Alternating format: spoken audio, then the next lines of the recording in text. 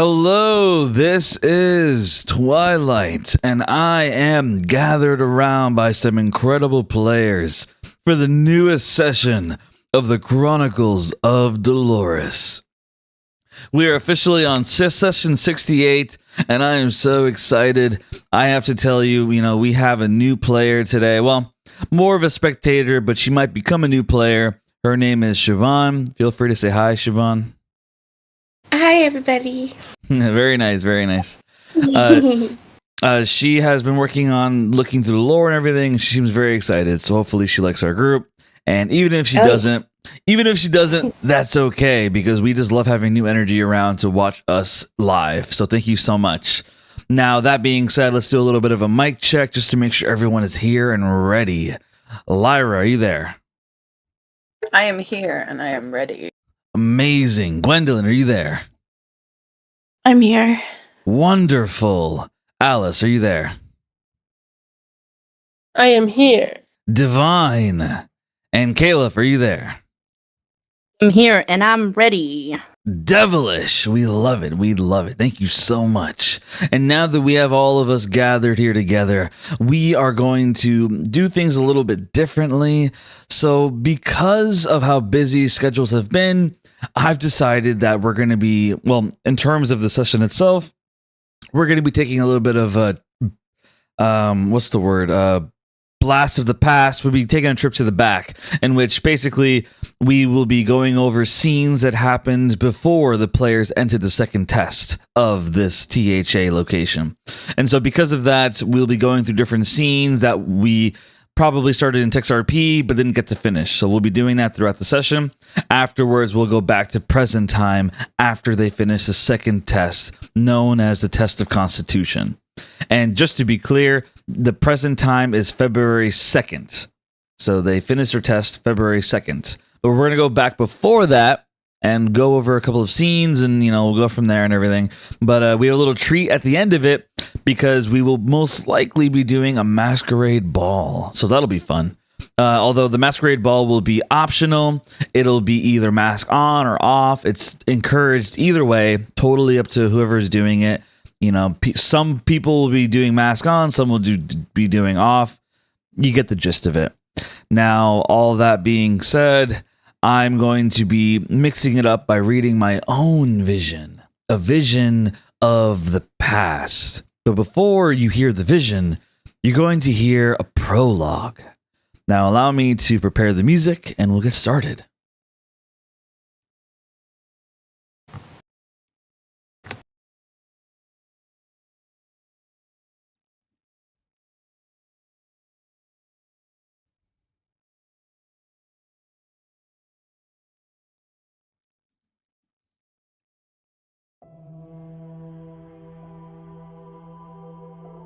I believe I posted the vision already, correct? Yes, you did. Yes. Awesome, thank you.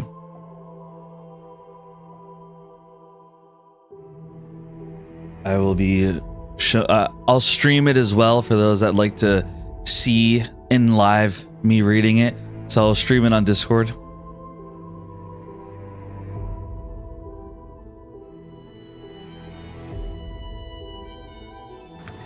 Oh, good. Thank you. Absolutely.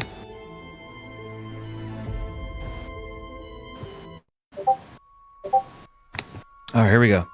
Siobhan, I do ask that you mute your Discord, because your Discord's causing an echo, so please mute.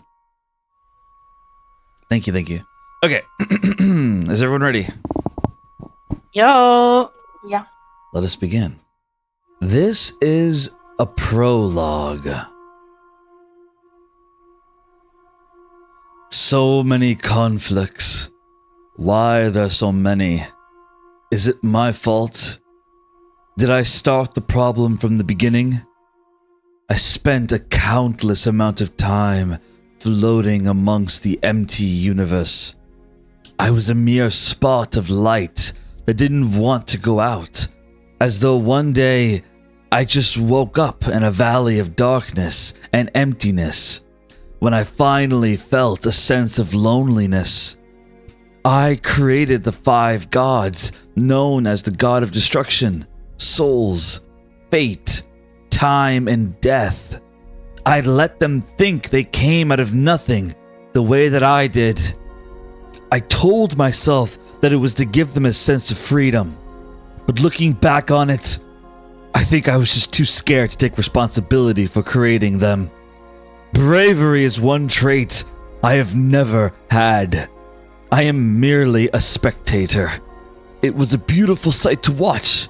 There were so many worlds, so many different stories, different lives. I wrote about them all. I made a book of unlimited pages to write each of their stories. So many heroes and villains, victories and losses. It made me feel alive to watch it all grow and become something more than I ever was. It was real. I found myself to be so proud of the God of Destruction.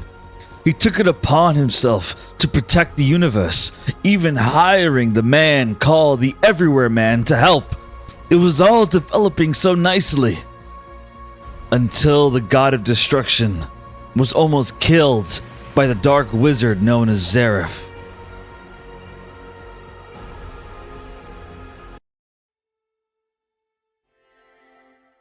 I have never come close to death myself, so I cannot understand how he may have felt to how he was nearly destroyed. But I do believe his reaction was going too far, for he had decided that the entire universe had to be destroyed to ensure no Zareth could ever exist again. I watched my children fight each other to protect or destroy the universe. It was mortifying to watch. Mortifying to be forced to rip out the pages of my book of all the worlds that were destroyed one by one. So many I considered helping. But I am a coward to its deepest meaning. I am merely here to spectate what happens to the universe that I started, writing the stories of those living in the final world that still exists. The world that remains hidden from the eyes of the God of Destruction, who is now calling himself the Judicator.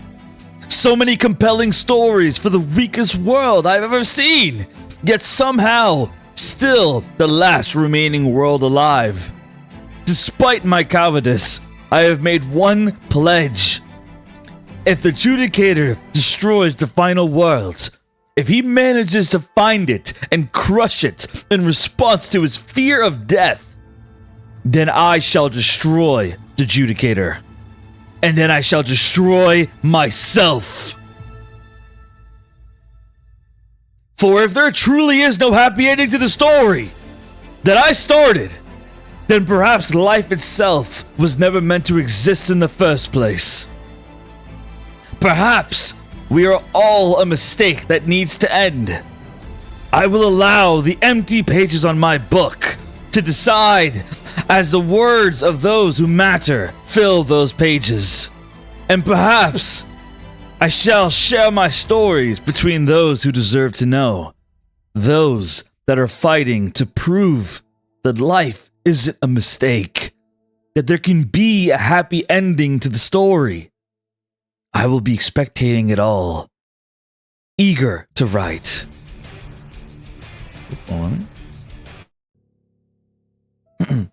Eager to write. This long speech comes This long speech comes from the dry lips of a being floating somewhere hidden in the universe.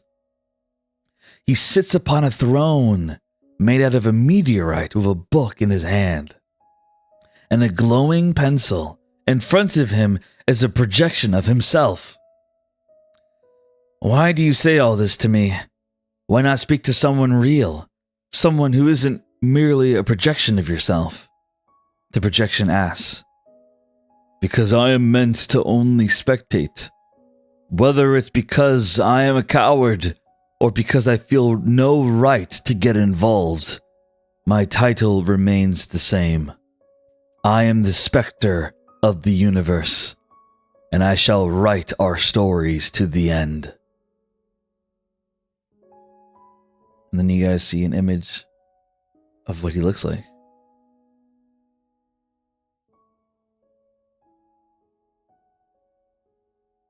And that is the end of the prologue. Now, before I get to the first chapter, I'd love to get any reactions or thoughts from the players when it comes to the prologue. Any thoughts that you guys like to share right now? It's okay if you don't have any.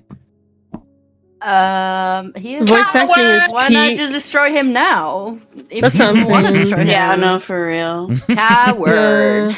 Not even just Coward. coward. Coward He just is the can't word. destroy him and himself. He just doesn't. Like, No, for Like, real. if he's destroyed, then what is there to destroy you? Like, what is there to be afraid of? Nah. Now, to be clear, this is something that you do not see as the characters. This is all just for the I players. figured. This is a backdrop. Oh my god, imagine if we did. Why? Bruh. Get down here now! All right. That'd be crazy. We now get to the so to be clear, I will not be doing the prologue thing every single time. That's just a one-time thing.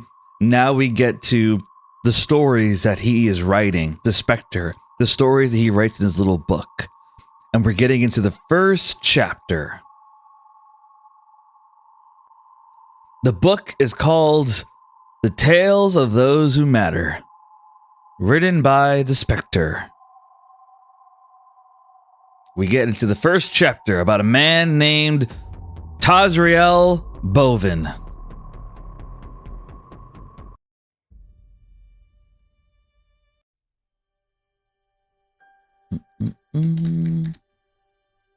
Okay. Let's begin.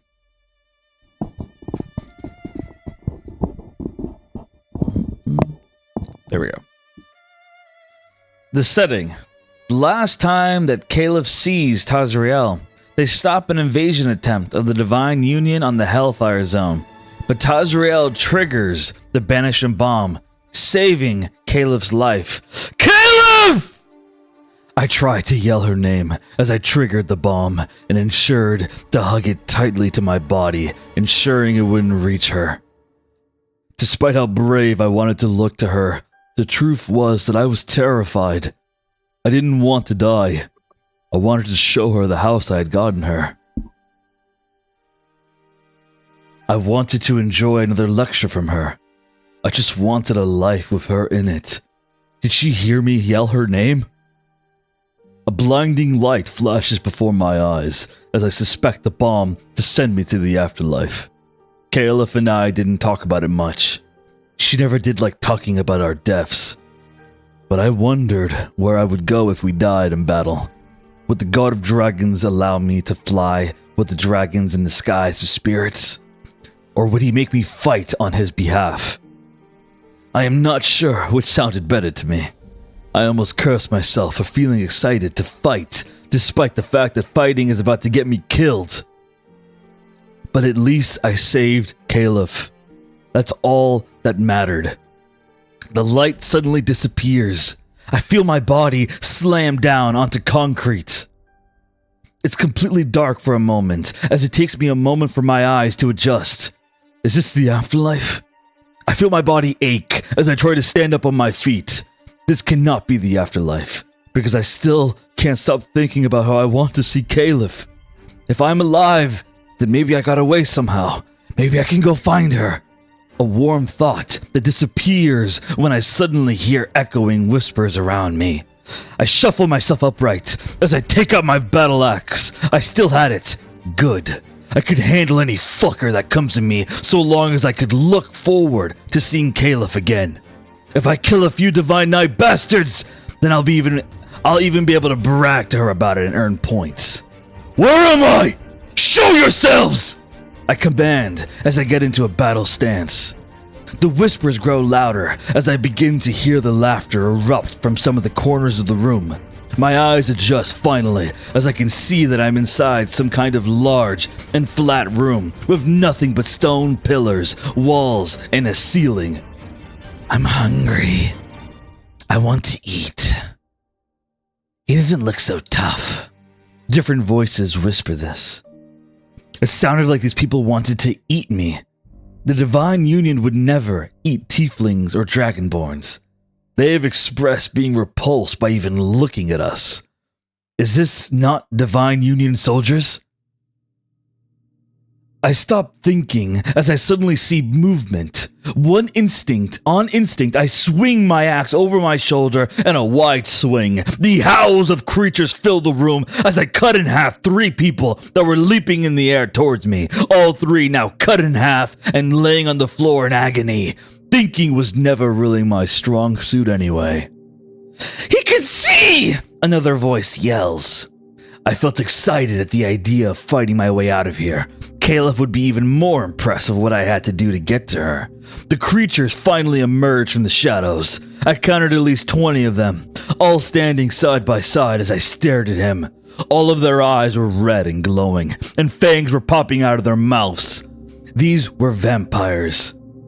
I am a soldier of the Solar Army of the Hellfire Zone. My country has a signed treaty with the God of Hybrids declaring we are not to fight each other. I didn't realize those attacking me were vampires. But now that we both know who we are, there is no reason for us to fight friends. I say with joy as I realize that I'm safe. The bomb must have had some kind of teleportation device. The vampires remain silent as they stare at me. Do they not speak common? Vunda errata amongo! Tazriel yells of confidence at them. The vampires start to laugh at me. It fills the room as they snicker and point at me. I feel anger fill me at them laughing at me. So much so that I almost raise my axe to attack. But remember Caliph's lectures. I had to use my head. My muscles weren't always the solution to the problem. Though if you ask me, they should be. What's so funny? Do you want to fight? I yell of anger at them. They're laughing because you said that you want to eat rats of blood. You absolute buffoon. A new vampire says, as he stands in front of the others. He wears fancier clothing, pale, tall, and skinny, as he looks like a smug bastard begging for a punch to the face. I admit my vampiric language is rusty, but you understand, right? We're allies, I say, pressing down my anger. If we were in fairy tale, maybe.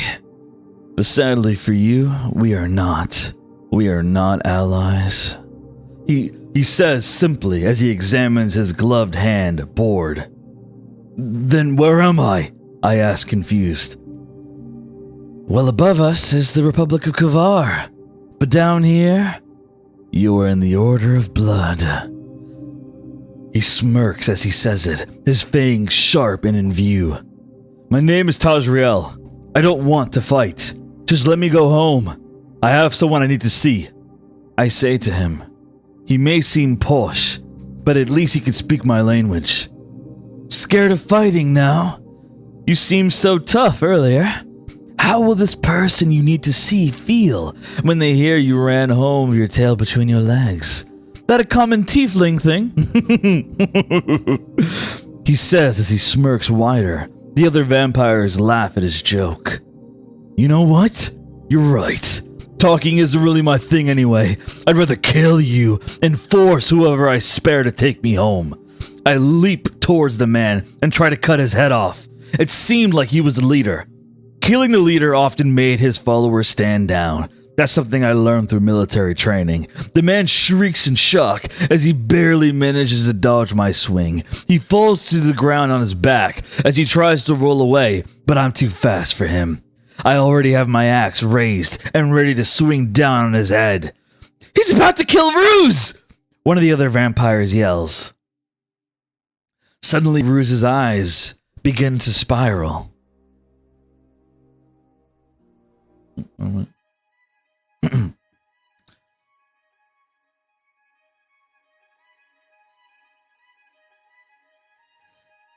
Okay.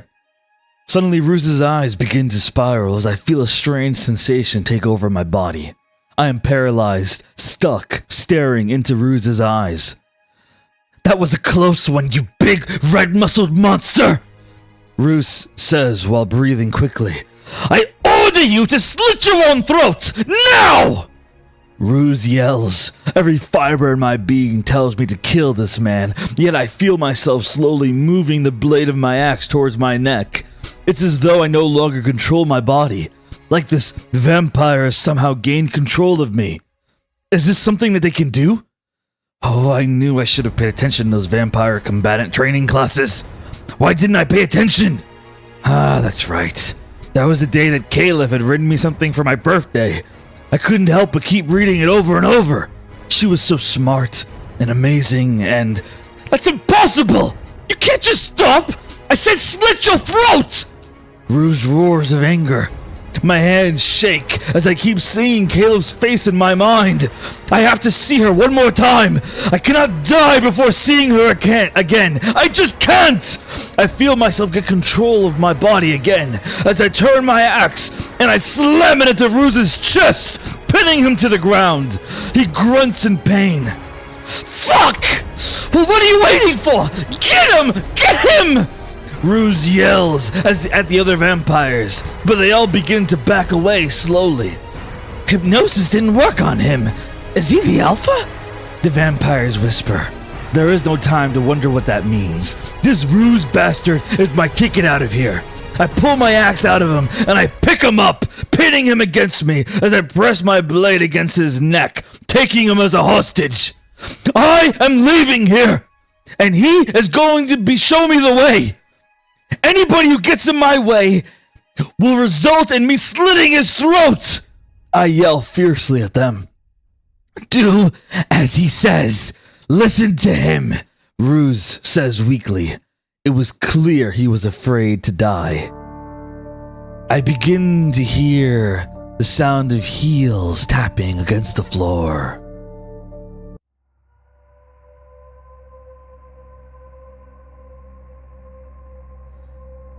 Sorry, Christian. I begin to hear the sound of heels tapping on the concrete floor. A woman emerges amongst the vampires and is walking towards me and Ruse. Her hair was long and a shade of red and violet. She seemed calm and cold as she kept getting closer. One more step and he's dead! I yell, beginning to pierce his neck. Go on then. Kill him. He's a bloody prick anyway. The woman says calmly as he stops and puts a hand on her hip. She looks unbothered and bored. Victoria, please, Ruse says desperately as he looks at the woman. He is shaking now, more now than before somehow. For once in your life, Ruse, shut your fucking mouth and let your owner handle this, Victoria says calmly. Victoria, who are you? What do you want from me? I just want to leave! I yell in frustration. If Ruse meant nothing to her, then I would need to kill her as well. I just have to wait for the right opening. Talking isn't my strong suit. Fighting is, and that's what I'll need to kill this woman. I am the Countess of the Order of Blood. To the more informed, I am the true ruler of the Republic of Kavar. They just don't know it yet. She smirks. Why can't I just leave? I yell at her. I don't care about any of this. Well, unfortunately, you've already seen too much, and you've already proven hypnosis doesn't work on you. So I'm going to have to insist that you stay here as a permanent guest. You will be cared for, Victoria begins to say, as for the first time a shred of sympathy comes out in her. This is my chance, the first moment that she's lowered her guard since appearing. I drop Ruse into the ground with a thud as I leap towards, breaking our distance in the blink of an eye. I muster all my strength to swing my battle axe one-handed while preparing to stab her with the dagger in my left hand. I felt power in that single moment. The thought of seeing Caleb again was all I needed to get through this. Oh, Victoria says as she suddenly disappears, moving at an impossible speed. She appears behind me and punches me in the back, slamming me into the ground. I felt my spine break from the single punch. Everything hurt, and whatever didn't hurt didn't have nerves at all anymore. I felt my face pressed against the concrete, my weapons flying out of my hands and across the ground. That was so fucking rude, Victoria says as she proceeds to kick me over and over. I felt nearly every bone in my body destroyed by her relentless assault. After a few moments of this, she grabs my hair and raises my head to look her in the eyes.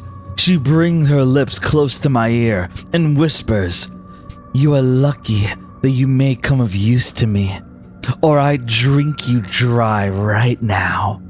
But remember this pain the next time you want to fight me. Understand?" I remain silent. I would rather die than beg for my life. As much as I wanted to see Caliph again, I wouldn't disgrace our army by begging for my life. I don't beg. Oh, well, isn't that nice? Victoria suddenly sinks her fangs into my neck and then pulls them out. I feel a sting. I feel a sting and warm blood trickle down. Tell me you understand, or I'll turn you into a vampire, and I'll make you kill anyone you love, Victoria says bitterly. Victoria, she's dangerous! We should just kill him! Ruse begins to say as he walks up injured. Shut the fuck up already, Victoria says as she punches Ruse across the face, knocking him out. Anger and pain consume my body, but more than that, fear. Fear of becoming a monster that could hurt Caliph. I didn't know much about vampires, but I know they could turn people. I can't risk her life. I just can't. I need to see her again. I understand. I won't try to hurt you.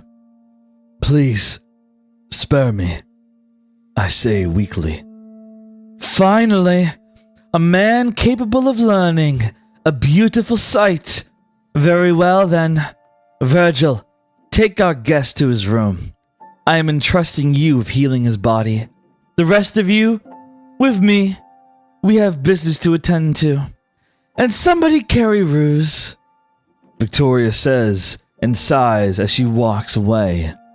All the other vampires walk away as well. After what I had experienced, I was prepared for another wicked person to step forward. But instead, a delicate man stepped forward. He looked worried for me, despite not even knowing me. He immediately crouched down and offered a pouch to my lips. This will take the pain away. Drink slowly, please. Too much too fast could put you to sleep, Virgil says softly. He looks me in the eyes. He was the first person here to look at me like a person, not his prey. His eyes were so soft and gentle. The only other person whose eyes made me feel the sense of comfort was Caliph. I shake my head at the thought. I have to see her. For now, seeing her in my dreams will have to suffice. I want to sleep, I say, as I suddenly gulp all the medicine at once. I feel all the pain disappear, but my eyelids grow heavy seconds after as I fall asleep. I felt arms wrap around me in comfort as a soft voice sang me to sleep. In my heart, I hoped it was Caliph singing to me, but I knew it was just Virgil. I shall find her in my dreams, and soon in reality, no matter what. And that is the end of chapter 1 of the Tales of Those Who Matter. Making it a headcanon that the birthday card he kept reading was something extremely simple and not something he should be reading again and again. It's actually something that was like pre-printed but or like It's just like a It's just a card. no. It's like something pre-printed, but you signed your name. But since it was pre-printed, it had the word love in it. Like it was like love, and then it was like put your name here, and you like signed your name Caleb, not Oh, thinking anything of it. she loves me. Yeah, but he was like, she loves me.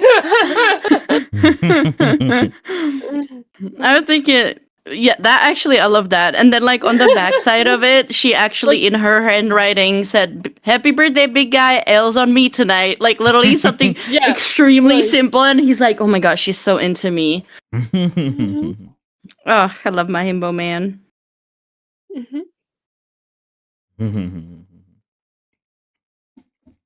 Okay, let me get the right music and then we'll start. Oh. What are you munching on? Corn dogs. I like corn dog.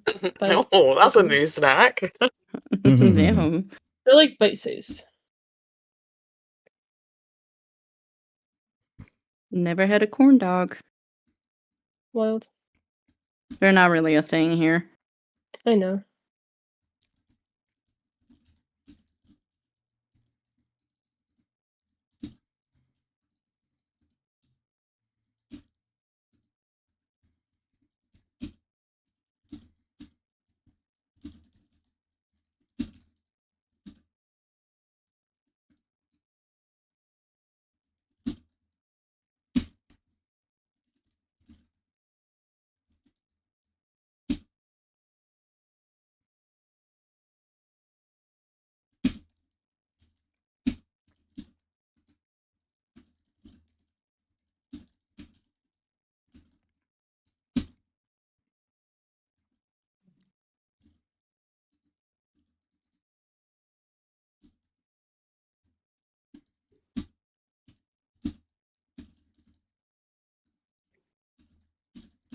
Okay, those are my 3 questions.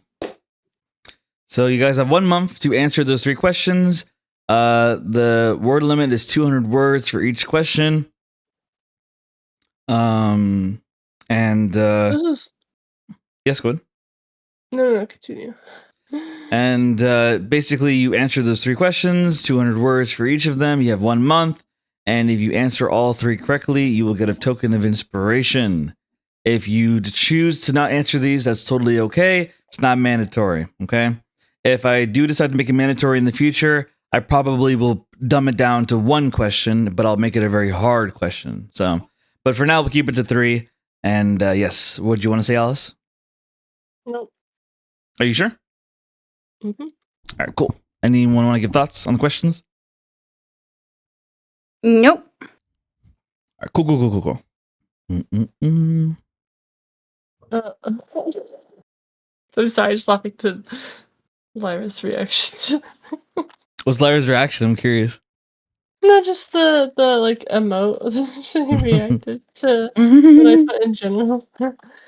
Is there gonna be like a favorite question or anything like that, or like favorite answer? I meant, or is it just like if you get it right, you get the 3 or the 1 or whatever? So no, I will not be doing a favorite answer. I've thought a lot about it. I'll have to keep thinking about it. I haven't made a full decision. One system I thought about is making it to where the first person to give me the answers and get them all right gets a bonus token. But I worry that might encourage cheating, so I don't know. I'd have to think about it. Honestly, I'd probably just keep it to 1 token if you get all of them right in a month. So we'll see. We'll see. I'll have to think about it. No official answer. For now, we'll just keep it to 1 token. Okay.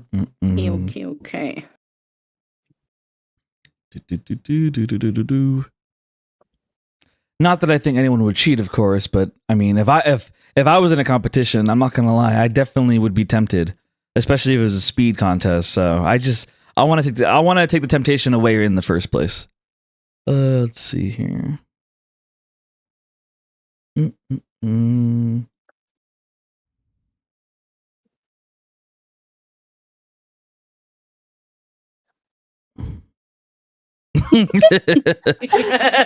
It is though. Like, okay, it's just with how the questions are. Like, they're not even actual questions. It's like, can tell- analyze this scene and tell You me. can tell- Humphrey, do you understand tell what me was how did read it make to you feel? You can tell. Yes, absolutely. You can tell that I minored in education when I was in college. You can tell. I'm sorry, can you reword these as actual questions? Because I don't see any questions.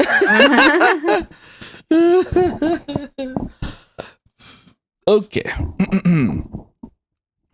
Okay. All that being said, let's see here. Okay, so we got the map ready. Lyra, you can see it. I'm gonna get the music going. Yeah, I can see it. Oh, I'm nervous. Okay. Don't fucking laugh like that. That doesn't help. Jesus. What's wrong? What's wrong? Stop being evil.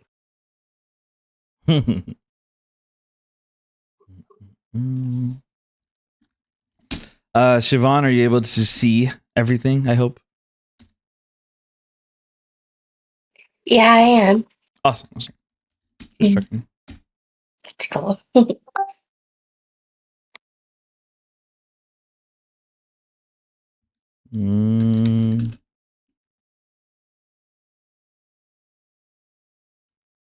Silly bot play.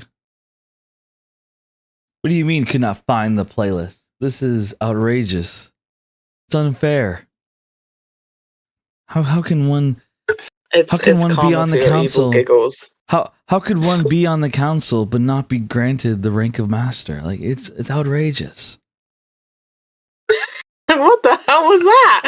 What the fuck? What did you just Were say? Were you? I think I know what you were trying to do, but I'm not I know gonna exactly comment on what it. he was referencing. Yep. It's outrageous. Wow. Is the bot in here? No, it's not. This bot is just not working, I guess. The heck?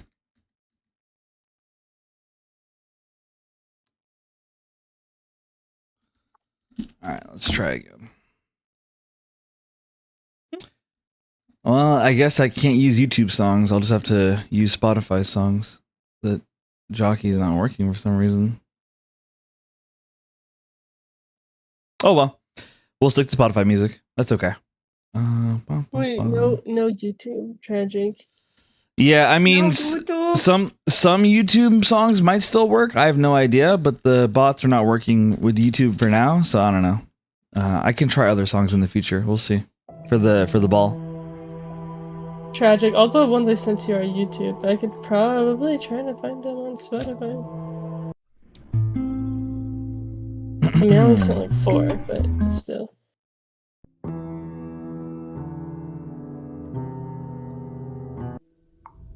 All right, Lyra. Let's find where you were in your text RP and start off from there. What's going on? All right. So let me see here. So here, let's say the last 2 lines, and then we'll go from there. Okay? Are you ready? Okay. Okay.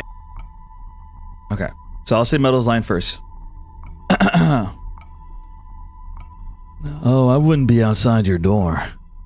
But maybe I'm trying to find a way reasonable... Or Christian. But maybe I'm trying to find a reasonable way for me to be in your bed, since you don't strike me as a type who has a lot of fun. Metal says as he smirks. Power will do what he does. We'll figure it out. Just focus on getting stronger and living a little. He says as he starts eating his food. Lyra pauses mid-sip and gives him like a slow, very unimpressed look as she puts her cup down on the table. A reasonable reason. She raises her eyebrows. What? She leans forward slightly, her voice calm and a bit dry. I have fun, Metal. I just don't announce it every 5 seconds like you. And if you think getting stronger and living a little means dragging you into my bed... She has like the tiniest like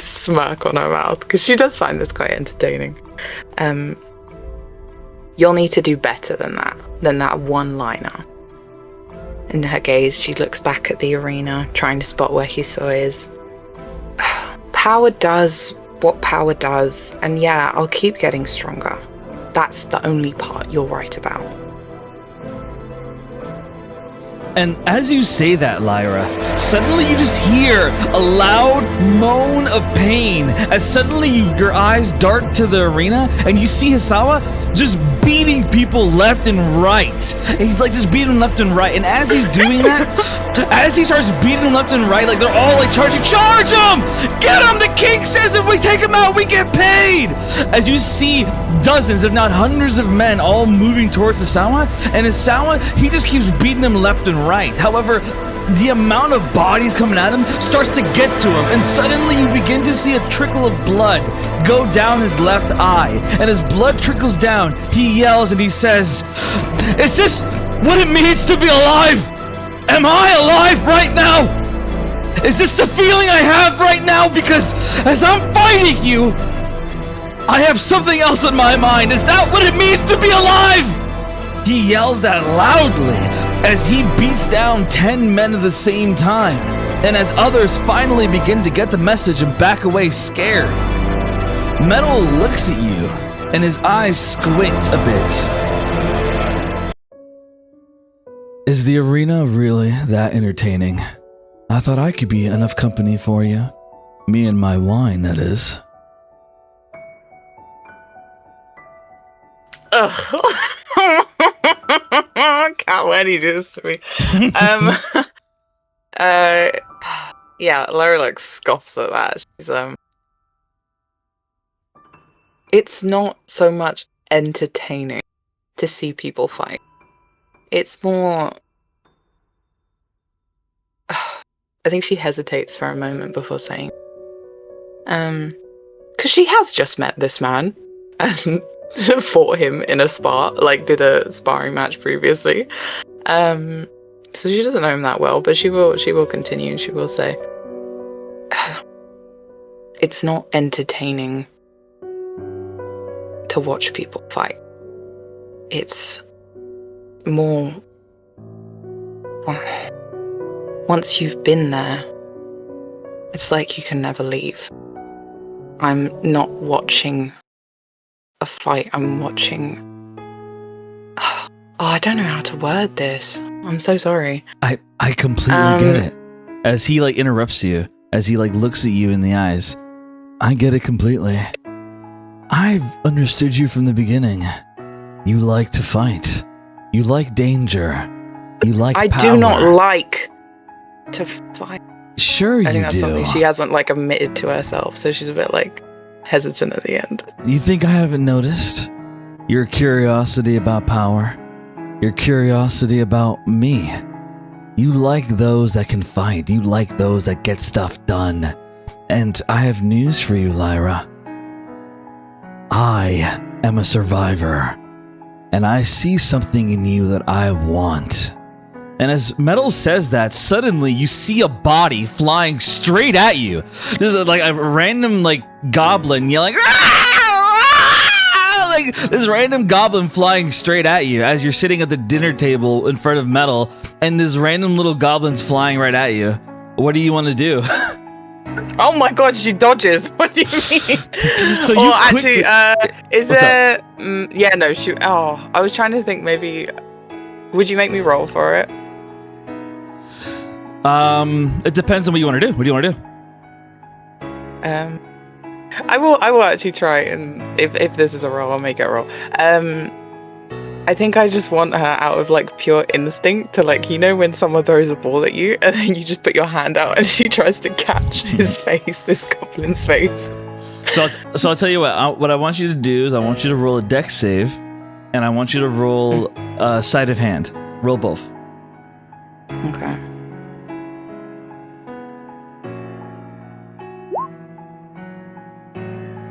Dex save is 13, so maybe she doesn't catch him by the face. And sleight of hand. Why is it not? Sleight of hand is 17. So with a So seven, deck save 13, So- sleight of hand 17. so with a 17, you manage to catch the goblin. As a goblin, like you catch him by the back of his shirt, and he just looks down and he goes, "Oh, thank you." As you're just holding him, and as you're holding him, you see a blur of motion, and suddenly, Hisoa is standing in front of the table between you and Metal, and you see his blood on his hands, blood on his face, his eyes centralized on you, as he looks at you right in the eyes, and he says, "Is this really what you want to be? Is this really who you are? Is he right, Lyra? Am I wrong? Am I just an idiot? Have I been an idiot this whole time? Tell me, is he right about you? Is that really what you are? A line of bad men? Kavar, power, and now him? Is this who you are, Lyra?" He like stares at you, like his face is like there is like power and focus on his face as he stands firm before you, looking at you. Oh my god. Cap, why the fuck have you done this? Wait a second. Am I a line of bad men? Wow, okay. Oh, shit. Metal, like Metal's like taken aback by this, and he's pissed off as he says, "You're just a pool boy. Can you get out of my way?" And as Metal like begins to move towards the Sawa, his Sawa moves in the blink of speed as you see him neck punch Metal, or correction, throat punch Metal, as Metal just like Metal begins to have a hard time breathing as his Sawa, like after he does that, he just turns to look back at you. "Back to our conversation. Answer my question." Metal's like struggling to breathe right now while this is going on. I'm so sorry. I'm so sorry. This is fucking crazy. Throws a goblin at me, jumps up and goes, "Are you a line of bad men? Huh? Is that all you are?" Fuck you, dude. Fuck you. Yeah, so she's gonna put this goblin down, like very slow. She's gonna let go of him. And she's like, I think by that comment, she's very pissed. And she's like glaring at Hisoa. And she's like, "A line of bad men?" She's like just repeating that again. "I'm sorry. Is your ears not working? That would explain why you listen to other men's bullshit." Oh my god. Oh my god! Like me, I'm like gobsmacked because like what the fuck do I say? I think I want to punch him. I think I just want to punch him. You could try. You could absolutely try. No, but I'm scared that I'm gonna miss. So please, wait. How do I punch him? Wait, You rolled just a unarmed hit. strike. Unarmed strike. Yep. Okay. I want to cry. That is a free action, Oh. Lyra, remember. Ooh, 22 though. Does 22 hit him, please? So Can the I get like a little grace? So with 22, you're so close as you take a punch towards him. However, you miss him by a hair's breadth as he immediately dodges your punch and he looks at you, his eyes centered as always, and his voice monotone. "Ah, that's right. The moment that logic kicks in, your fighting comes out. Is that really all you're going to be? Your mother wanted you to be more than that. I have to believe that." What do you know about my mother? "I know that she didn't suffer so that you can end up the way you are. You're better than this. You have to be better than this. Please tell me that I'm Better not than this. watching what my eyes are showing me. Tell me that my eyes are wrong. Tell me that I don't understand what I'm seeing. Tell me that you are more than a woman with a sword in a cage. Tell me that you are Lyra Maris, not Vora Maris."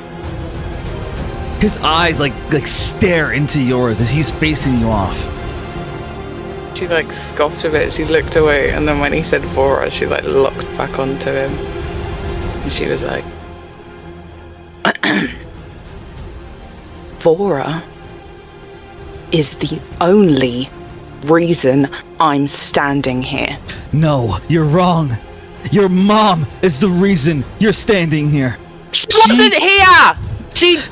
She's not here! She hasn't been here for a very long time. She is not here! I didn't have a mum! Your mom... I didn't have a mother! I was a child! I was a kid! And I didn't have life! I didn't have life! This isn't about you if you're just gonna keep questioning me, is it? It is about you, and it is about me, more than you realize. I shouldn't be feeling the way I am. But when I look at you, I feel things, and I don't want to feel them. And now I have to think about the fact... away. I can't! Because it's not right! I can't look away. I have to look at you. Because you are my biggest sin. You are my biggest regret. And somehow, beyond all of that, you have become my biggest dream. I want you to make my decision worth it. So why is my heart pumping when I look at you? Why is my heart pumping when I don't want it to? I don't want to feel alive, but I am. So I'll ask you, would you be proud if your mother showed up right now? If she saw the way you are, would she be proud of who you are, Lyra? Would she really want to walk you down the aisle with Kovar? With metal? With power? What? I'm not marrying these men. What is wrong with you? And if she wakes up, and it is a big wake up, Lyra. She will. Well, maybe I don't want her to.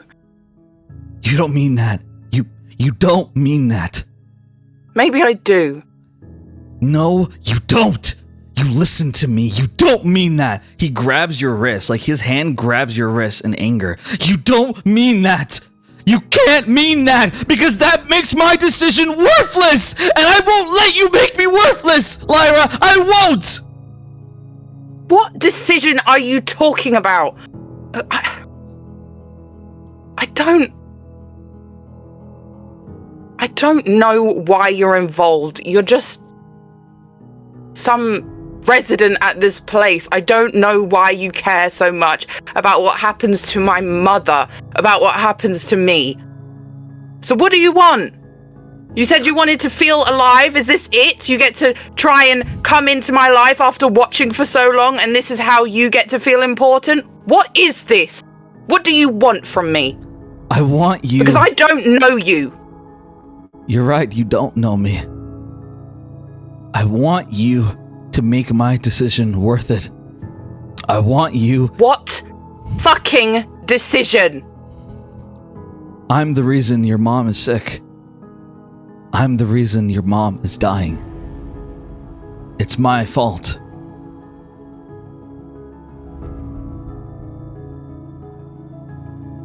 Shock a little bit, because I IRL am very fucking shocked. Yeah, she's gonna just stay silent, just like glare, like very much look confused. Her eyes like very much like narrow a little bit. She's looking at him. What do you mean? You made my mother sick. I will only tell you if you can tell me that you aren't gone. That the person your mother raised is still in there. That you deserve to live. Do you deserve... The person my mother raised was a 9-year-old child. She was a child, and she is definitely gone by now. Your mother isn't gone. Your mother is going to come back. She is going to come back no matter what. I promise you this, Lyra. I begged them to not let you come here. I begged them to not let you stay here. And they didn't listen to me. They let you come here anyway. I didn't want you here. I didn't want to look at you because when I looked at you, it made this real. It made me real. And I feel something when I look at you, and I can't tell if it's guilt or if it's something else. And honestly, I don't want to know. I just need to know that my decision is worth it. That you aren't just going to be a monster like the men you seem to love. That you aren't just going... I don't love them. Then I what don't are love you... them. Then I what don't are you love doing? them. Do you know what I love? I love being alive. I love surviving. I love being able to wake up each day. think That's what I love. Not these men. Well, I like being alive too. I like being alive too, so much in fact that your mother had to get sick so that I could be alive. I'm alive because your mother is dying. And if she comes back, you'll die? Is that what you're saying? It's not that simple. Then what is it? You want me to pick between some stranger and a mother I knew years ago? I don't want you to pick anything. What do you want? I Kisora? don't want you to pick anything. I want you to want your mom to come back. I want you to be more than what you equate yourself to be. I read the story. I don't know your whole life, and I won't pretend to, but I've seen enough. You've been manipulated. You have been used in so many ways, and you don't even know it. Even before you were a slave, you were living the life of a slave, serving your father, serving the kingdom. When are you gonna serve yourself? When are you gonna just not only be alive, but live? When are you going to be the woman that I saw when your mother gave her life for mine? When you can answer that question, Lyra, then I'll tell you everything. But please, you're better than this. Hate me, judge me, do whatever you want, but you are better than this. So please, don't waste the life. Don't waste the life that you get to have. The life that you took? The reason I'm potentially like this? You want to feel less guilty about what you've done? Is that what this is? Maybe. You just want to feel less guilty. You see me and you see someone who is a monster. Is that what this is? Hisua, I lived and I survived and I served and I did awful things. I know. But I am alive. And no, you don't. No, you don't. You read a bit of a story. You saw some things. You think you know me. I used to be a monster. I was the monster. I wasn't alive. I wasn't alive. Your mother is the reason that I'm alive. I wasn't going to tell you this, but clearly you need to hear all of it so that you make the right decision. After this conversation is over, I don't want to see you again. I don't want you to see me again. So listen carefully to my words. I wasn't alive. I was a warforged. A machine. I was made to kill people. I was made to fight people. I was nothing more than a soldier for the Federation. They used me to kill men, women, anyone who was a target. And one day, the man who created me, he claimed that he loved me, that he wanted me to be alive. And so he made a bargain with Ovilius. He made a bargain to make me be alive. And so Ovilius chose a random target. Could have been anyone. But she chose your mother. She drained the life out of her body. And she took her life force and gave it to me. And before you knew it, I was alive. I'm alive now. I tried to desperately put it back, to fix it. But the THA, they took me. They took me from where I was and they stuck me here.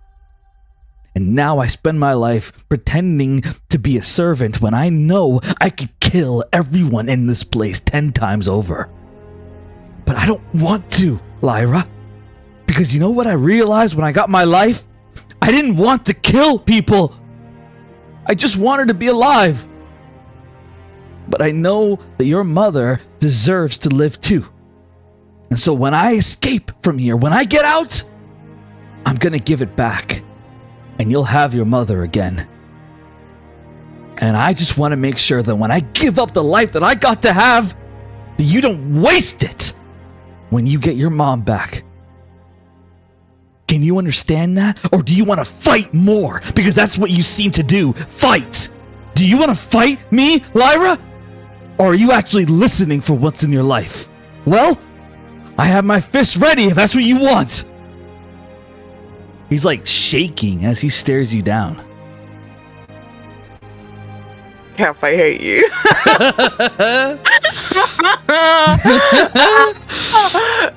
You see, I was so right to be scared. Anyway, okay, this is okay. This is fine.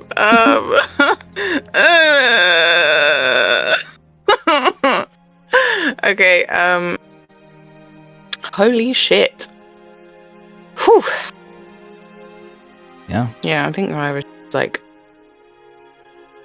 No, it's a lot of information for her, and there's a lot of truths potentially she hasn't even thought about. Because honestly, I'm cool with like. Sorry to interrupt you, just really quick. Honestly, I'm cool with you like just being stunned silent, and he just disappears. And we could do that if you want. No. Let me stand silent. I mean, it does happen. She is stunned for a bit, but I think she I think she does want. Yeah, so she is stunned silent for a bit, and she looks at him and she goes,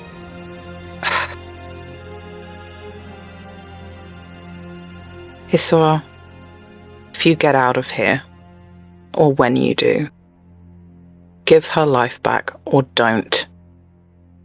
Either way, whatever life this is, whatever you took from my mother so you could be alive, whatever you've done with it, it's pathetic. You're right.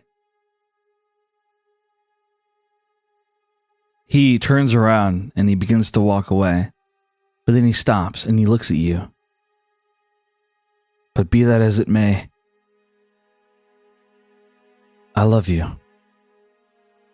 And then he disappears. Gone. What's Metal doing? Just very quickly. Like Metal is like he finally like stops to choking. He's like, oh gosh, is that guy crazy or what? She's gonna punch him in the throat again. And then I think there's just like a little tear comes down her cheek. She's like shaking a little bit, digging her fingernails into her palm, like trying not to cry more. Metal goes unconscious. She drags him out. Can we just leave this place now? Yes. So you drag Metal out, and you guys leave this place as you guys are back at the recreational room. And Varel, she's like, hiya! Looks like you guys had a good time. I hope you enjoyed the recreational room.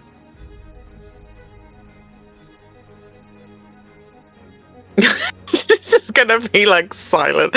She's like, I don't even think she wants to talk to this woman.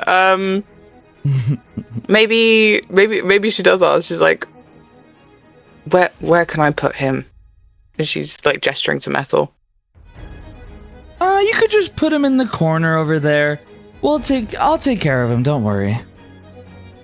Put you on a new map. Okay. Here we go. You can just put him in the corner over there. Mm-hmm. So she's.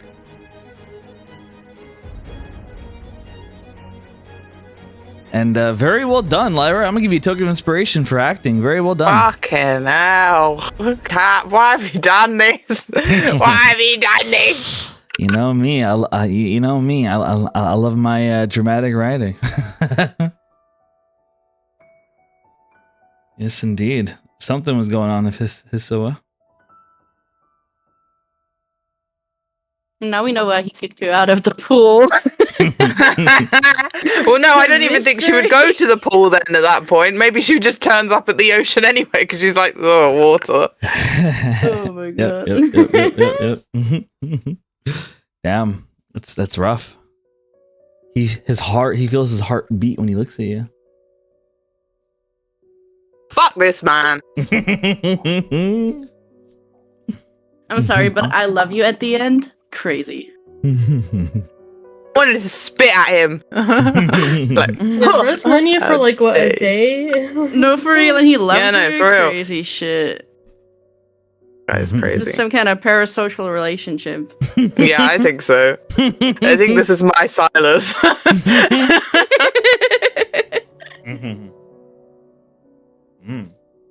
So yeah, real juicy. So I've been talking a lot, so we're gonna take a 10-minute break here, and we'll come back. When we come back, we're gonna be doing Caleb's scene. Well, actually, yes, yeah, no, we're doing Caleb's scene. Bet. Another date.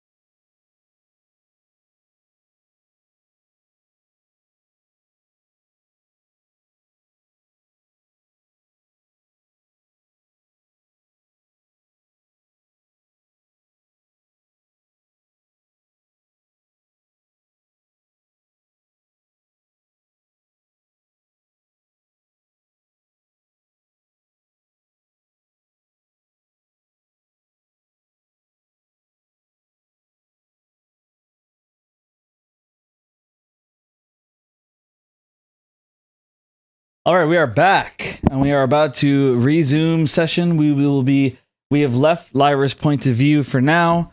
Lyra, let's say that's the end of your day, and let's say tomorrow you meet up with Caleb to talk to Cedric, or maybe you could even do it tonight if you want to.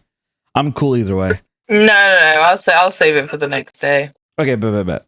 So Lyra gets rest. You know, she has a lot to think about. Obviously, it was pretty crazy. You know, he's definitely powerful, but very strange individual, and Lyra has a lot of feelings to process. Why do all these crazy men love me? You got bitches. It's not your fault you're so hot. That's funny. All right, let me see. All right, I'm gonna play some familiar music for Caleb. Oh. She's heard this music before.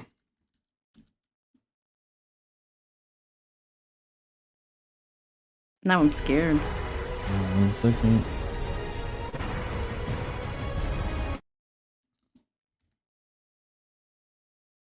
What? What do you mean can't find playlist? Or not. Oh my god. Yeah, it seems like all of YouTube's not working anymore. Maybe something changed. I don't know. It's weird. We need to start looking into different bots. Well,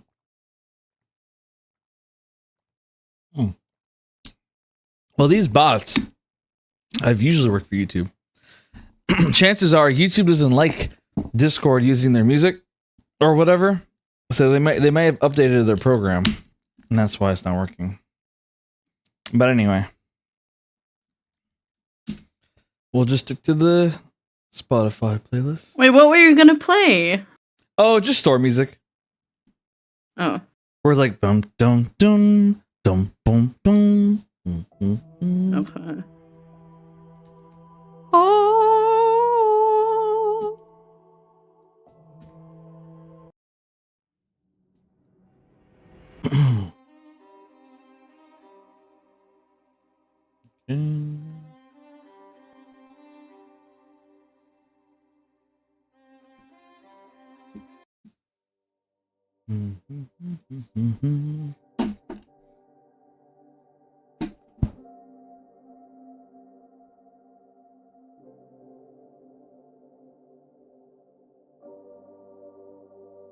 All right, Lyra. Let me go back to the map.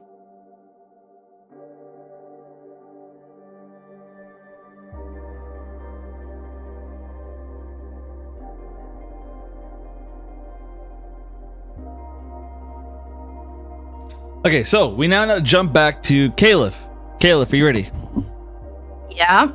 So Caleb, everyone's doing their own thing. You know, as I said before, this is before the second test, and let's say that you decide you want to go to the store.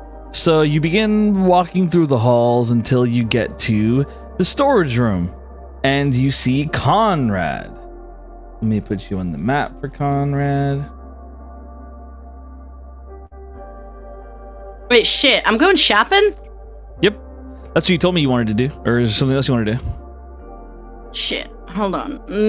Yeah, I was gonna... Fuck, but I forgot what I was gonna do at the store. I'll give you time to think about it, and we go to someone else. It's totally up to you. We could, totally up to you. I'm cool with whatever.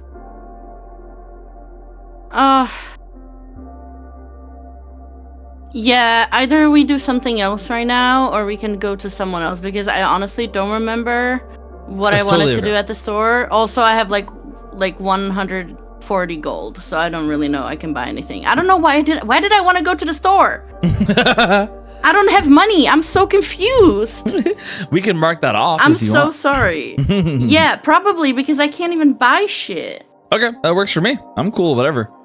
So you don't go to the Caleb, store. you did pick up the daggers. I was just gonna say. Yeah, I have 3 daggers that It's true.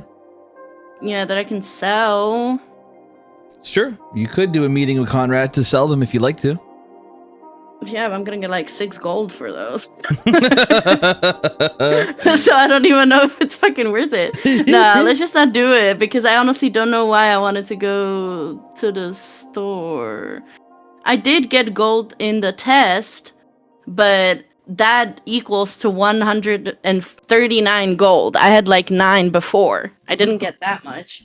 Sure. And I don't have anything else to sell. So let's just write off the store. I'm so sorry. No, it's okay. You don't have to apologize. Okay, I cool. forgot I wrote down to do that. You have nothing to apologize for. It's okay, Caleb. Plans can change. It's free will. Free will. Okay, so you don't go to the store. Let me double check my list here. Therapy and day with Cody. Okay. Here, I'll tell you what. Let's say that you're walking to the store, but then as you're walking to the store, you realize you don't really have anything to give, you know? Like, you have some spare things, but nothing really worth a visit. And so you kind of stop, and you kind of like, maybe you're a little bit hard on yourself at the fact that you forgot that you don't have a reason to go to the store. Like, you kind of feel like a dummy right now. You're like, oh, Caleb, what were you thinking? As you're like walking up to the store. And so you stop there. And by the way, if you don't like this, please tell me, and I will happily correct it. But my imagination is that like maybe like you say to yourself like, oh, stupid Caleb, you know, like not too harshly, but like just saying stupid Caleb. And as you say this, suddenly, because of your luck, as you say this, the therapist walks by and he says, "My, that is certainly not a nice way to talk about yourself. You're Caleb, right?" As he like stands in front of you, like you know, like so he's smiling a little bit, has a little bit of a charm to him as he smiles at you very gently. Caleb kind of gives him a weird look, like, what the fuck does it mean? I didn't even say anything bad. He's like, well, I wasn't really being mean, but I guess, yeah, I am Caleb. You're you're the guy in one of the rooms, right? I've seen you before, I think. Yes. My name is Dr. Leonidas. It's a pleasure to meet you. I had the pleasure of meeting one of your friends, Gwendolyn. Remarkable woman. Truly remarkable. If someone like that is walking around here, then I have to assume her friends are just like her. And it's nice to meet you. You know, forgive me for being a bit nosy, but, well, I've had a lot of years of experience in my profession, and, well, I have to ask, do you normally insult yourself? It's a crazy question. Kelly would like think about it. She goes, I mean, I didn't insult myself. I just got frustrated because I wasted a trip for literally nothing. Aha, I wasn't being right. mean. I see. Well, you know, you're absolutely right. That is very normal. But have you ever, you know, felt frustration in yourself? Ever felt like maybe you were a failure? Have you ever had those thoughts before? I mean, doesn't everyone? Well, she's like very nonchalant about it. She's like, well, whatever. Well, you'd be surprised. I've met a lot of people, and well, believe it or not, 77% of them who give that response right there that you just gave usually have some deep problems that end up getting people killed. I don't have any problems. I don't know what you're talking about. Well, I'm sure you don't, but like I said, 77% likelihood is pretty scary. You know, if I were you, I would consider, you know, letting me help fix any potential issues you might have. You know, something like some self-conscious, self-destructive tendency. I can make it to where you are the best you can be. I can give you a free consultation. Here's my card. As he hands you like a plastic card of his name, Dr. Leonidas. He heals the mind. Caliph takes the card and she like is kind of stuck on. I can fix her. It's crazy. And she's like kind of stuck on like, I can help you be the best version of yourself or whatever he said. He's like, oh, that can be helpful, you know? Like, I feel like I've been failing a lot. Like, I need help with that. She pockets the card. I'll tell you what. She goes, I have some free time on my schedule right now. How about you follow me and I could show you how exactly I heal the mind? Okay, and you said you can make me like the best version of myself? Of course. There's no one in this world I can't fix. Okay. Damn. Ego much. No, see, that's me. But Kayla, she appreciates that. She's like, well, obviously he knows what he's doing, right? If he says he can fix anyone. It's true. It's true. And I mean, like, to give himself credit, I mean, he did do a meeting with Gwen, and he's still alive. So yeah, exactly. That's what Kayla's saying. Like, I mean, he survived Gwen, so he can't be that bad, right? She's like, Yep. She's like, I mean, now I since... should warn you that, well, my process takes time sometimes. It just depends. Do you have immortal phoenix inside of you? A what? Oh, you mean the bird that Gwen? No, I'm just a tiefling. Well, no birds inside of me. Well, since you don't have that, I feel like my process will be much faster with you. I wouldn't worry about it. Here, follow me. Let's go. She just follows. Nothing to say. So Leonidas, he knows what he's doing. Yep. He is a professional after all. He has a PhD and everything. So Leonidas, he begins walking as Caleb follows him. Caleb doesn't realize she's about to get her brain shrunk as a lobotomy. So we take you to the therapist's room, and we put you on the new map for your little meeting with Dr. Leonidas.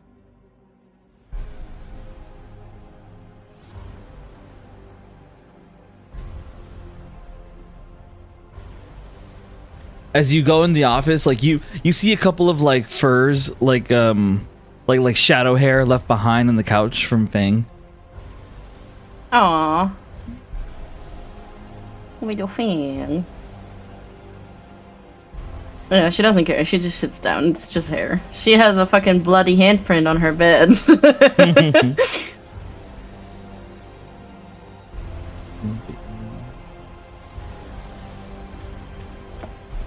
Okay.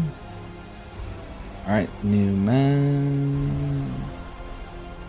Is this the new man? Yes. Okay, there we go. Oh, shut up, Alice. I thought it was Shadow. I thought it was a shadow.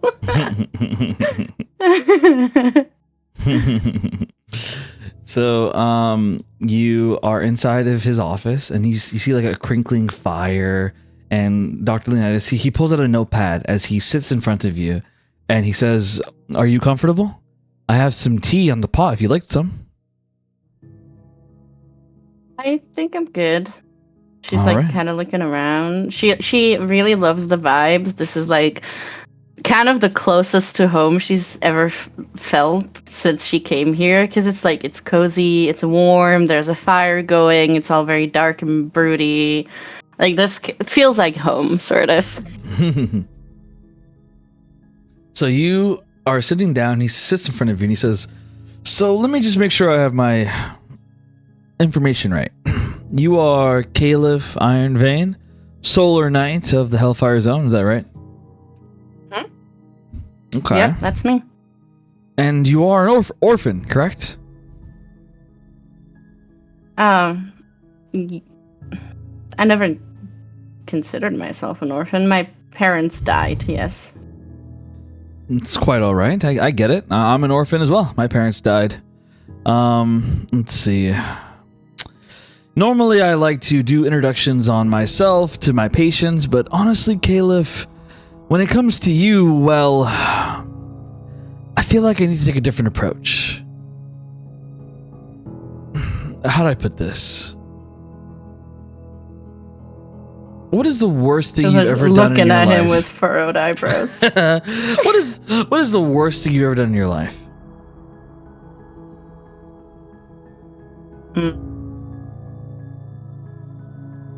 That's a loaded question, Doc.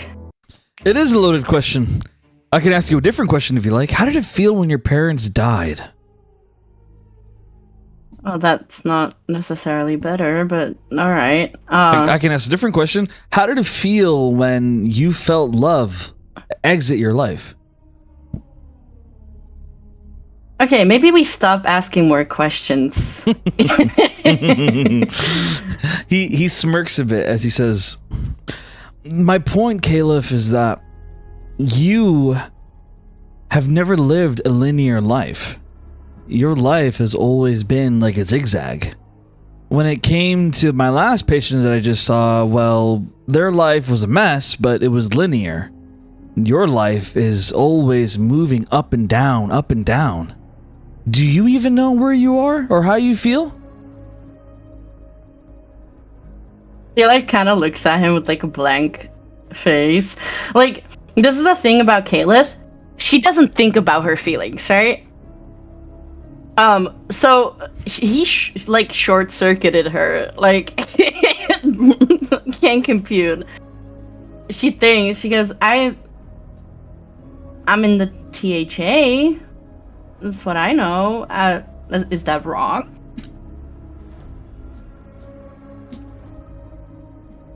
He nods and he narrows his eyes at you. You're actually very wrong. When I ask you where you are and how you feel, I don't mean it literally. I mean, I assume you're smart enough to know where you literally are. I meant emotionally. Do you know the difference between literal and emotional?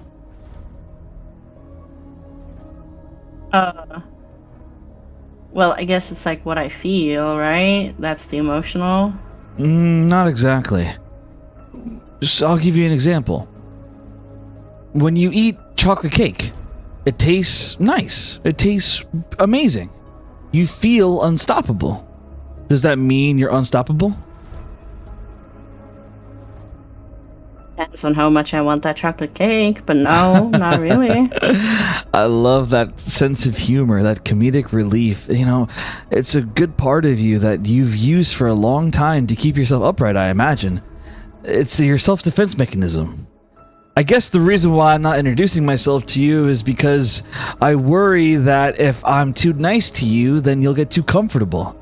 Because when you're comfortable, you don't share yourself. At least not in a way that matters.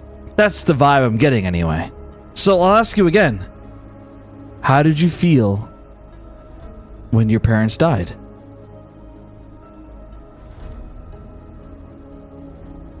She like pauses. She goes, sad. I mean, I was really upset. I mean, you said your parents died. Didn't you feel upset when they died? I mean, what kind of question? Let me ask you something, Caliph. Are you a person? Yes. Do you have feelings? I mean, people have feelings. I would guess so. I just met you, and I'm asking you about how you felt about your parents' death, and you don't even seem angry about it.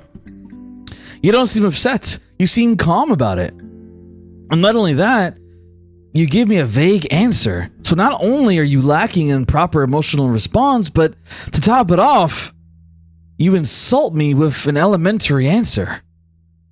So are you really a person, Caliph, or are you just a soldier? A dumb soldier with a sword and a shield?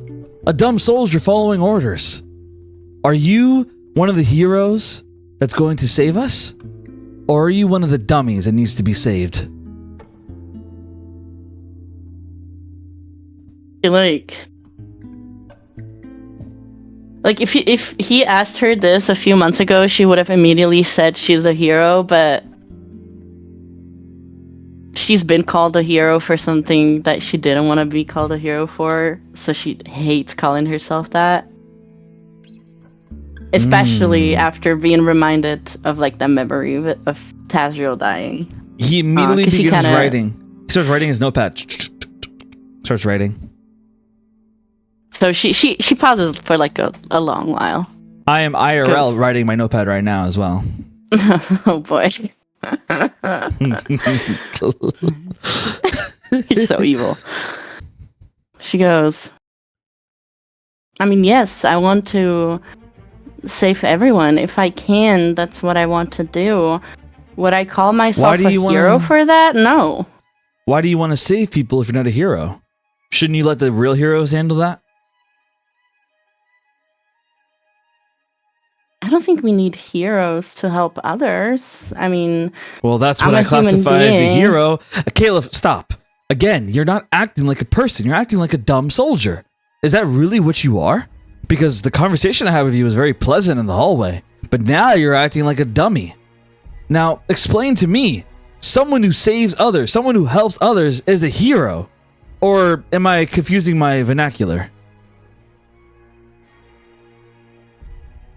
She's like, her hands are in fists right now. She's getting pissed. He goes, I mean, if you want to call it a hero, then call it a hero. I don't know why you want me to call it a hero, because I don't want to call it a hero. I'm just Caliph. Like, I don't... And what if Caliph is a hero, but doesn't even know it because of how stupid she is? Or rather, it isn't that you're stupid. I'm not stupid. Are you sure? You sound stupid. Are you sure you're not? Are you sure you know what you're doing? Because I thought you were here to help me, not piss me the fuck off. I am here to help you, which is why, for the first time in your life, I reckon, you actually mean what the fuck you're saying. Because you seem to be sitting there acting like the word hero is toxic, when it's not toxic. Well, it is. Why is it toxic, Caliph? Because I'm not a hero. Why are you not a hero? That's not a title that belongs to me. Why not? Do you not save people? I do. I try to, but okay, so you try to save always. people and you fail sometimes. Really? Did I ask if you yeah, were and a that god? means I'm not a hero. Did I ask if you were a god, Caliph, or did I ask if you were a hero? Because last I checked, heroes fail sometimes. Unless you think a hero is perfect. But they shouldn't. They shouldn't. Yeah, a hero should be perfect. Well, maybe you shouldn't hate yourself. Maybe you shouldn't be so hard on yourself. But luckily it happens anyway, because shouldn't isn't a word that matters. It's a fake word for fake people. Are you fake, Caliph? Because I think you're real. I think you're stupid, but you're real. So tell me, Caliph, are you real? Yeah.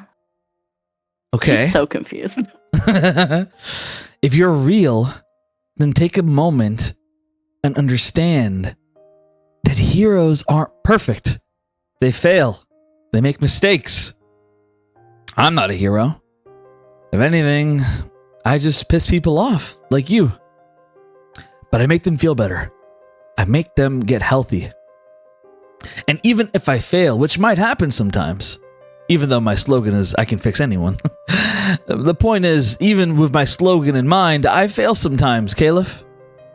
But I only fail if it's impossible to do. Because impossible is a word that exists. Just like how it's impossible for you to not see yourself as a hero, Caliph. I read your file. Me bumping into you was not an accident. I read your file, and I was inspired by you. You have saved over dozens of people. Men, women, children, you've saved their lives. Their lives are owed to you, and you seem to think it's all fake. Because what? Because you live off a lie? Life is a lie, Caliph. But what you do with it isn't. Do you enjoy helping others? Yes. That's why I do it. I wouldn't do it if I didn't enjoy it. Do you regret all the people you've saved? No. Then why can't you be thankful to someone else? Why aren't you thankful to Tazriel? Her face like goes pale at the mention of him. And she goes, don't say his name. His eyes narrow. What's wrong? Is that another fake word too? Hero, Tazriel? Are those the fake words combined? Is that the ultimate fakeness in your life? I said, don't say his name. What are you going to do about it? Are you going to be a dumb soldier and attack me? Because I'm more than willing to take a stab from you if it means I get a real moment with you, Caliph. So come on. What are you going to do if I tell you that Tazriel's fake? As he stands up, facing you. Oh, yeah, she stands up as well. She, like, kind of rushes towards him. He she stares goes, you down. He is not fake. He lived and he died. Why But did he that doesn't live make and him die? fake. He died because I fucking failed because I couldn't save him, which means I'm not a fucking hero. Wrong. Is that what you want? Is that what you want to make? Wrong. How can you be so stupid, Caliph? How can you not even know what it is that happened? I wasn't even there and I know better than you. You are better than this, smarter than this, but you act like a liar, like a fake, like an idiot. Tazriel didn't die because of you. He died for you. And that is the biggest truth that you've never been able to accept. He died for you, Caliph. And you know why he died for you? Because he loved you. Because he's fucking dumb. No! Because he loved Yes. you. He should have gotten out of there. He should have let me die. He could But have. instead, he had to be the hero. And you know what fucking sucks about that is that I get called a hero for that, not him. He never cared He about being dies, called a and hero. I'm called a solar hero, but neither did I. So why did I have to go through that? Because he Why made- did I have to hear the solar hero all day, every day for the past 7 years of my life when I don't deserve it? Why did I have to go through that? Because you are a hero. But not to the people you've saved. At least not yet. Not to the people who gave you that title. You're a hero to the one person that mattered to you in this story. You were a hero to Tazriel. You inspired him to do what he did, Caliph. He died for you because he loved you. Because you inspired that in him. You were his hero. And now you get to be his hero to everyone else. Every time you save someone, every time that you make a difference, you're not just doing it for yourself, even though you seem to think that's what's happening. You're not taking credit for a lie. You're giving honor to the man who saved you, to the man who gave you the life that you get to live, and he gets to live through you. You are not just a hero, Caliph. You're his hero. And I'm not going to sit and let you spit on that by acting stupid when you and I know that you're smart. You're one of the smartest women I've ever met. So sit back down and choose to talk instead of attack. Keep talking to me, and I'll help you learn what it means to be someone's hero. She sits back down. She doesn't say anything. Bro, this man. Yeah, where the fuck did he get his certificate? I want to talk to that college and be like, hey, you sure?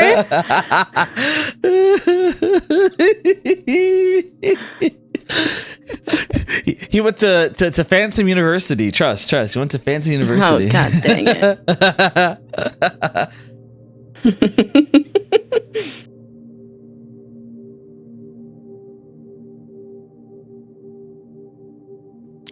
Jokes aside, I think I pulled out some solid quotes. Yeah. So he looks at you and he says, how did you feel when your parents died? Give me the real answer. She pauses and she folds her hands over her chest and closes her eyes for a moment. And then she goes, like the worst daughter to ever live. Like I failed. So someone dies and you blame yourself. You see the pattern yet? I mean, I could have saved them, but I Really? didn't. You could have saved them. You could have saved Tazriel as well? Yeah. I see. And what if they didn't want to be saved? Of course they wanted to be saved. Did they? Nobody wants to die. Really? I see. Tell me, Caleb. If it came down between your life and your parents' lives, who would you choose? My parents. She doesn't even hesitate. Did you ever think that maybe they felt the same way about you? That Tazriel felt the same way about you? Do you feel guilty for choosing your parents over yourself? No. Then they didn't feel guilty about it either. They would choose you over them every time. The same way that Tazriel would choose you over him every time. You can mourn. You can grieve. But don't disrespect them by feeling guilt over their decision. They wanted to do it. It was their choice. Your parents were blessed by having a daughter like you. Someone that loved and cared for them. And yet, you insult them by carrying the weight of guilt of their memory on your back. Do you really think they'd want you walking around with that guilt? You really think they'd want their deaths to burden you like this? If you truly love your parents, then you need to take a step back and let it all go. The regret, the blame, the guilt, all of it, let it go. And live your life with the knowledge that they loved you. Because if you do that, Caleb, if you can do that for your parents, if you can do that for Tazriel, then you will be able to love yourself. And once you do that, you'll be a woman that even I want to follow. How am I supposed to do that? I don't know how. Well, there's two methods. The first method is through regular therapy sessions, which I'm more than happy to do, but it could take time. It could take longer than a year. You have some deep-rooted issues inside of you. We could also try a more, radical solution. The one that I've used for other patients. Something called hypnosis. It allows me to enter your mind and find the most traumatic memories. Traumatic memories of your life that affect the way you are today and help resolve those memories. If we can find the things that make you hate yourself, the things that make you feel like you don't deserve to be a hero, that the things that have generated this strong fake person complex, if we can tackle that, then I believe that you can become the hero that Tazriel knew you to be. And more importantly, you can love yourself. But there are risks. The hypnosis, if it backfires, can traumatize you. It's less than a 1% chance, but there is a chance that you could be brain dead from the hypnosis. And if it works? If it works, then you'll finally have the healing that you've deserved all this time. And it will make me stronger and better? Of course. The body is only as strong as the mind. Kayla, like right now, is thinking back to the test of strength before, when she got yelled at and called useless. She's like thinking back. She's like, yeah, I can show them. I'll show them useless. She goes, okay. All right, then. I don't have time to waste time. So if you say that this hypnosis or whatever can help, I guess I'll give it a try. Here's what we'll do. I want you to take these next 2 months to relax and focus on just enjoying your time with your friends or your allies, whatever you may call them. Bond with them, get to know them more, get closer to them. I'll be honest with you, I'm not supposed to tell you this, but the next test is going to be very personal for you. It's going to take place in your homeland. I can't say anything more than that, but it will take place in the Hellfire Zone. That might trigger some stuff for you. And so after your test, I want you to come see me and we can start the hypnosis therapy. Sound like a plan? Yeah, she's like taken aback. Yeah, hold on, you said the Hellfire Zone? I can't say anything more. Caroline would literally rip my nuts off my sack, so no, can't say anything more. Oh, okay, that's not a vision I wanted to imagine, but okay. He goes, Forgive me. fine. I may or may not suffer from light syndrome of saying whatever the fuck I want. Yeah, I've noticed. Okay. Regardless, I am very inspired by you. Stay the way you are. When it comes to you promises, you all have different qualities that I admire. When it comes to you, I admire your tenacity. You have been through hell and back and you still try to help people. And it isn't because of your strength of character. It's because of all the people who've loved you throughout your life. I hope you see me again after your second test. I'll see you then, Caliph.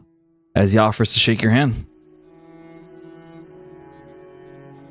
She hesitates for a bit, but ends up shaking his hand because she's like, he's just trying to help. Like, there's not been many people that just wanted to help. So she shakes his hand. She goes, I'll try to be here. I promise. He nods And then she and walks lets you away. leave. All right, you Yep. leave Dr. Leonidas' room. Esteemed PhD professor. Or Yeah, doctor, this man needs to give his fucking license back, because what the fuck? Hell nah. He got through to your ass. He did! All right. Let me change the music and get things ready. We're going to go to Gwendolyn. You ready, Gwenny? Ooh! Yeah. Ready for your time with Shade? Mm-hmm. All right, bye.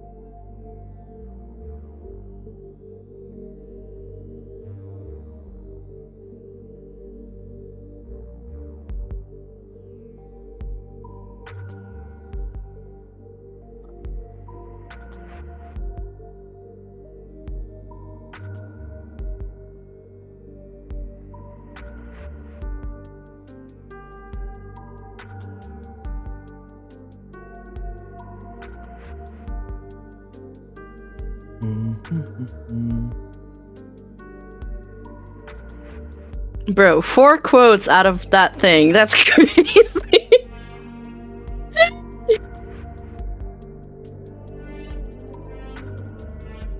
Yeah, that was pretty intense. She will rip my nuts off my sack. I feel like that was the most intellectually stimulating part of that entire session. I'm so sorry, Caleb. Any breakthrough you had. No. It doesn't matter. Now we're all thinking about his sack. His nuts being ripped off the sack is crazy. Insane.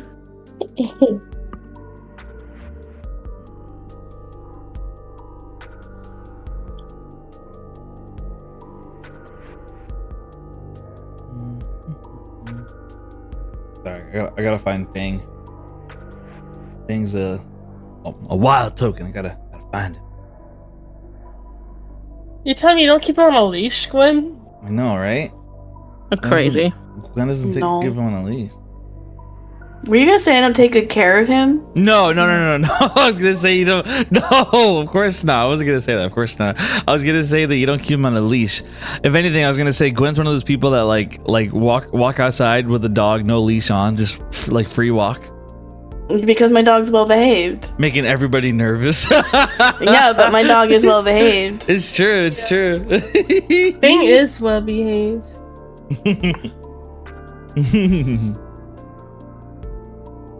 You're a good boy.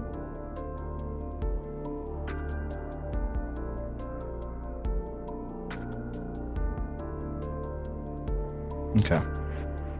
We're about to start. 1 second.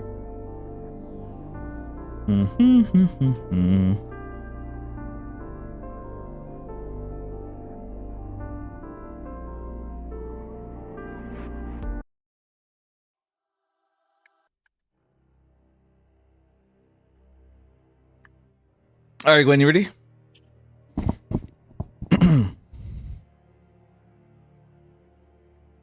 Gwendolyn Wanda.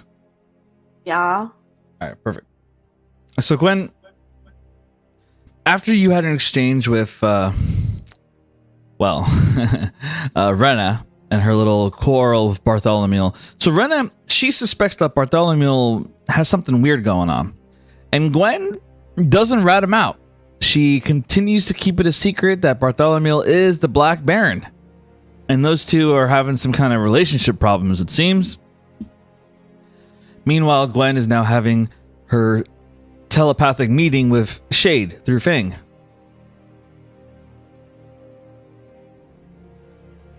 So you begin to hear Shade's voice, Gwen. It sounds like a whisper through the shadows. You hear it in your mind. Gwendolyn. Are you there? Gwen. Can you hear me? Looks like somebody's finally decided to wake up. I wish I had just awoken, and then I would have been able to hear your voice first in the day. Well, do you often fall asleep on the job? No, of course not. I'm a good guard, although I wish I could be more. Well, in your time not asleep, how have things been going at the Foundation? It's been going well. I have to admit, it feels a bit weird talking to someone like this. I've never had a conversation with someone that I wasn't there with. Someone that I wasn't able to touch. Oh yeah. Yes. She's gonna sit on the couch there near here and kind of pat the couch for Fang to join.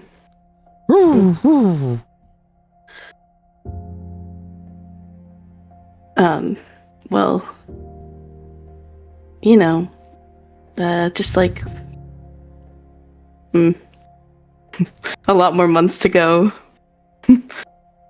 I don't think I'm ever going to fully grasp how that works. For me, it's been no more than a couple hours, but it's been 2 months for you, right? Yeah, it's been 2 months. We passed the first test of 6. I keep thinking about it, Gwen. I keep thinking that I should have found some reason to go in there with you. I don't know how I feel about you being there alone. What if a god shows up? What if someone tries to hurt you? Then I'll handle it. I've handled it my whole life in some way, shape, or form. Well, you shouldn't have to. You shouldn't always have to handle everything yourself. I wasn't there for you or in the past, or rather I wasn't when I was supposed to be, but I can be now. You should let me go in there. fuck my job. They can handle it. There's dozens of other warriors here. They could guard it. I want to see you. I want to see you in person. I miss you.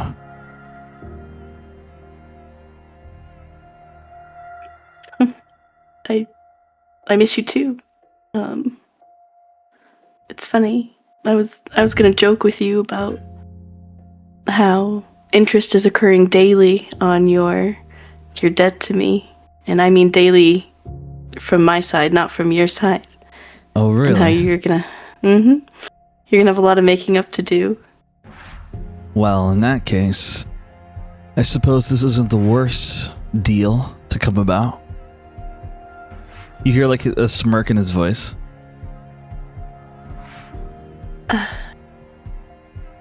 You told me that you didn't want to be a distraction, and I mean, you were right for that, Shade. You're right. I have a lot of problems that I need to work out.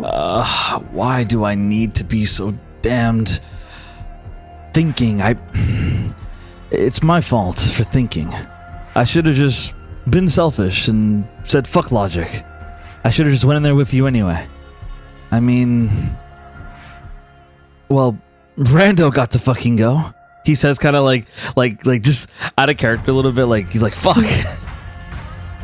Yeah, he did, and he's here. He's with Iris. I don't know how much he's distracting her though. It's just unfair. He kept talking. It's unfair. Yeah, it's unfair. How come he gets to be with her and I don't get to be with you? Alice has Asher. Iris has Rando. I mean, gods, even the fucking Black Baron seems to have some woman in there with him, right? So why can't I be there? Because you made the decision to stay Shade. That's why. Well, why didn't you stop me? You should have been the selfish one. You're the princess after all, right? Because you brought up a good point. That I needed to focus on gaining control of the Phoenix. Who doesn't really like you. I don't know. Oh, really? It would have been distracting. Like me. Yeah, the Phoenix doesn't like you. Well, I would make the Phoenix like me. Hmm. Don't underestimate me. You know very well what I'm capable of. When I put my mind to it. I also know what the Phoenix is capable of. Look, I admit the Phoenix scares me. I don't want it to control you. I don't want it to influence who you are. I want you for you.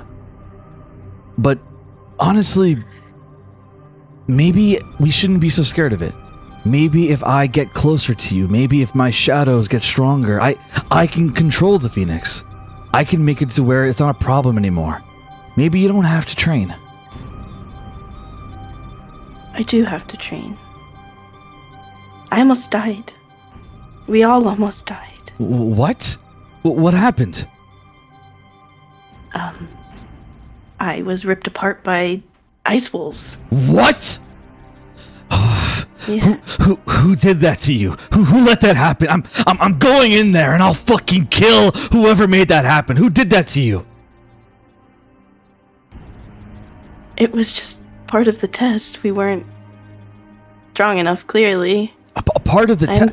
I'm so confused. I thought this was just something simple, like training in a room. Why are you being tested to death?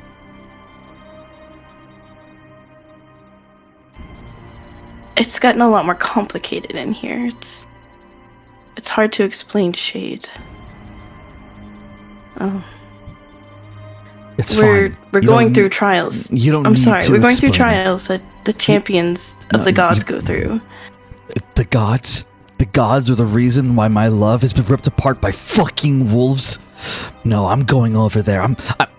I'm going now. As you like begin hearing him like walk like very forcefully, like you begin hearing like boots slamming against the concrete as he starts walking. Shade, stop. Don't Shade stop me. You were almost killed, and they let it happen. I won't let you die. Never again will I let you suffer. I'm going there now. As he like keeps walking very forcefully, and you feel like this power coming off of him of shadows. You can't just abandon your post, Shade. I lived. I'm okay. Halt! You may not pass through this hallway under the orders of the Wonder Foundation. Ah! As you just hear like Shade backhand some guy, like he just backhands him across the face as he falls to the ground, and Shade says, "You'll live. I need to see my love." As Shade like begins to just continue walking towards the portal. I want you to listen to me. Please. Shade suddenly stops when you say that. Don't do this to me, Gwen. Don't make me stand by knowing that you could die. Please. Surely you knew it was dangerous in here. I knew it was dangerous. I didn't know you would almost die. I didn't know that you'd be ripped apart by wolves. There has to be another way, Gwen. There has to be a better way. You have to let me in there. I can talk to them. I can tell them what I know about the Abyss. I can give them information. Maybe they'll be easier on you if I do. I don't want them to be easier on me or any of us. I want to be strong enough to free us from Ovelius, to destroy the Abyss. You don't have to do it alone. We can be strong together. I didn't help you before, and you almost won yourself. But imagine me by your side. You and me, we can win together. And after it's over, I can finally take you on that date. There's strict rules, Shade. I don't know what will happen if you just walk in. This place is controlled by the god of time. I don't care who controls it. I'll show them who I am. As he resumes walking.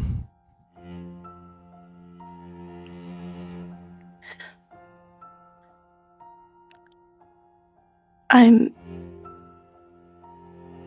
not going to keep begging you to stop. You have free will.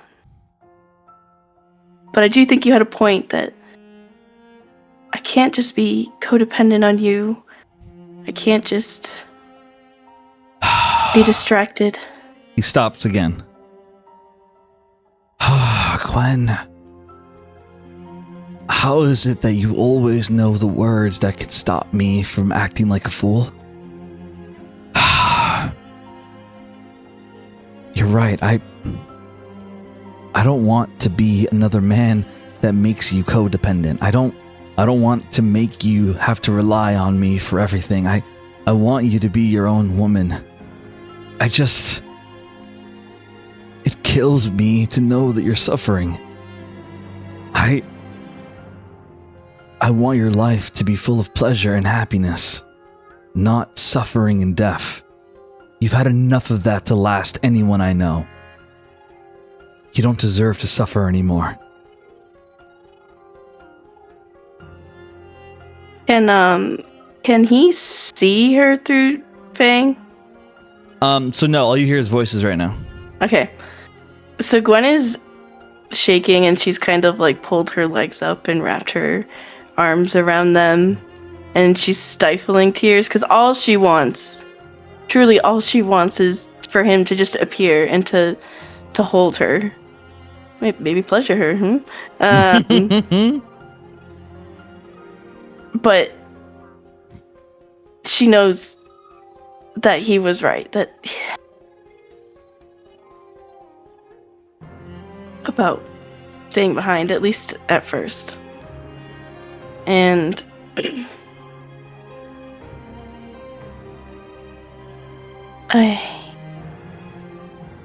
have no idea, Shade, how badly I want you here. Trust me. How jealous I get every time everyone just leaves their rooms to go be with their partner. They get to go train with their partner. They get to go kiss their partner. They can have dinner with their partner. And it's just me and Fang. And don't get me wrong, I love Fang. He's not you. As you say that, oh, sorry, continue. I don't know what to do.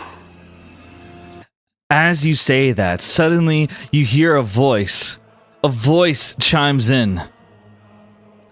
Oh, I'm tired of this.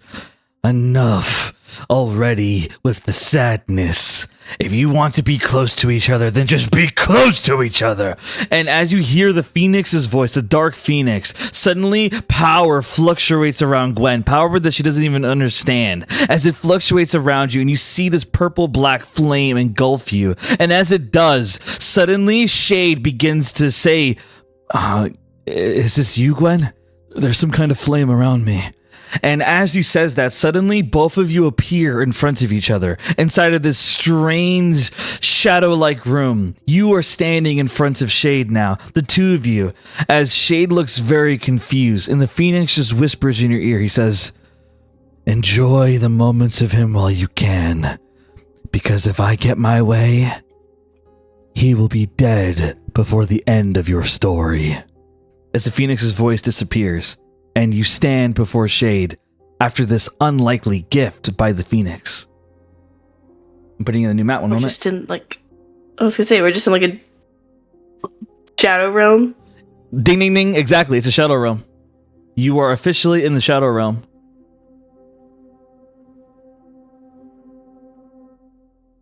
I'm gonna say Fang is not there. You don't want Fang to watch? Well, I don't think the Phoenix would bother bringing Fang with you. I mean, is the Phoenix watching? The Phoenix is, I don't know. We just have a whole ass fucking audience.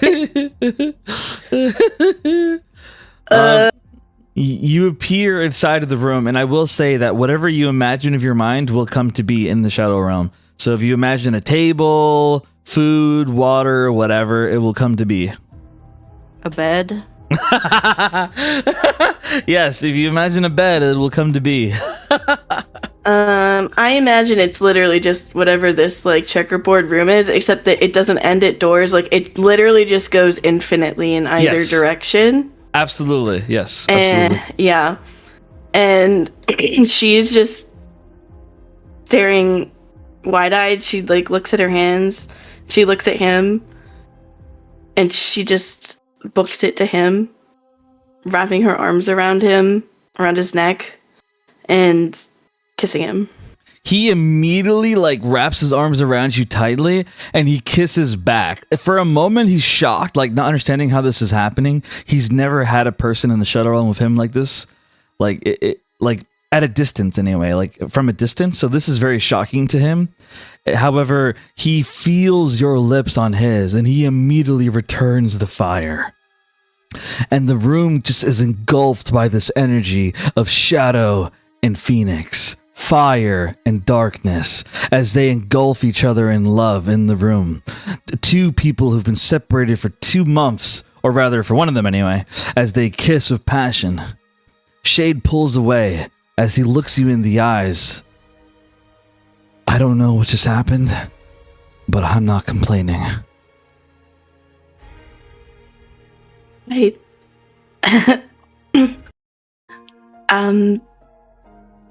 know, I don't fully understand the Shadow Phoenix, but it likes chaos, and I guess this is chaos to it.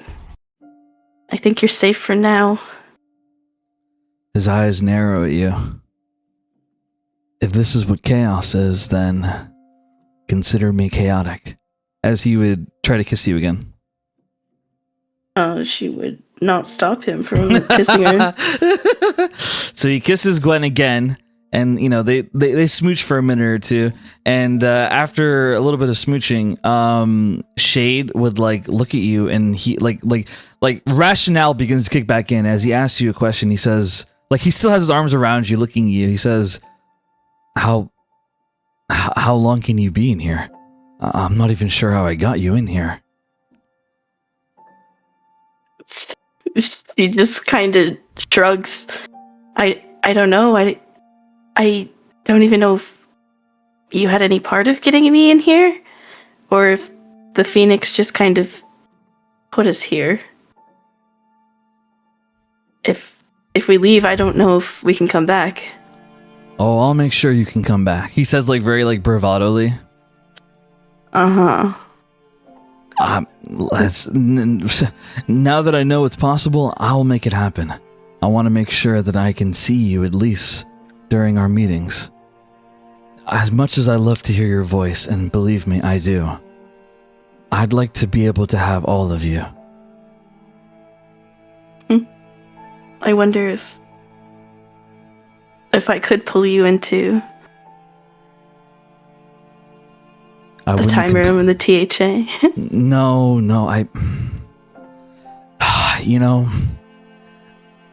before I was talking out of being protective towards you. I was talking out of my lust for you, but you're right. I have to let you do this on your own.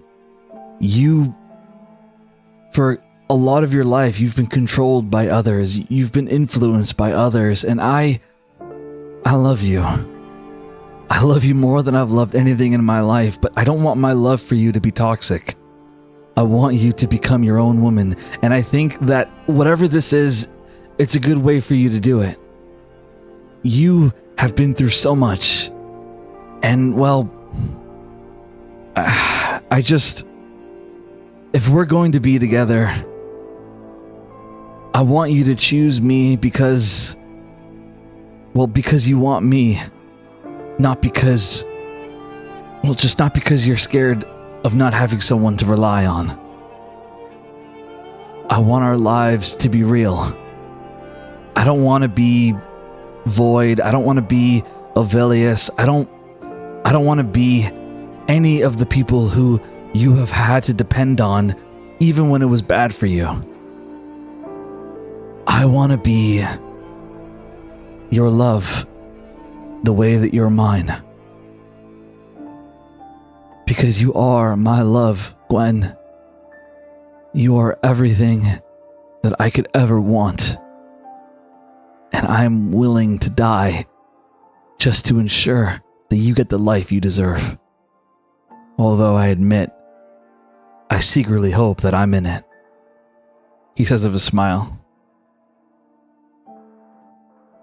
He's smiling back, blushing, and she looks away. I honestly can't remember the timeline of when I had my vision at this point. I would have had it at this point. We can make it whatever you want. I am cool fudging the numbers, whatever you want. We can always fix it later. I don't care. Whatever you want. Yeah, I think that this was around when she had her vision, and it's just kind of fresh on her mind.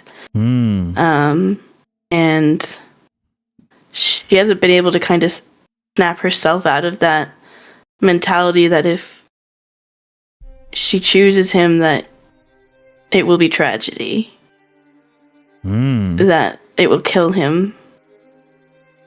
And she looks back at him. She desperately wants to say the words to him. But she can't right now. And she leans and puts her forehead against his chest. And says, since being here, I told you I've been working on myself. I've even gone to therapy. Apparently I have daddy issues. Although you? Never. He says with a smirk. Shut up. Look. But he looks at him. This guy tried to blame all my problems on my daddy issues. Yeah, well, get in line. I have daddy issues too. Yeah, but I have other issues. I think I have bigger issues. I'm questioning this man's credentials. I really should warn the other promises about him. And what, are you gonna make a report to the HR? He says with a bit of a smirk. I don't know. But I am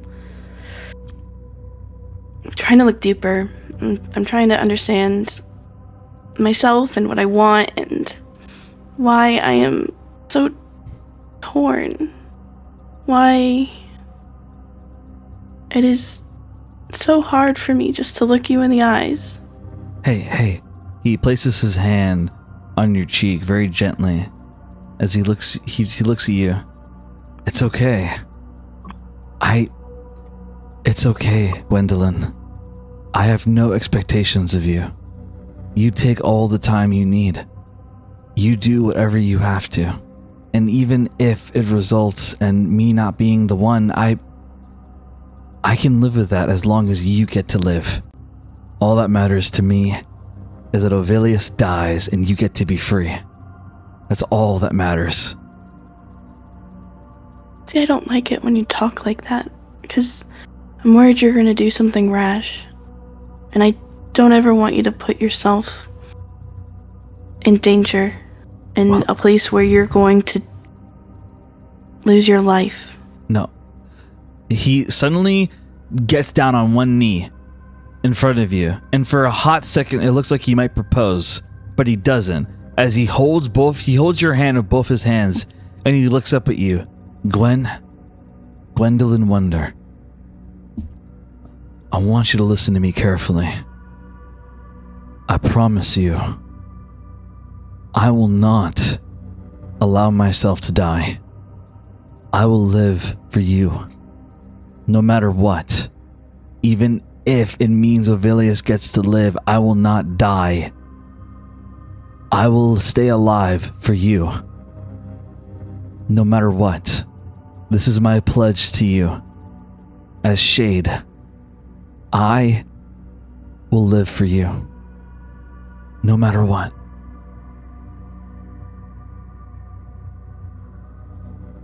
He looks saddened by that because she just wants him to be happy, and she's worried that he's holding himself back.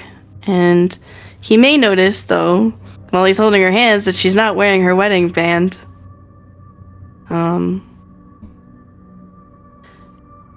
And she nods slightly, and she's going to express what I just said. She's going to say, I appreciate the sentiment, Shade. It's very sweet. But I just worry that you would miss an opportunity, something that could truly make you happy, because you're waiting for me.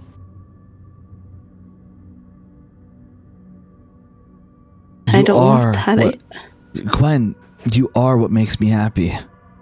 Don't you realize that by now? Do I really need to go over all the things that we've said and done? You make me happy. I choose you every time. I have spent the majority of my life as a slave to someone else. I've done things that honestly, I don't know if you would understand. But despite all of that, I want you. I choose you.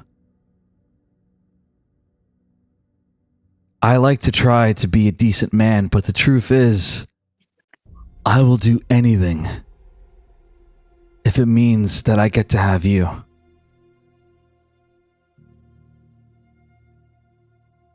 He is concerned by that wording as well. No. Why would he say something like that? I can change what he said if you want. Here, I'll change. That's like, what if someone's like, yeah, just kill the promises, all the other promises, and Gwen will be yours. I'll change it. I got you. No, you're good. Listen, sometimes improv doesn't hit. I'll change it. I don't mind. He says, no matter what, I'm on your side. I will always be on your side. I'm done being a witness. As far as I'm concerned, I will do whatever it takes to stay alive and be there for you.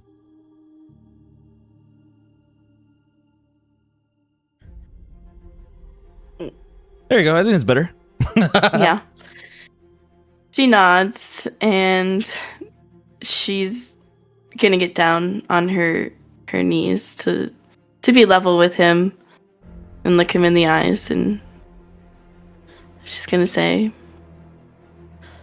I wish that I could just tell you, I could just say I choose you, and everything would be okay, but I'm not ready for that. I can't even tell you.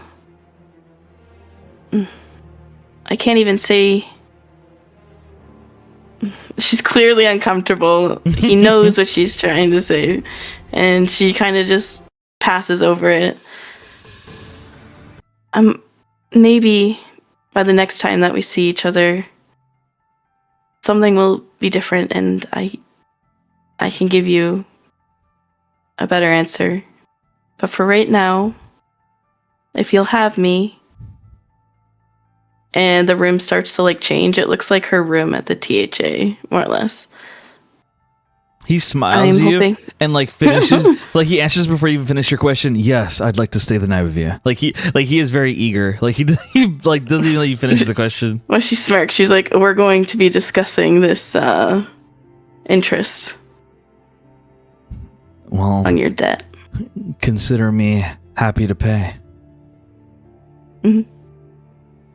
And he proceeds to give you another kiss. Mm-hmm. And they have their smoochy smooch and whatever interest there may be inside of this Shadow Realm bedroom. And they have that moment. And if you're cool, I want to fast forward to the next part in this. If that's okay. Yes, I'm very cool with that. Awesome. Just making sure. So we fast forward past that, and we get to like Gwen and Shade. They're relaxing in bed, and as you guys are relaxing in bed, fully clothed, to be clear, you guys are relaxing in bed, fully clothed, and as you're relaxing in bed, suddenly you hear a voice. You dare break the rules of my realm? You dare break the rules of my creation? As you suddenly hear this bombastic voice, and as you hear it, the entire room begins to shake as a figure begins to glow inside the room. Shade immediately gets in defensive mode as he whispers to you, stay behind me. As Shade immediately jumps up, you see him form shadow daggers as he appears in front of you, and you see him begin to form shadow creatures around himself and a protective stance in front of you to protect you as this light being appears in the room. What do you do, Gwen? How much clothing? No, I'm just kidding. We'll keep it PG. Yeah. No, they're not. They weren't naked. They haven't been naked together since 5 years ago. Gwen kind of smiles at how Shay just kind of gets out of bed. It's very endearing to her, but she's not just gonna let him stand behind me. And she gets out of bed and stands next to him, and she kind of smirks a little, and she's like, "You're crazy if you think I'm just gonna let you fight without me. I don't even know what you're doing." As you do that, Shay just kind of looks at you, and he shakes his head. You're so stubborn. As he he says it in a very he's still kind of in lust mode as he says that, and the being of light says, "Oh, I would tell you two to get a room, but it seems you made one out of my shadow realm." As this being appears in front of you, and it's revealed to you that this being who claims to have created the shadow realm that you guys are in right now, this being is none other than the god of time. Yeah. Shocker.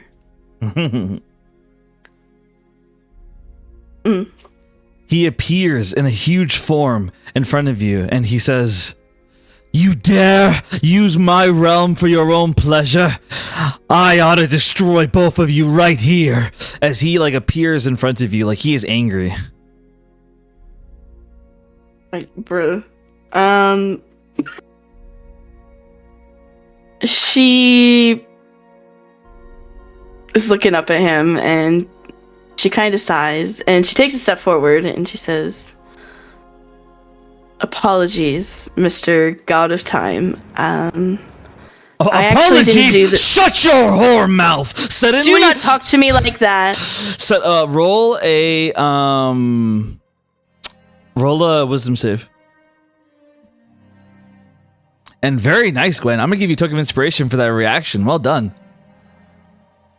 I love that. That was very 20, dirty.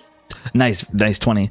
So I will give you the option to let the Phoenix out or not. So it's your decision, because that roll was to determine whether or not you have control. So you have control. You decide if you want the Phoenix out or not. You feel a God of Time trying to constrain your throat to shut you up. So you decide what you want to do here, but he's trying to shut you up after he says that, and you respond like, saying that to him, and you decide how you want to go from here. I'll give you full like what do you want to do? Okay, yeah. I yell at him. I say, "You do not talk to me like that." And then is it like starting to choke me after I say that? 'Cause Yes, he's pissed, absolutely. Yep. Okay. And I can feel the Phoenix wanting to take over, and I managed to edge it from just completely taking over me. But I allow the magic to flow through me. Fair, very fair. And I allow the Phoenix to take form, and I allow the Dark Phoenix specifically. I want it big, like it's like all consuming, like behind me, absolutely. Wings out, head down, like scary. For the first time since you've met the God of Time, he actually looks nervous as he takes a step back as your Dark Phoenix emerges and power fluctuates around you. Shade looks at you surprised. This is the first time he's seen you controlling it like this, and so he's actually really impressed as he sees you doing this, and he's impressed by you, but he doesn't want to be like totally overshadowed, so he like kind of tries to intensify his shadows a little bit, making him look a little tougher. And he stands next to you, and the God of Time, like, he kind of stares at both of you as he shakes his head. Unbelievable. First you take my realm, and then you threaten me? No, this is unacceptable. You. Goodbye. As he snaps his fingers, and suddenly Shade's shadows are gone. Shade looks at him shocked. What happened? I've taken away your shadows. You can never use shadow magic again. Huh? Shade's eyes narrow in shock. Who are you? Who are you to think that you can do this? I am the God of Time, and I control all shadow magic, and I've decided you don't deserve it. I will banish you from this shadow realm, and you will never see Gwen unless she leaves the THA. Otherwise, you will not see her, you will not hear her. You can't do that! Yes, I can. Her little Phoenix won't scare me from doing my duty. And if you try to fight me, then I will kill him. I am not able to hurt you, but I can kill him. As he stares at Shade. Huh?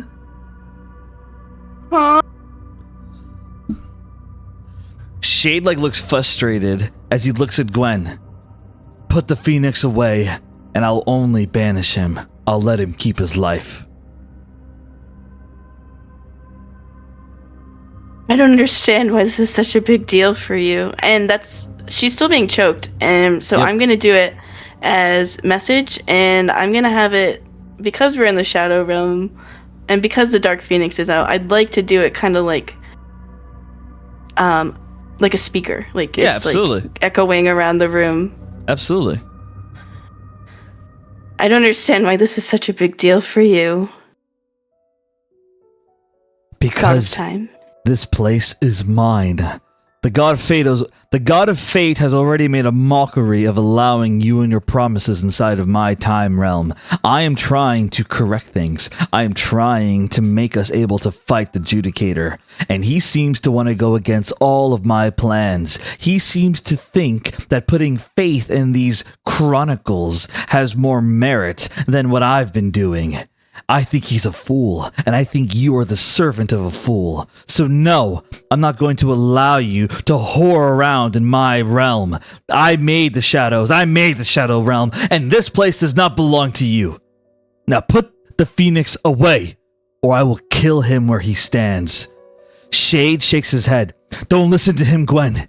Whatever it takes, kill this bastard. I'll be fine. Just because you created a place doesn't mean that... Like, well, what were you going to do with this place? Just leave it empty? There's no reason why I can't come in here.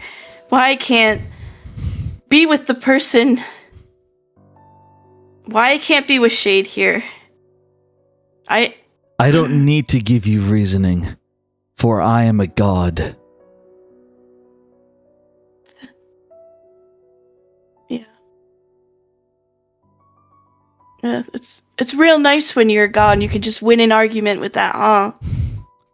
I don't need to give you a reason I'm a god. It is. It worked well for Void, until you made him weak. But I'm not Void.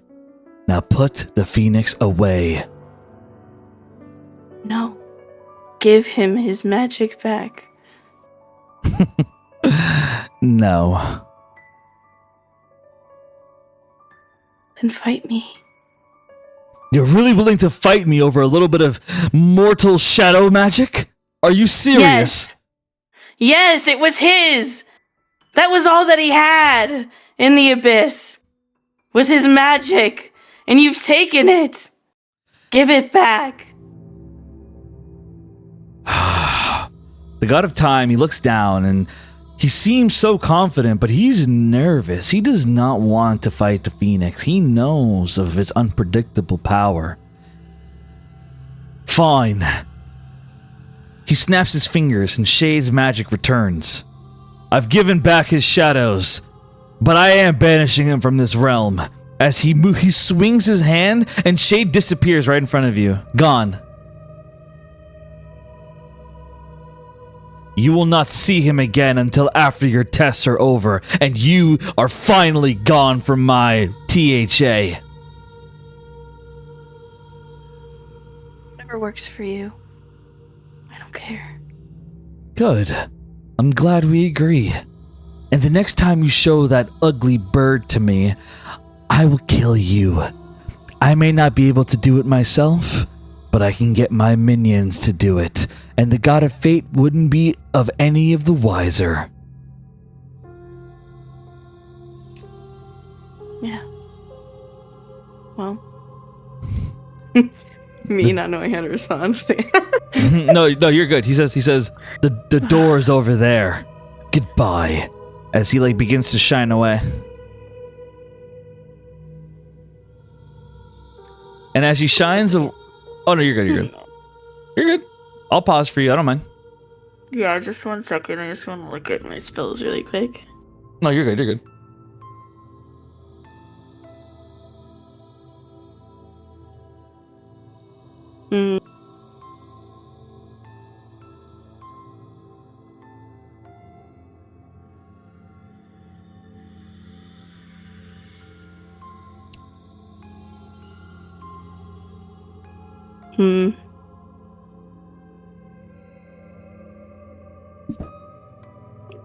Okay.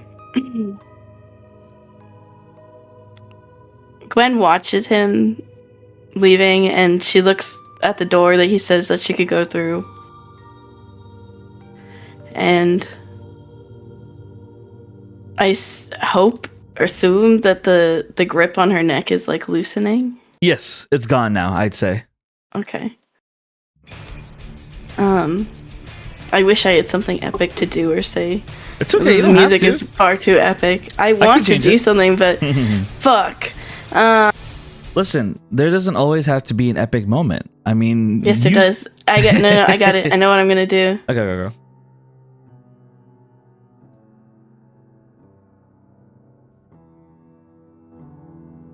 I'm going to.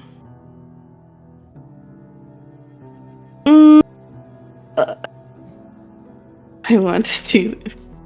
It's okay, Gwen. Yeah, I'm going to grab the magic the wand that Alice gave me, and I'm going to cast magic missile at the 7th level at him. Ooh. So you fire off these magic missiles. You blast off using Alice's gift, your power fluctuating through yourself.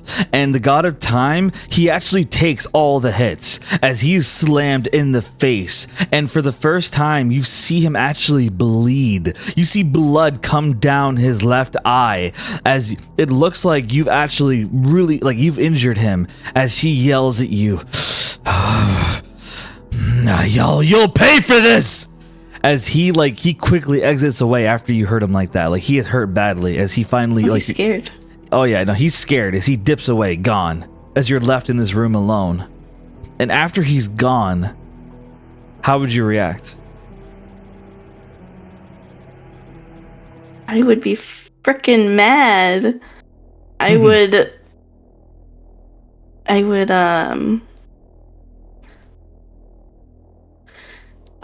scream. I would kind of like how you have the phoenix thing. I would like kind of put my arms up and I would scream, and the phoenix would scree, and I would be very mad that Shade was taken from me like that. And I'm going to exit, and I'm going to see if Fang is around. Before you exit, Mm. you hear a voice. Help! Please, someone help! Please! Somebody help! You hear the voice in the corner of the room, and as you gaze towards it, you see what appears to be a shadow box. Stop. And you see a man inside the box. You see Silas. We were just fooling around in this room. And Silas was in here? Let's say it's a different room. Like let's say like the room changed. Okay, so here, Okay, so, that's fine. So here's what we'll say. We'll say that after all this happened, the whole room disappears. You're just back in a shadow abyss. Like it's just nothing but like darkness. Like when Al is in the bathtub, it's like that. Yeah. The void. I think they call it the void, literally. All right. So it's like that. And as you're in there, you hear this voice, and as you walk towards it, you finally see a man in a box, a see-through box. It's Silas. He's like slamming his hands through it. Let me out, please! Someone let me out! I can't see it anymore! I keep seeing them! Please, make it stop! Please, I keep seeing them! Does it feel like he's actually here, or that I'm like remote viewing him, like in Stranger Things? It's like you're actually there. Okay. Gwen's going to walk over, and she's calmed down a bit, and she lets the Dark Phoenix kind of like fade away, like so at least it's not like out and about. And she puts a hand on the box. She's not sure if he can see her. And she says, Silas? Are you there? Can you see me? His eyes widen at you. Oh my god. Please tell me you're real. Please. I keep seeing my family die over and over. I can't take it anymore. I've been stuck here ever since that Lyra threw me into the door. I was supposed to lock her in here, but she locked me in here, and I realized how wrong I was. I was wrong. The God of Time, the fact that he wanted me to put someone in here, I learned the error of my ways. I'm done being a bad man. Please, just let me out. I'll be good. Please, I'll be good. I'll be a good boy. Just let me out, please. Normally Gwen would have just trusted him, but after the interaction with the God of Time and him saying like it was the God of Time that wanted to throw a promise in there, can I roll insight? Absolutely.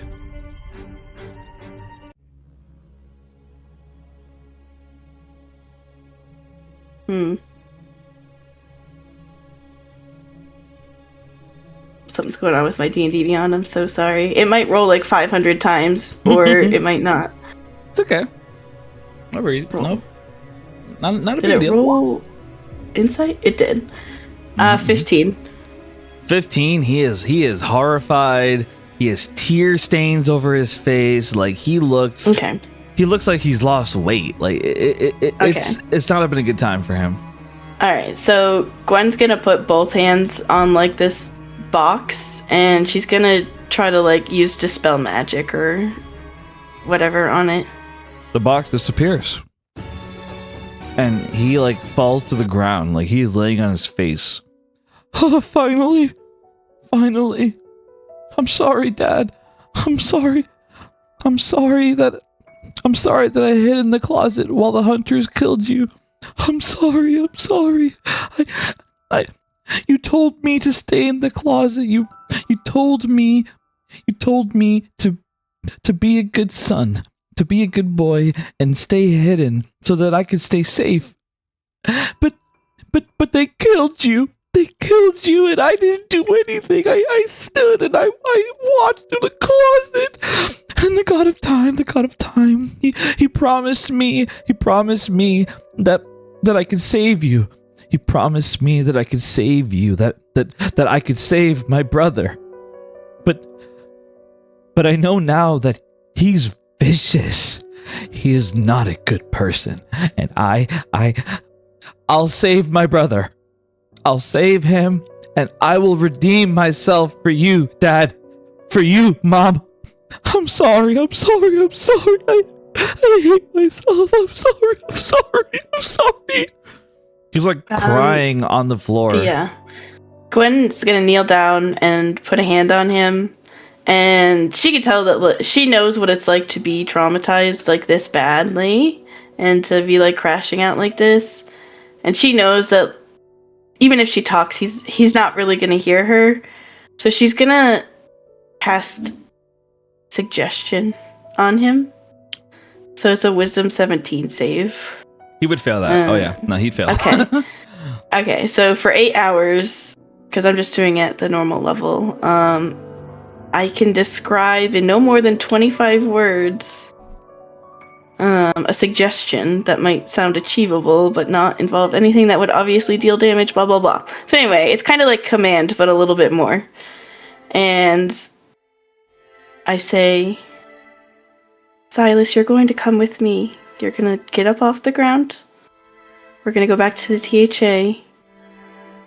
And I'm going to take you to the hot springs. He sniffles and looks at you. And with the most innocent face you've seen in a long time, he looks at you and he says, You would go with me? I'm going to go with you. Because it's going to be okay. And I'm going to try to help him up and take him to the hot springs. To heal. Okay. I okay. Thank you. He like stands up. He's like he is shaking. Like he is very fragile as he puts his arm around you and he walks with you like with a limp. As he's like, thank you for saving me. You've always been my hero. Not because of how strong you are, but because you're like me. You've been used, and yet you still rose above them. Do you think I could rise above them too? Why not? You can and you will. You just have to get stronger. Okay. Tell Lyra no hard feelings. I'm glad she wasn't the one thrown in here. No. I didn't know how bad it was in here. I didn't know. I understand that, but I am not going to tell her that. That is something that you need to talk to her about. You will take responsibility for what you did. And you will apologize to her. No, okay. Okay. Thank you. as he keeps walking away. Yep. And that is the end scene for Gwen. End scene for Gwendolyn. Well done, Gwen. Yeah. He's a good boy. He's a traumatized boy. We're going to take a 5-minute break, an actual 5-minute break, and we'll come back to Alice. Oh boy.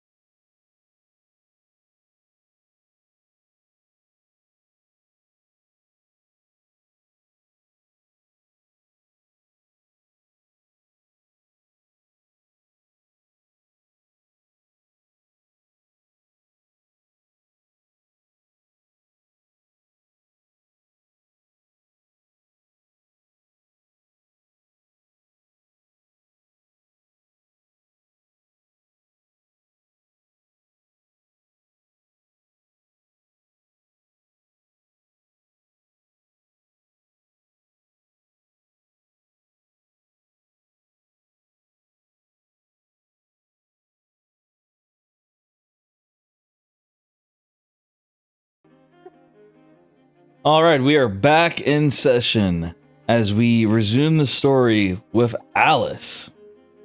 Alice. Sorry, I had to sneeze. Alice, are you there and ready? I'm here and I'm ready. Awesome. And nervous, but ready. Awesome. Very nice. So let's jump right into it. So Alice, last we left off of your text RP, you were with Agatha in the library, and you were learning things about the Divine Union as well as Harpy's Nest. Now, a lot of things were either destroyed or hidden or forbidden, but because Agatha is your aunt, she is giving you everything they got, both verbally and on paper. And as she's teaching you things, she looks at you with very well, she can't see, but like her face is looking at you as she kind of like nods at you, and her owl is resting on her shoulder looking at you, and she says, okay, a disclaimer, I'm going to try a Scottish accent. Yes. I might butcher it, or I probably will, but anyway, we'll see. I have faith in you. Let me think. 1 second. Him muting to practice it out loud is so cute. He's got to lock in. He's gotta look in. I guess. If I were trying to Well. Tell me, Alice, have you been able to learn how to fly yet?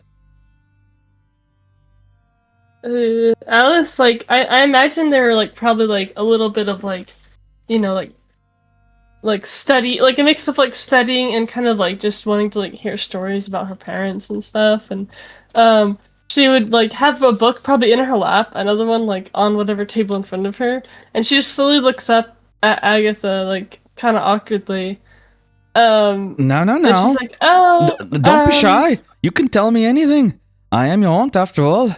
I just want to make sure you're able to fly so that you can deal with that bitch of a goddess, Fealty. You also have to be able to fly if you're going to impress our people in Harpy's Nest. Yeah. About that. And she kind of like looks back, like at her non-existent wings, and then looks slowly back at Agatha again. And she's like, Oh, dearie. Have yet to even see any wings. Oh, dearie. We have a lot more work cut out for us than I realized. Here, come here. I know of 3 different methods to make sure that you can fly. All 3 of them are a shoo-in to work, but I have 3 just in case. Every family's a bit different. They all like to have their own egos, their own personas. I'm going to try my best to make sure that you can have your wings, because you, Alice, you're not just an ASMR. You're a royal ASMR. You're one of the royal families. We're special. You understand? Yeah, come here, child, come here. I want you to stand right in front of me. Put yourself standing on the balls of your feet. Make sure your shoulders are squared away.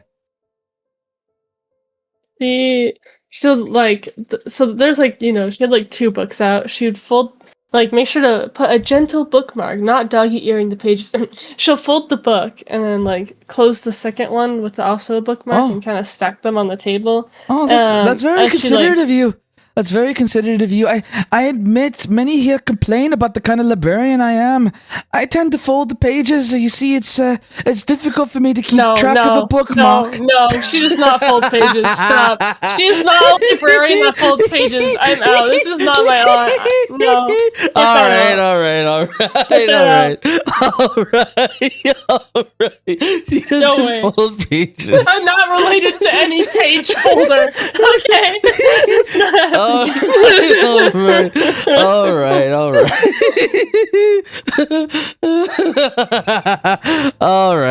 right. No page folding for Agatha. Continue. So she stacks the books and she'll get up and kind of like stands like facing like kind of across from where Agatha's standing, and she tries to like mimic whatever like pose Agatha took, like kind of like sit up, you know, like feet knees apart, or like her shoulders squared, like in position, and she's like, "What now?" All right. Repeat after me. I need you to say this real slowly. Say, I am an ASMR of the Harpy's Nest. Oh, now? Sorry. She's like, she did, like, thought there might have been more. She, like, like trying to, like, stiffen her posture a bit, like, trying to be, like, very, like, kind of formal, you know, like, following some of her, like, training in, Divine Union, and she's, like, you know, straight back and stuff, and she says, I am an ASMR of Harpy's Nest. Louder! Come on, dearie. Don't you want the others to hear you? No. She's, Well, that's the point, dear. I hate to break it to you, but when it comes to our people, they take power from the acknowledgement of others. When it comes to us, we are able to fly higher the more that people believe in us. That's why your father is the person who can fly highest in the world. Everyone loves and believes in him because he is our leader. If you want to be able to fly high, then you have to be loud and confident, dear. Come on now. Eloise and me are watching. I believe in you. Eloise, do you believe in her? Well, I mean, scientifically. You see what I mean, dearie? She doesn't even think you can fly. I think you can fly, so come on, say it louder. She feels even more, like, embarrassed now, noticing that Eloise is watching, because she didn't even know she was here earlier. She doesn't even say anything. And she actually gets quieter from that. She's like, I am the ASMR from Harpy. Say it with your... Oh, dearie, say it with your chest. Don't make me rip your hair out. As she, like she lightly taps you in the back of the head. She's just starting to rip my hair out? I'm sorry, what? Yeah, Alice takes, like, a big step away from Agatha. Don't be a wet lily. It's just a figure of speech. I'm not actually going to rip your hair out. It's just something that we say whenever we're frustrated. Women say to women, we're going to rip their hair out. And when it comes to the men, we tell them we're going to rip their, well, I don't feel comfortable saying that part to you since you're just a girl, but... You get my point. Their balls out? Like, Alice is... Exactly. Like... Now you're getting it. Exactly. Now you're getting it. Our culture is advanced, but sometimes we're a bit barbaric. We're a great mix. We're warriors and scholars. Flyers and, well, killers. The bottom line is, I would never hurt you, dearie. You're my niece. I would never actually hurt you. As far as I'm concerned, you're my favorite person in the whole world. She does have a smile. Alice kind of like, she almost like blushes at that, but in like a aw, like kind of way, but also like part of it feels bad because she knows Agatha's not technically alive. I don't know. It's kind of, she's like fucking like she's Schrodinger's cat, bro. She's alive as long as she's not alive, like for real. Like she stays in this box, she's alive. But anyway. But she kind of nods and will like step back, you know, and like kind of like take the posture again, like stiffening, like shoulders straight, like back straight. And she will try to like repeat the line. She says, I am an ASMR from Harpy's Nest. All right. You have to say it 3 times in a row, dearie. Has to be back to back to back. This isn't a quartet. You have to say it yourself. Quartet, is that not 4 people? Whatever the term is. Listen, I'm not a musician. I'm a librarian. Okay, I am a ASMR from Harpy's Nest. I am an ASMR from Harpy's Nest. She's like sounding almost like robotic. She's like, I am a ASMR from Harpy's Nest. Oh, dearie. You certainly weren't an actress back in the Divine Union, were you? You were more of a fighter, a hero, I reckon. You went around helping people? She kind of like shrugs and she says, well, I tried to. Well, I reckon you'd be able to help a lot more people if you actually learned how to fly. Imagine what you could do for people if you had your wings on your back. Well, I did not know I had the potential for wings when I was in the Divine Union. Well, now you know, so no more excuses. Obviously, this method isn't working for you, and that's quite alright. Your aunt knows 2 more methods. Although, to be honest with you, I don't like either of them, but we'll try them. The second one is you have to stand and you have to think about someone that you hate. You really hate. And you have to put all your anger into your fist, love. You gotta make your fist tight and fierce. It has to be so tight and fierce that it feels like your hands are gonna fall off.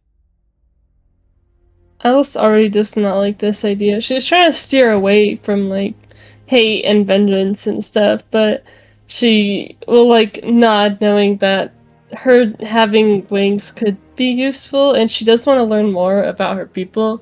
So she'll, like, look down at her hands, and, like, as she kind of pulls them up, like, kind of, like, at her chest, but, like, a few inches in front of her chest, and, like, balls them into, like, fists, and she's trying to, like, think through different people that she could hate. Like, she definitely hates Avelius, right, and Fealty. So she's, like, trying to, like, mostly Fealty, really, because of everything that she took from Alice. And so she's trying to, like, think through all, like, the misgrievances she has with Fealty.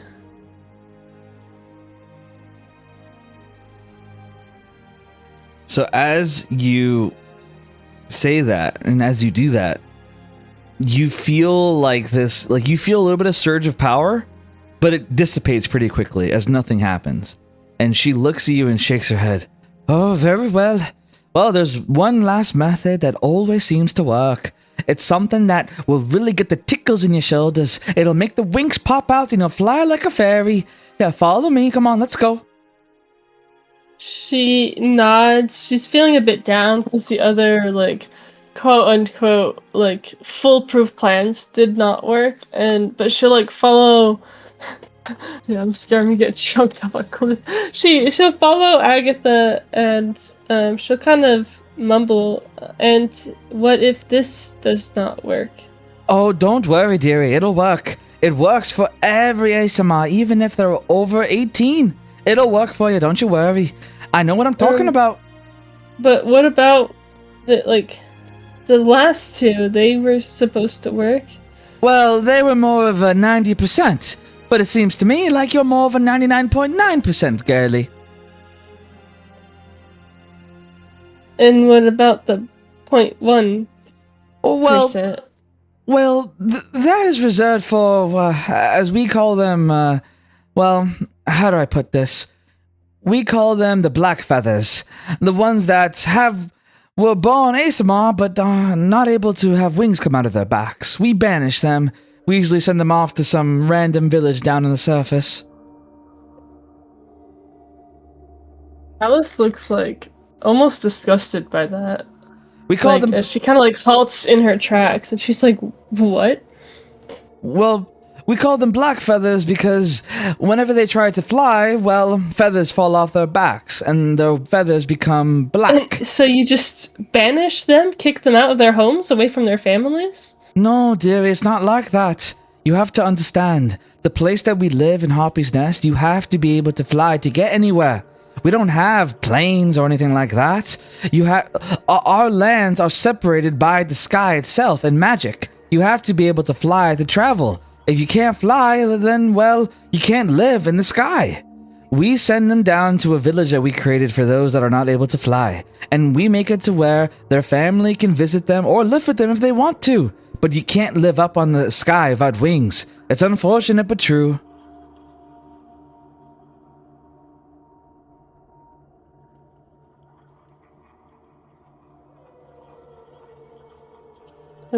She'll nod. She still does not like this. She nods as she looks at you. She says, listen, I'm not saying I agree with it. It's just the way that it's been for our people for centuries. But if you really don't like it, then maybe you can convince your father to change the law. You could make it to where those without wings can live up there as well. I wouldn't be opposed to it. It's just the way it's been for centuries. I thought you said my father was not in power anymore. Well, it's complicated. Technically he is, but he's not doing anything. He's been in a state of depression for a long time now.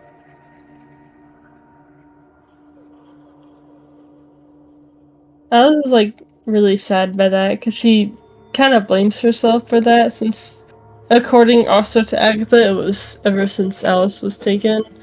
And it kind of just reminds her of more reasons why she wants to like kill Fealty. She kind of like, she would notice this as she'd look at you and she'd be like, now don't you start looking like that. Listen to me very carefully. It's not your fault about your father. All right? Yes, he was broken when you disappeared. You and your mother, he was heartbroken. He tried looking for you, but he was too busy keeping our people safe from poachers amongst other things. However, I need you to know that your father is a grown man. He could have lifted himself back up, but he let the depression take over him. And while I do feel bad for him, he has been failing as a leader. I believe that if you go back, well then maybe you can bring him back up. Maybe you can make him be the man he used to be. And maybe you can save your mother as well. Forgive the accent change. I don't know why it's changing. It's just kind of happening about me thinking about it. Sorry about that, but yeah.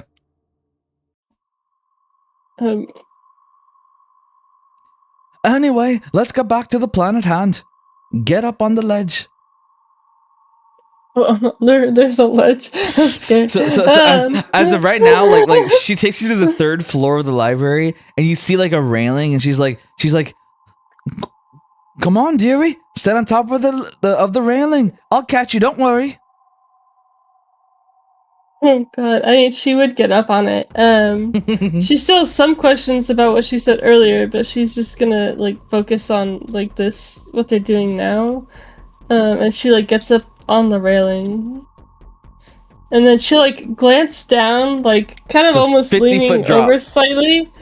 50 and then she'll like she slowly looks back over at Agatha, and then like pointing down, she's like, do you want me to? And then she kind of like makes like a little like hand dive motion like off the rail, like, oh dearie, of course not. I would never ask you to jump.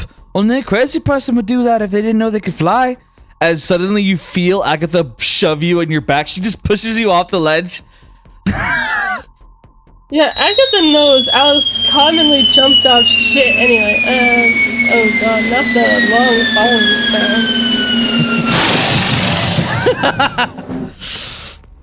sound. So, yes, Alice, continue, sorry. No, Alice was actually preparing to jump, like, she was ready, but then she suddenly gets shoved, and then you just see she, like, smacks into the floor or whatever, like. so like, Alice, like, you get shoved off the ledge, and most ASMRs, their wings would have popped out, because, like, you're, like, falling, like, head first onto the floor, like you're falling, and as you're falling, like, your wings might pop out, but they don't, as you fall splat on the floor. Okay, guess I'm a black feather now. She yells and says, wait, how much damage is that? Wait a minute. You take 10 damage. As she yells at you, she says, oh dearie, no! I didn't realize that well, I'm sorry, here, let's start over. I can't believe it didn't work! Oh, Eloise, quickly, grab the first aid kit!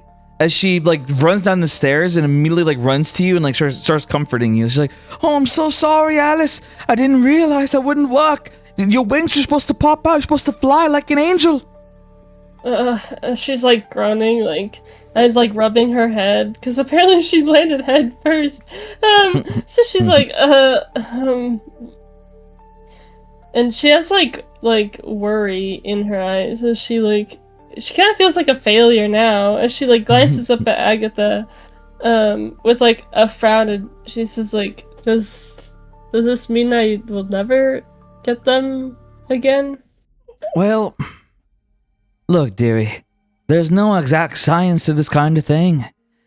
The truth of the matter is that everything is a bit random sometimes. I've never heard of an ASMR not being able to learn how to fly through these 3 methods, but maybe there's a 4th method. Maybe there's a 5th one, a 6th one. Who's to say? All I know is that, well, you have to keep faith. I'm sorry, bad choice of words. You have to keep focus. You have to believe in yourself. I believe with all my heart that the moment you believe in yourself, you'll be able to fly. She like nods kind of sullenly, and her voice almost like cracks a bit. She's like, what if I never believe in myself. You will.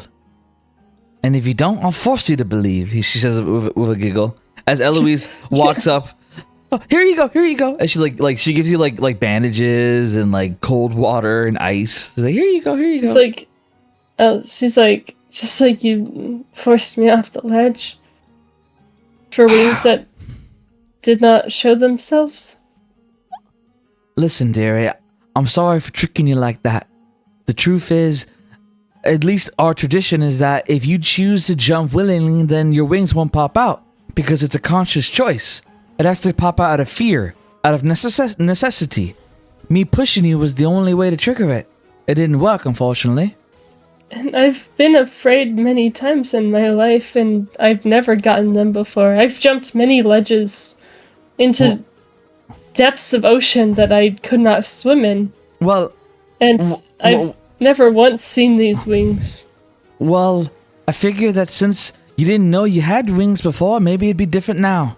But I was wrong. Maybe it'll come out another way. You have to keep faith in yourself, Alice. You have to believe in yourself. And if I cannot? If you cannot, then... well, it doesn't really matter to me. All that matters to me is that you're here. I don't care if you have wings or not. I don't care if you're strong or not. All I care about is you being here.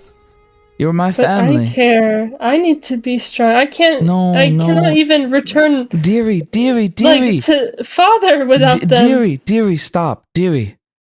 You'll drive yourself crazy thinking like that. Listen to me. Look at me. My eyes might be dead, but they can still see. Look into my eyes and listen to me, dearie. It doesn't matter how weak or strong you are. It doesn't matter what you can do. All that matters is that you are alive, because with life comes hope. With hope comes change. And what about you? You're basically not alive. Of course I'm alive. And if you leave? I don't need to leave.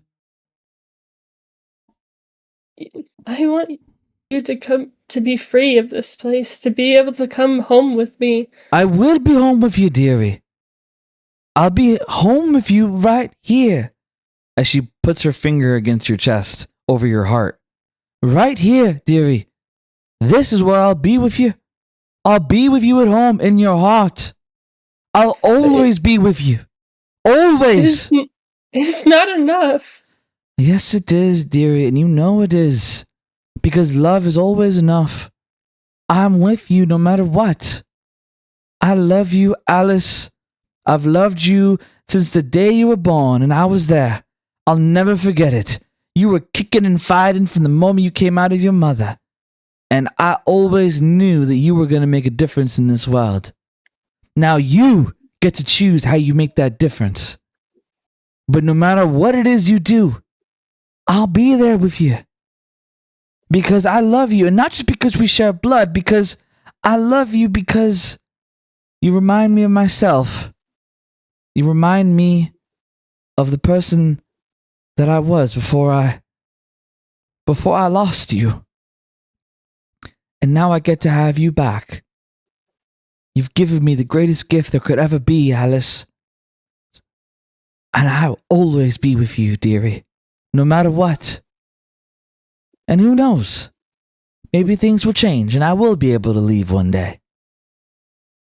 Life is all about change, she says with a smile. Alice, she kind of like forces on a smile in return, but she doesn't entirely like believe it. She'll say, if I manage to get rid of fealty, would you be safe to leave? Unfortunately, dearie, you'd have to convince the God of Faith. He's the one who has the power to decide what happens to me, Nia. Oh no, sorry, not the God of Faith. I misspoke. Apologies. God of Time. She would have said God of Time. So I'll rephrase. Unfortunately, dearie, the god of time is the one who decides what happens to me in here. Why? Why does he lord over people like this? Well, you see, he's the one who has the ability to look into time. He's able to pull people out of it. He's the reason why they're able to find people before they die and pull them out. He pulled me out before I died. And he told me that I had to be here forever. He told me that if I ever tried to leave, well, that he'd erase me. Why? I don't know, dearie. I wish I did. But what I do know is that I'm going to enjoy the 10 months I get to have with you. Because I've missed you for a lifetime.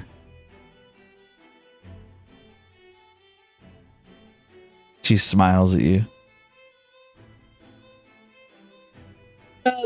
She has like tears streaming down her face, but she'll kind of pull Agatha in for a hug. She hugs back.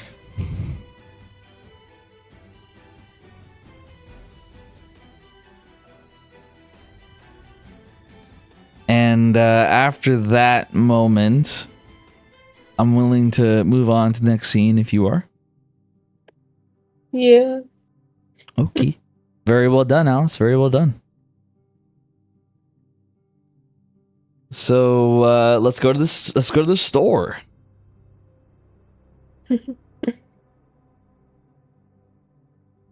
See our good old boy Conrad. Oh, no. We love our pawn shop, man.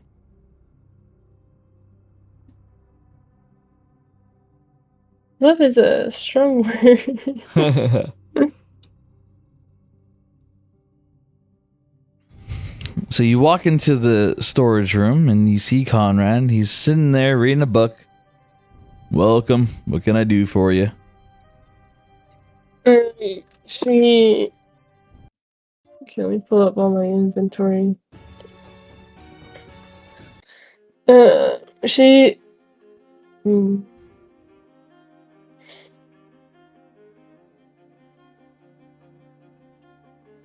Yeah, okay. She's gonna come in and she will say, last time I was here, you spoke about, like, a blacksmith that can make things out of other things. Yes, that's right. I can do that. Oh, you can do that? I thought he said he had sent someone else. Oh, okay. She nods. I'm a man of many trades. I'm a writer, pawn shop owner. I also dabble in blacksmithing. Okay. And she's gonna like pull out. I also like to dabble a little bit in fashion. I also know a lot about investments, which reminds me, I was told about your friend Lyra that she apparently invested in a company with that goofy hat. Why hasn't she been wearing it?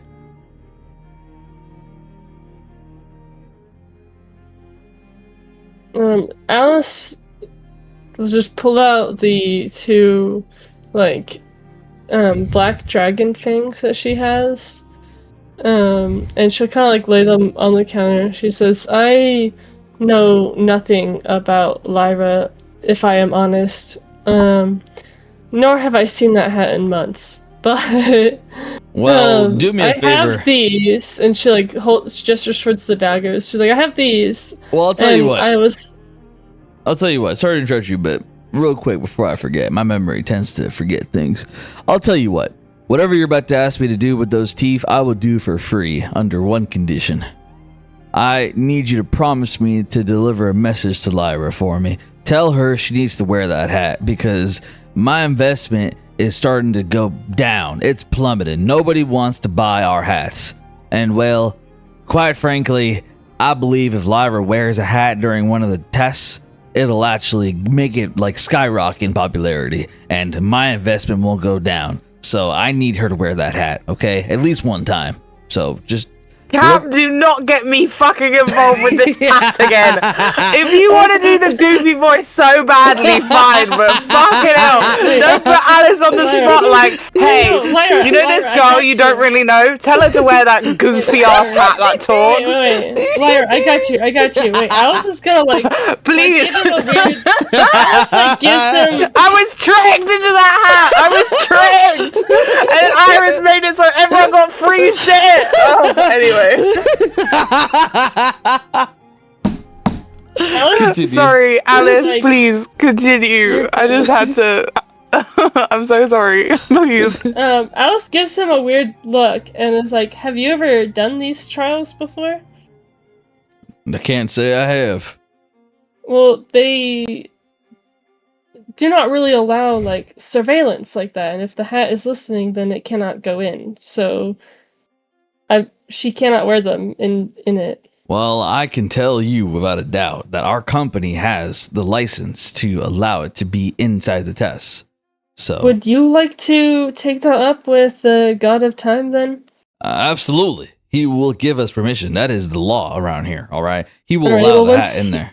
Once he tells us, because I do not want to risk my life just to deliver a message, then then I will talk to her. But until you talk to him and he talks to me, I will not talk to her about it. Well, now, just wait a hot damn minute. That's not fair. You know how hard it is to get an audience with the God of Time? Well, do you know how hard it is to get a hat, like to not die from the God of Time if you break his rules? Obviously, it is not hard if you already have his permission, but I need proof of this. I'm not going to risk my life for your advertisement under false pretenses. You know what? Fine. I know exactly what's going to happen. Don't you worry. I'll handle this liar situation myself. Don't. You know what? Forget I even brought it up. I know exactly how I'm going to handle this. Okay. And she'll just gesture towards the daggers again and be like, or not the daggers, sorry, the like teeth. And she'll say, is it possible to get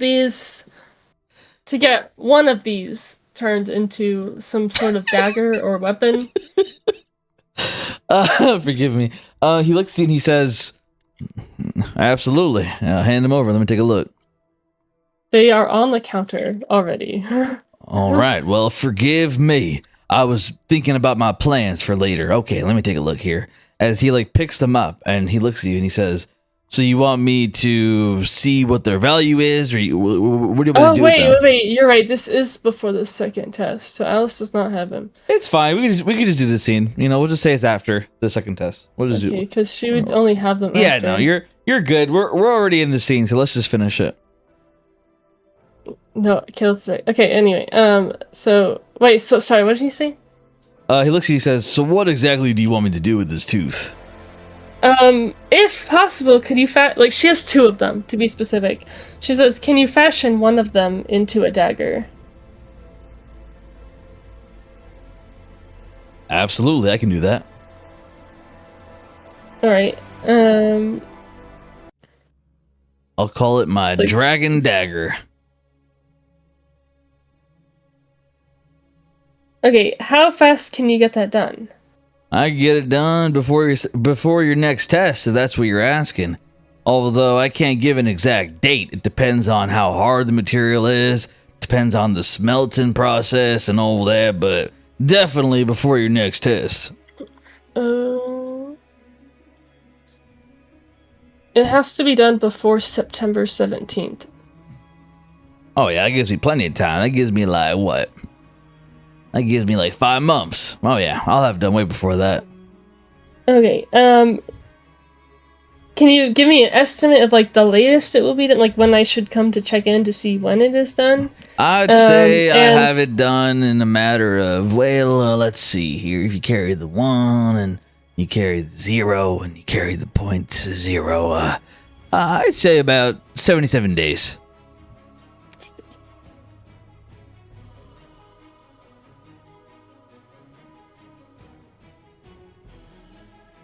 Okay, I'm like counting on my fingers. Like anyway, Alice, she nods and it says like, all right, and do you still require payment for that? I'll tell you what. I won't charge you until after you come pick it up. But I'll tell you what the price is for dragon teeth. All right, what is the price? For dragon teeth like this. Well, I own the tooth. He's just doing work on it. But yeah, anyway, yeah. Let's see here. Well, first off, you took it out of the test room, which is technically not illegal. But... Not illegal? So it is legal. It's not legal. So... technically, you're asking me to make an illegal weapon. But... I'm willing to look the other way for a little extra, a little extra coin in here. So, I'd say total cost for the dragon dagger is... let's call it an even 500 gold coins. How much would you say the tooth itself is worth? Because I have 2 of them, as she points to both of them. You do work on one, and the other is yours. I'd say, ironically, is worth 500 gold. So I'll make it for free if you give me that second tooth. She'll nod, and be like, fine. And then she'll also get out the rings of spell storing, because she has 2 extra. Wait, is it 2 or 3? No, 2 extra. She's gonna keep 1 extra, yeah. But then the third, she's gonna, I want to, ask him to trade it, but for that item we talked about secretly. Okay. Everyone deafen. I'll pull up the deafen symbol. Okay, let me pull up that. Okay. Oh, me too? Yeah. I mean, Yeah. No. You right. What happened to my deafen symbol?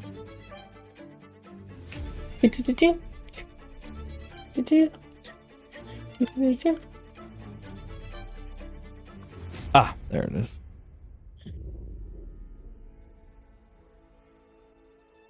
Okay.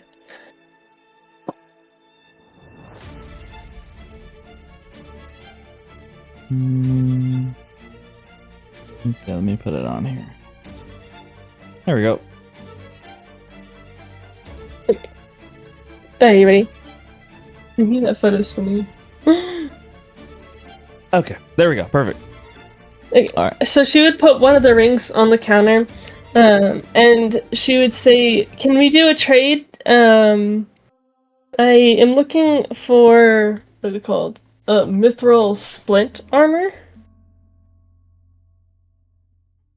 What are you trading it for? She gestures again to the ring she just put on the counter. You like to put things on the counter, but I'm more of a verbal man, so,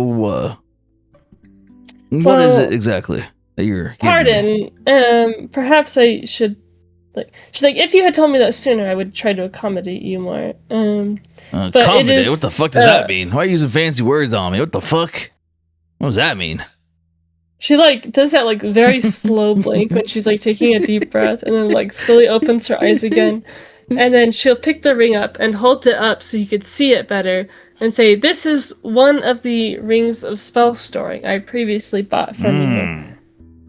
If you are willing, I would like to trade it in for mithril splint armor if you have any." I see. Okay. Let's take a look here, shall we? Yeah, deal. Sounds good to me. Oh, okay. Thank you. Here, And one second. Hold on. Cool. I gotta check my crate real quick. 1 second. You see him get up and he walks over to a crate and he knocks on it, and he opens the crate and you hear shut up! I need this, and he says the armor that you asked for. Mithril splints, to be specific. Yeah. While he's up, he says, "I need mithril splints." Wait, while he's up, can I see / access any coins he keeps on his side of the counter? Roll stealth and sleight of hand. Oh my gosh.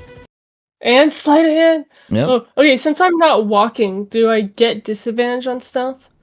Because with my armor, I get disadvantage only that allows me to escape notice by moving quiet. Wait, no, different thing. Here, I'll tell you what. I think it's like by walking. I'll tell you what. Just roll sleight of hand. Okay. I'm so scared. So 14. So the 14, I'll say, I'll give you a choice here. Okay. So Okay. here's the choice. I will give you free will on this. Okay. Oh, can I guidance myself? Yes. Okay, sorry. So that's a D4. Yep. Okay. 16 total. Okay. So same thing. So Right. I'm going to give you a choice. Okay. Mm-hmm. Here's the choice.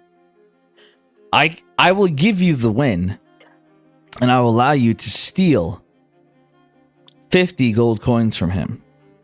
However, I will also allow you to attempt to steal 400 gold coins from him. However, if you try to steal 400, I'm going to roll a perception for him. And if his perception is higher than your sleight of hand, you will get caught stealing. Okay. Is that, if I take that option, is it inspirational-able if I fail? Yes, you can use your inspiration. You know, risk it for the biscuit. Let's go. All right. All right, I'll roll for him. Please have low perception. And pray.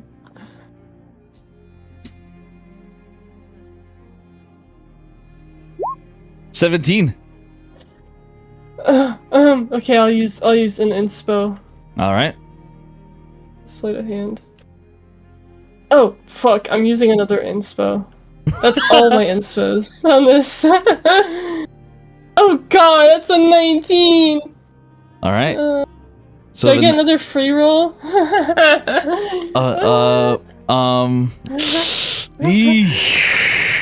out of inspos! Oh, yeah. So, yeah. I literally used all of them. I know. I'm sorry, buddy. I'm sorry. Does my acting get an extra inspo? You gave Gwen like 3, just saying. I gave her 1. Calm down. No, you gave her at least 2, for a fact. When? During her scene. 1 for saying, don't talk to me like that, and then 1 earlier in the scene. Did I? Mm-hmm. I think you're confusing it with Lyra. I gave Lyra a token, not Gwen. You did give Lyra a token. You gave Gwen 2. I don't think I gave Gwen 2. I'll have to double check the footage. I don't think I gave Gwen 2. If I did, then Well, regardless, they I each got a apologize. token, and I didn't get a token. Well, I mean, you know, you can't have expectation for tokens, you know? It's like, it just kind of I know, I'm trying to bargain here. I love the energy and everything, but yeah. Let me think.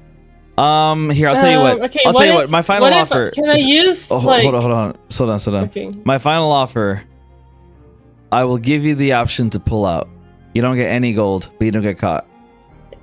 Okay, what if I also cast Minor Illusion to make my hand not visible? I mean, even if I allowed that, like, you would have to do it for your whole body, because if you don't do it smooth enough, he's gonna see you, like, you know, over his desk. So, like, no matter how you spin it, and plus you would see the coins and like floating in the air, so it wouldn't work. So that's the only option I give you. Either pull out. Do I get the tokens back or no if I don't do it? So, like, basically what I'm saying is, like, I will allow you to pull out and you don't get any coins from him. Okay, but do I still use the 2 tokens? What do you mean? The tokens of inspiration that I use, do I still use them? I will allow you to take 1 back, not both. Okay, that's fair. So you get 1 token of inspiration back, and you don't get any coins, but you don't get caught. So it could have been worse. I know, Rose gonna fucking kill me if I get caught. which I am definitely gonna look back on the footage because I am curious. Maybe I did give Gwen 2 tokens. I don't remember doing that, but maybe I did. I'll have to look back on that. But either way, I might be wrong. I thought you did. But anyways, yeah, we could continue. My bad. No, you're good. You're good. Does he come back with the armor? So he's like talking into the box. It's like, just give it already. No! And like you see a piece of armor come out of the box, and he like takes the armor and gives it to you. There you go, right there for you. Can I like point towards the box and ask him? I'm gonna be like, what was that? Nah, don't worry about it. Well, it looks like, was it an employee is struggling to do their job? Well, it's been a good time doing business. You can leave now.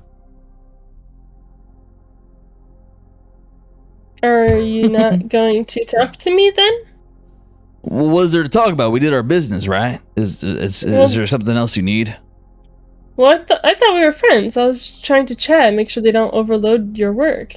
Well, I mean, listen, while I do like you and all, I don't really have friends. I'm more of a, Well, I do not either, so... Oh, well, if you want, you could be friends with my son. He's looking for friends. Who is your son? He's, well, it brings shame to me to say this, but he's one of the variant prisoners. Who? If I tell you, you got a problem not to tell the others. They love to gossip. The others being... She wants to know what he means by the others. Like, the other people living here. Oh, yeah, sure. Who is it? His name is Audrin. Me trying to find... How is it spelled? Odran.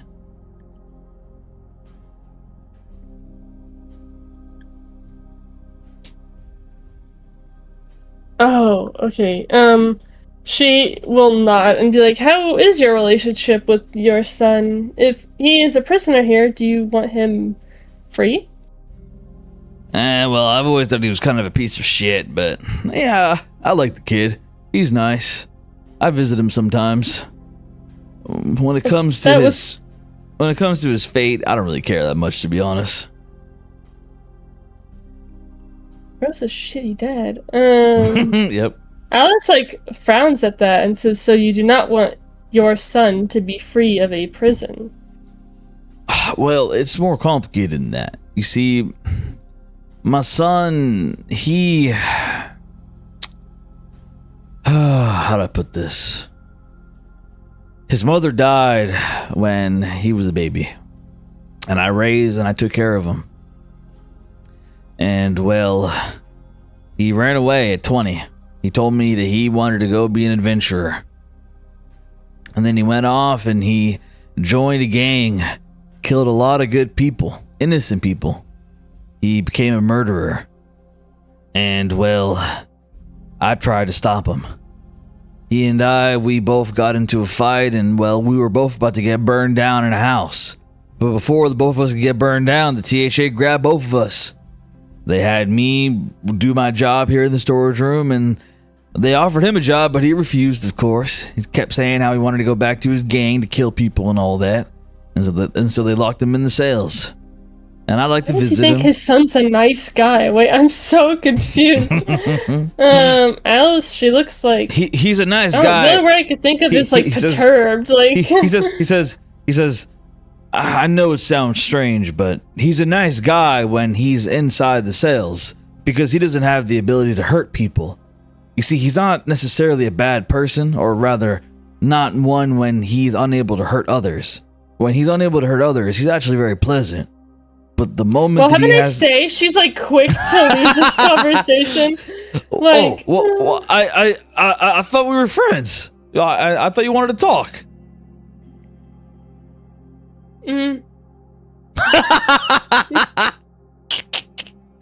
Damn, bro, he's gonna be so sad after this. He's gonna be like, the one time I came close to having a friend. It's funny that the bro's talking about how his son's such a nice guy, and then I'm like, oh, that's so sweet. But then he's like, yeah, but when he's not too busy killing people. Yeah. And she asks what their relationship is, and bro straight up does not care if his son lives or dies. Alice does not know how to deal with this. I know. Oh, I know. Alice can be like, have you thought of family therapy? Like, Nah. Yeah, I tried. The therapist banned me. Says I talk too much. in therapy? Yeah. He said that I talk too much, and well, he said, quote unquote, that he couldn't help me until I helped myself. Whatever the fuck that means. Alice eyes widen, like a lot of things are starting to like click. Like she's like it makes sense. Alright, I think I can tell everyone done deafened now, right? Yeah, you can. You Okay, can. go, The go. shopping part's over. They can listen to this shit show of a family, bro. This is crazy. Get me out. Okay. Alice is so funny. Get me out! Bro, Alice is ready to leave, but doesn't want to because she Bro, does what feel do you bad that do? Lily has no friends. Anyway, yeah, she will nod because he's like, wait, you're leaving, like, and she's like, I guess I can, stay for a bit. Do you have, like tea or something? Like her mouth's like dry, like she's like like almost gagging on everything she just learned from this man. Yeah, sure. I got some tea. One second. He walks back over to the crate and pops it open. All right, I need some fucking tea. Make it jasmine. I don't want to hear it. Give me the tea or I'm gonna pour the milk down there. I'm warning you. And like suddenly you just see him handed like a pot of tea with teacups. Thank you very much. As he closes the crate and puts the teacups on the table along with it like a teapot. Here you go, Miss Alice. Some jasmine tea just for two of us. She will give him a kind of forced but warm smile, and as she like nods and will like sip the tea from the cup, and she'll kind of like posture-wise like look like a bit more comfortable, like trying to look relaxed. As she'll point again to the box and be like, as friends, like, care to explain? Explain what? Well, the box. I already told you I don't want to talk about that. That's private. Okay, how about I tell you something private about me and you tell me something private about you? As friends. It better be something juicy or I ain't saying shit. Alright, well, what do you want to know? Let me think. Something interesting. Let me think. What is something interesting I'd want to know?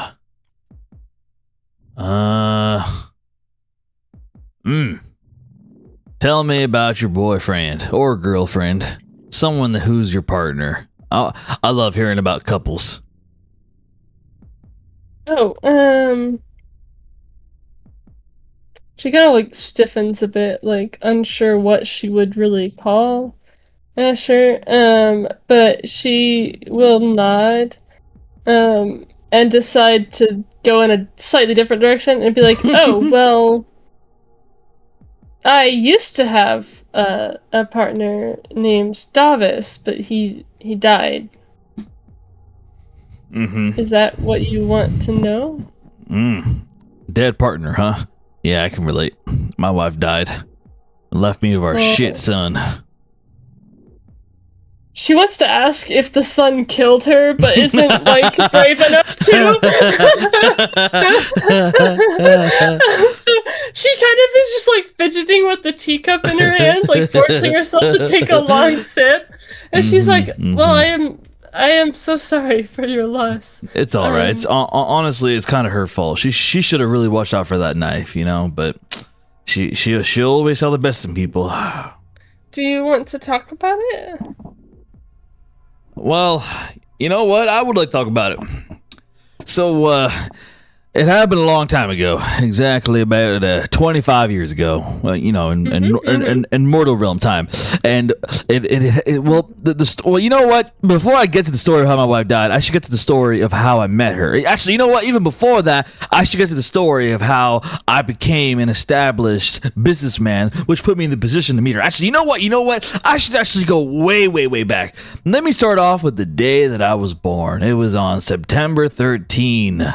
The year 1501. You see, I was born to a wonderful. 15th, right? Yeah. Sorry, I'm putting it in my notes so I could get him a gift on his birthday. Yep. September 15th, the year 1501, to a wonderful woman known as Margaret. She was my mother. Yes, indeed. Amazing person. My father was a deadbeat. He wasn't there for the delivery. And I was born when it was raining. It was raining and we were living in huts. It was. And you said your father was not there. How did this make you feel? You know, it made me feel angry. You know, it made me feel like I wasn't valued. You know, like I was just misunderstood. It made me feel like I was just a baby with no life. You know, like that deadbeat was never there for me. You know that, which is why I don't understand how my son ended up to be such a piece of shit. He had his daddy. I didn't have my daddy. And look at me. I still turned out to be a great guy. So how come he had his daddy and he still ended up like a piece of shit? Doesn't make no damn sense to me. You know what I mean? But anyway. Yeah, exactly.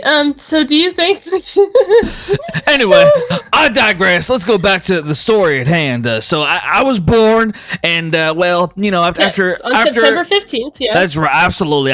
And after a year or two, I started taking baby steps. You know, I started learning how to walk and stuff, and you know, my mama was teaching me how to like do dances and stuff like that. We had a family thing called a muna. You know, where like we started like doing like a hula hoop dance, like oh no muna, and like, you know, just having a good time, you know what I mean? And well, yeah, my life kept going on, and well, it just kind of spiraled, and you know, whew, you know, I'm feeling better.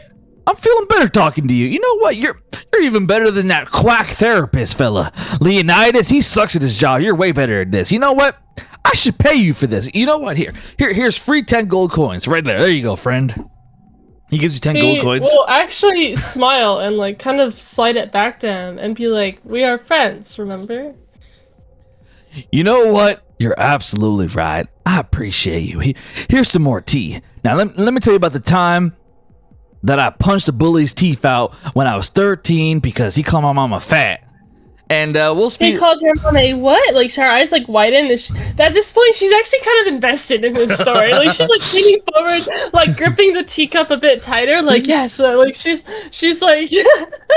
Yeah, that son of a bitch called that son of a bitch called my mama fat. He said that my daddy was a deadbeat, which he was a deadbeat, but nobody called my daddy a deadbeat except for me. You know what I mean? And so I punched that bully's teeth out. That's right. That's right. And after you punched him, how did that make you feel? It made me feel angry, you know? It made me feel like how I felt when I realized my daddy was a deadbeat. It made me feel powerless. And so I got my power back on my face. You know what I mean? I'm sorry, I can't. We're gonna pause here, and we're gonna pause here. We can skip the rest of this. Yeah. Like, we're gonna fast forward. Yeah, no, we're gonna pause here. We're gonna fast forward. Hold on, I want to know what happens to him. I want to know his whole life story. We just do a whole show of me narrating Conrad's life. Bro, we don't talk about how we got to this point. Okay. Oh my god, that is so funny. All right. Okay. So we fast forward to Alice meeting up with Asher. Yeah, so she spends, you know, the next like 8 hours just sitting in front of this man listening to his whole life story. Do we ever get to the box? Like, do we get to that point? So, funnily enough, like as he gets close to the box, he falls asleep talking. Like he falls asleep talking. Like he's exhausted. He falls asleep. Wow. I also didn't care at this point. She realized she actually is starting to see this guy as a friend, regretfully. And knows literally everything about his whole story. Great. Okay. And I also at some point want to go talk to his son, actually. That's gonna be interesting. Wait till Caleb knows who it is. I know! Huh? If it's Cody, you've met his son before. I swear to God, if it's Cody. It's not. Okay, I'm gonna freak the fuck out. Yeah, so Okay. afterwards, Alice, like, once he, like, falls asleep, she would try to, like, adjust him into a more comfortable, like, position, and if there's, like, a blanket or something behind the counter, she'd, like, drape it over him, and, like, kind of, like, tidy up the tea set, like, stacking it and stuff neatly, and, like, you know, make sure he's comfortable before leaving. And then she'd be like, well, that was, 8 hours of my life. I'm actually very proud of myself for pulling off Conrad. I can't take him seriously, but at the same time, I actually like him. I channeled all my Southern TV. That was like the most shit, like sitcom ass family drama I've ever heard. Bro, I feel like I'm watching like Malcolm in the Middle or some shit. Bro, okay, anyway. Yeah. So she would actually I even want to like leave a little note for him, maybe, and I bet. like because he fell asleep, so like he was probably like mid-sentence and like dozed off. So she'd like put the blanket on him. She'll leave a note being like make sure to get enough sleep because obviously he's tired. Can't wait to hear more of the story. Like I'll talk to you later. Signed, your friend Alice, and then she'll leave. I'll give you a token of inspiration for the note. That was sweet. Just okay. Bro, I can't believe I almost robbed this man. Alice almost robbed him and almost got caught doing it. That's crazy. All right, everybody. Oh, okay, yeah, I'm sorry. I feel bad for everyone having No, deafened you're good. for so long. I did not think it would take that long, Listen, and then you had a shit good hit time, the right? fan. That's all that matters. You had a good time. All right, so here we go. So you go to, let's say that, you use the teleportation device and you go to the boys' place and you see... Oh, okay, actually... Yes, good. Sorry. The Asher scene, is it before or after the second test? I'd say before. Okay. Or we could do... Honestly, it doesn't matter. Whatever you want, genuinely. It could be before or after. It is slightly important of when it is, because it depends on what she's talking about. Because technically, like, she never showed him the leg, I don't think. Let's like, do before. Talked about that. Yeah, let's do before. And then also after, it would also imply conversations Alice had with Gwen, if it were after. So Yeah, that works for me. We'll do before. Before would be better for now, I think. That works for me. I'm gonna grab your token.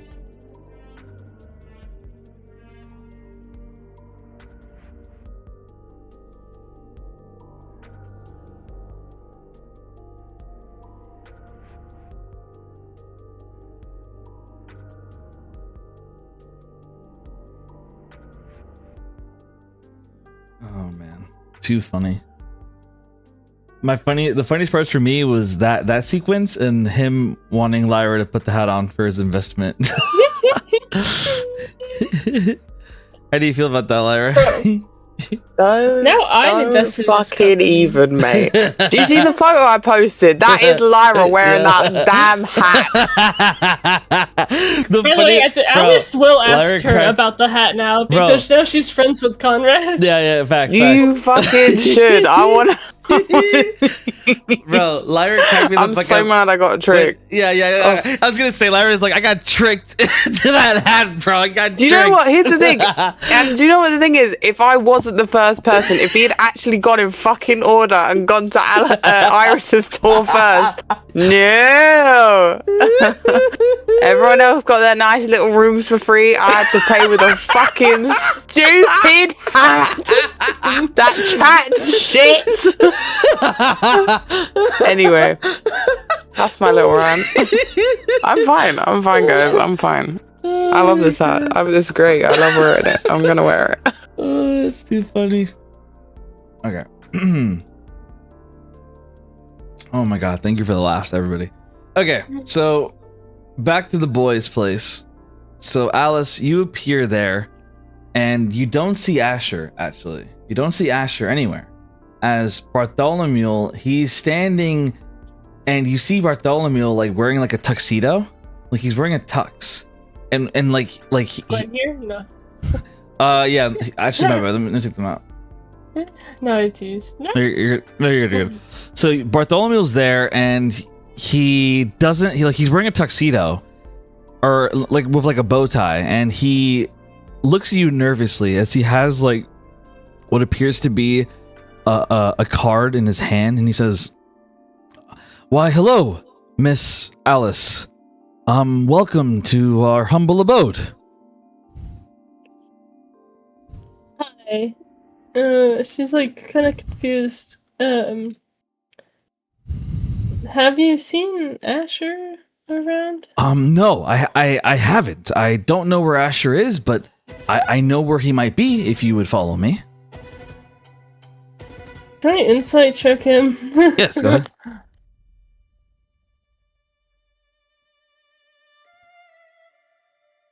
Seven. So if it's 7, he doesn't mean you any harm. That's all you can tell. I mean, yeah. She would kind of like glance around, like still like, trying to see if there's something up, but she doesn't necessarily distrust Bartholomew, so she'll just nod and follow him. All right. She'll like, what do you mean might be? Well, he might be in his room. I'll take you to him. As he like walked over to Asher's room, and he like he knocks on the door. Hello? Anyone in there? Huh, no response. Well, let's just see if he's there. He may have left somewhere else to be predisposed. As he begins to open the door into Asher's room. I mean, I imagine Alice knows where Asher's room is, like, so she's like confused why he has to bring her here. But she had asked, like, what do you mean predisposed? Like, where does he normally go? Like, can people even leave this place? Too many questions. I'm not really one who's good at answering questions, and I don't want to lie, but Asher gave me really specific instructions, so I would really appreciate if you could just walk through the door.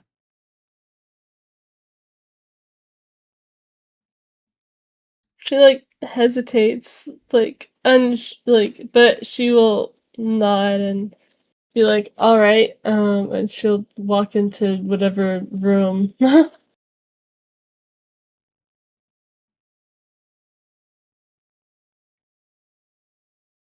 Or like go open the door.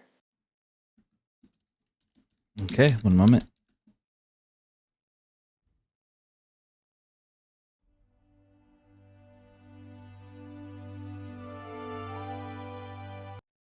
So as you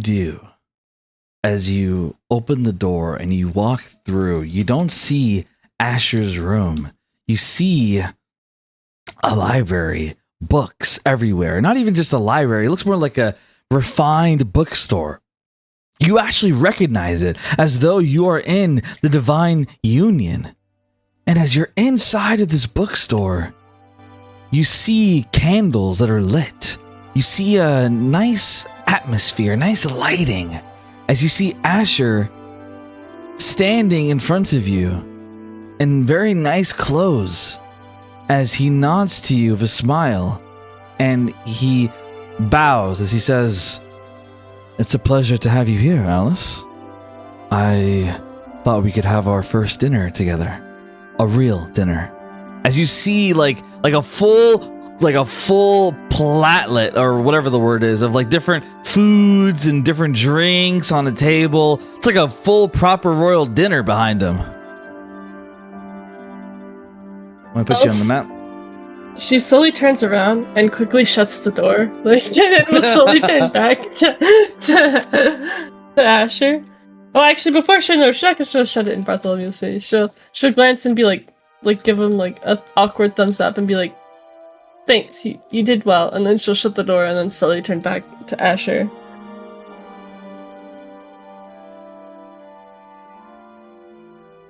I'm putting you on the map.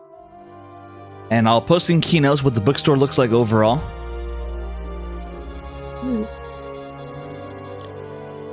All right, in keynotes, this is what the bookstore looks like overall. So pretty. Ash, go ahead. Would Alice recognize the bookstore at all? Since they like lived in the same town, or yes, you would recognize it. You? He looks at you and he says, "This was the bookstore that I'd like to come to when Davis, Navina, and I wanted to not live on the streets. We'd come here for the comfort of free water and, well, free books. Well, as long as you didn't take them out." He says with a bit of a smile. She would kind of blush, like deeply, as she looks around at the place, and will like slowly look back at him. It's to say, this place, it's special to me, and I wanted our first dinner to be here because you're special to me. And I've never done this kind of thing before, so the food shouldn't have bones in it, but I would check just to be sure. But I'll be here. I'll make sure you don't choke. I'm here for you no matter what. She'll like kind of chuckle.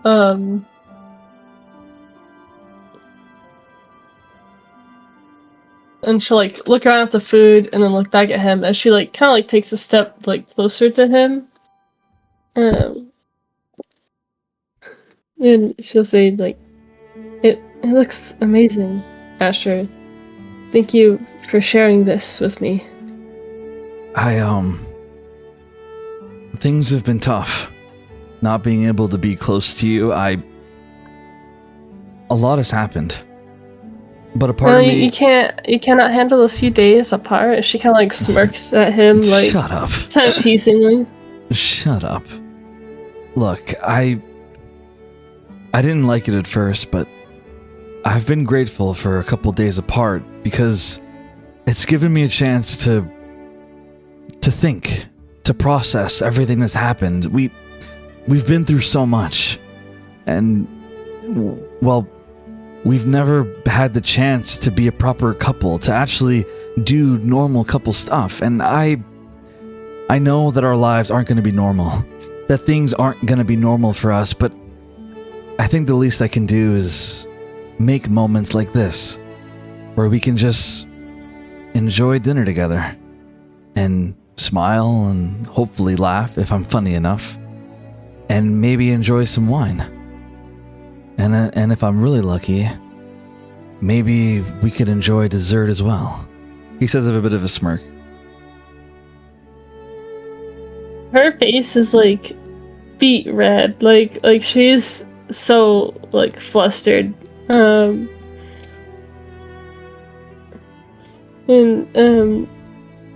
like slightly caught off guard by him saying like couple and stuff, because they've never really like talked about that before. They kind of just like having enjoyed each other. He's he's blushing as well as he kind of like shakes his head. He goes, "Anyway, since this is a first date, hello. My name is Asher Donson. I used to be a Divine Knight, and now I'm a Renegade Red Knight. But more importantly, I'm your date. It's a pleasure to meet you." As he puts his hand out to shake yours.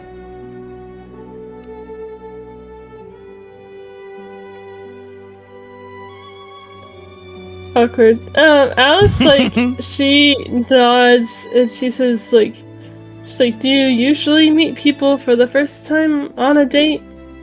And she'll, like,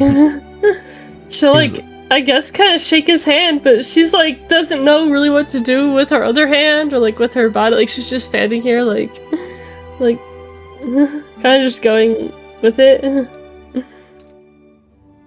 He kind of like shakes his head. Look, I'm new at this, all right? If I had my way, we'd be in my bedroom right now. But I want to do things right. You're not just some woman I met in the woods. You're a lady. You're a princess. You deserve to be treated like it, even if you are a brat sometimes. She like she's still like flustered and like kind of stumbling over her words, and she like rolls her eyes and says like, well, you are the one that decided to follow a brat, like, you know, into this abyss. Yeah, well, it was the best decision I ever made. Because now I get to remind you of your place. He says, like trying to be like flirtatious, but like he goes, like he can't help it as he goes into a little bit of lustful mode with the flirtation.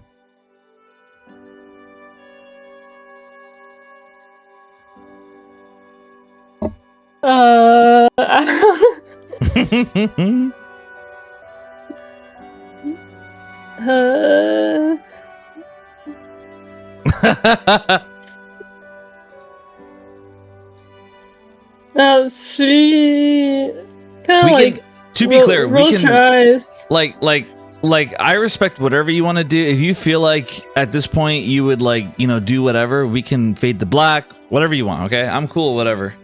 Cap over here, like, how quick can I make her jump his bones? Anyway, she like rolls her eyes at his like very obvious teasing, especially when she's like already like flustered and like a little like shocked and confused, and she like quickly like for a moment will kind of like 180 like change the subject. She's like, so about the bookstore, like gesturing around to like the space. She says, you said you came here as a kid, right? Like not sure what to talk about. He nods, and he moves his chair to let you sit down, and he sits down as well as he like looks at the food and everything, and he looks at you and he says, yeah, when I was a kid, I'd come here and I'd enjoy just hanging out with Davis and Navina.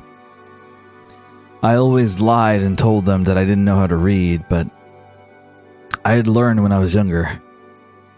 She kind of smirks and says, now that is a believable lie. He smirks. Shut up, brat. Not all of us get a royal guidance counselor. Some of us had to grow up on the streets on our own.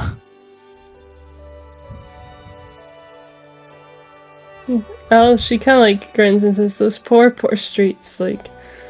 Shut up. I'll show you what the streets did to me if you don't shut your mouth. What does that mean?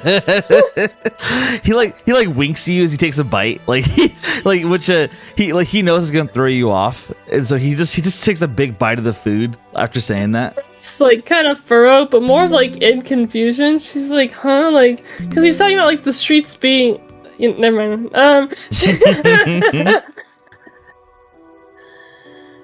And she. Also, let me post in keynotes. This is what the food looks like.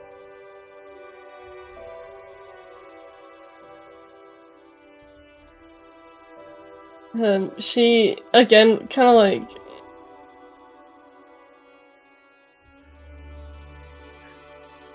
Okay, sorry. I gotta. Well, oh yeah. Okay. Apparently, bro. She is like a little stunned, so she'll like kind of temporarily distract herself by like taking a sip of like the wine there, and then after like a moment, she'll like glance at him again and say like, well, we passed the first test, and or soon we'll go on to the next one. I know you will, because it's you. You'll get through whatever they throw at you. I only wish I could be there as well. But it doesn't really matter. I'm getting stronger on my own anyway. I'm learning how to handle my powers more. Which reminds me, after your second test, I think I'd like to do some training of you. Show you some of my new vampire skills. Yeah, what skills are those? And she, like, smirks, I'll tell you, if you eat your food, brat, you're letting it get cold. And I made it just for you.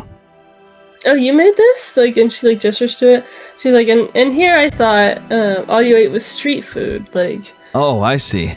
So because I came from the street, and I live like a street rat, that I can't cook food? Last I checked, the rich are the ones always paying others to do the cooking for them. Well, she's like, yeah, and from what I heard, you seem to enjoy the breakfast I left for you anyways. Well, of course I did. Because it came from you. Although, if we're being honest, I could teach you a few things when it comes to... How do I put it? Packaging. He says of a little bit of a twinkle. He's like teasing you about it. Like he's not really that serious. What does he mean? But Alice feels so insulted right now. She kind of frowns. Like when he notices that, like he shakes his head. He's like, "Fuck! God damn it! I said something wrong." He's like, "Shit! I was joking. It was great. Your breakfast was perfect. It was perfect." She like shakes her head and kind of like does like a like I don't know if that my mic even picked it up, but she's like kind of tuts. And she's like, "Oh, I will be making you pay for that one later, severely. Whatever you do to me, I'll do to you twice as hard."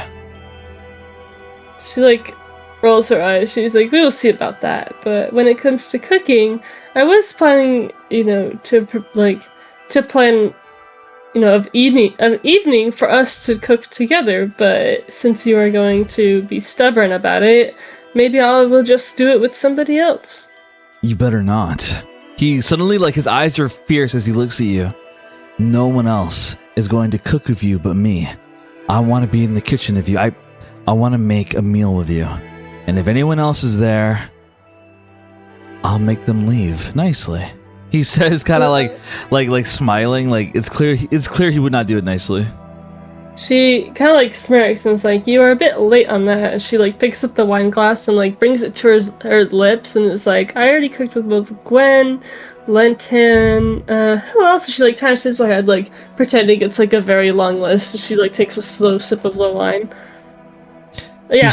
Evander. He shakes his head. Well, that may be, but I want to be the one to cook with you. I want it to only be me. I want to be the one by your side. And if I need to teach the others a lesson, then I will, because you are mine. You are mine, Alice, and I want you for myself. Being a bit greedy there. Of course I'm greedy, because you're a treasure, and I want you to myself. She's like blushing, but she's trying to not let him win. Like she's like, this is a competition now. So she will kind of grin and she'll say, "I guess we'll have to see about that." I guess we will. But for now, let's enjoy our date. And we can talk about punishment later. For both of us. He says with a smirk. She's like very flustered again as she she kind of like I'm sorry, I just saw you. Lyra, I can't. She's like blushing and again like will kind of hide her face behind the glass of wine, like while she starts like picking out the food a bit.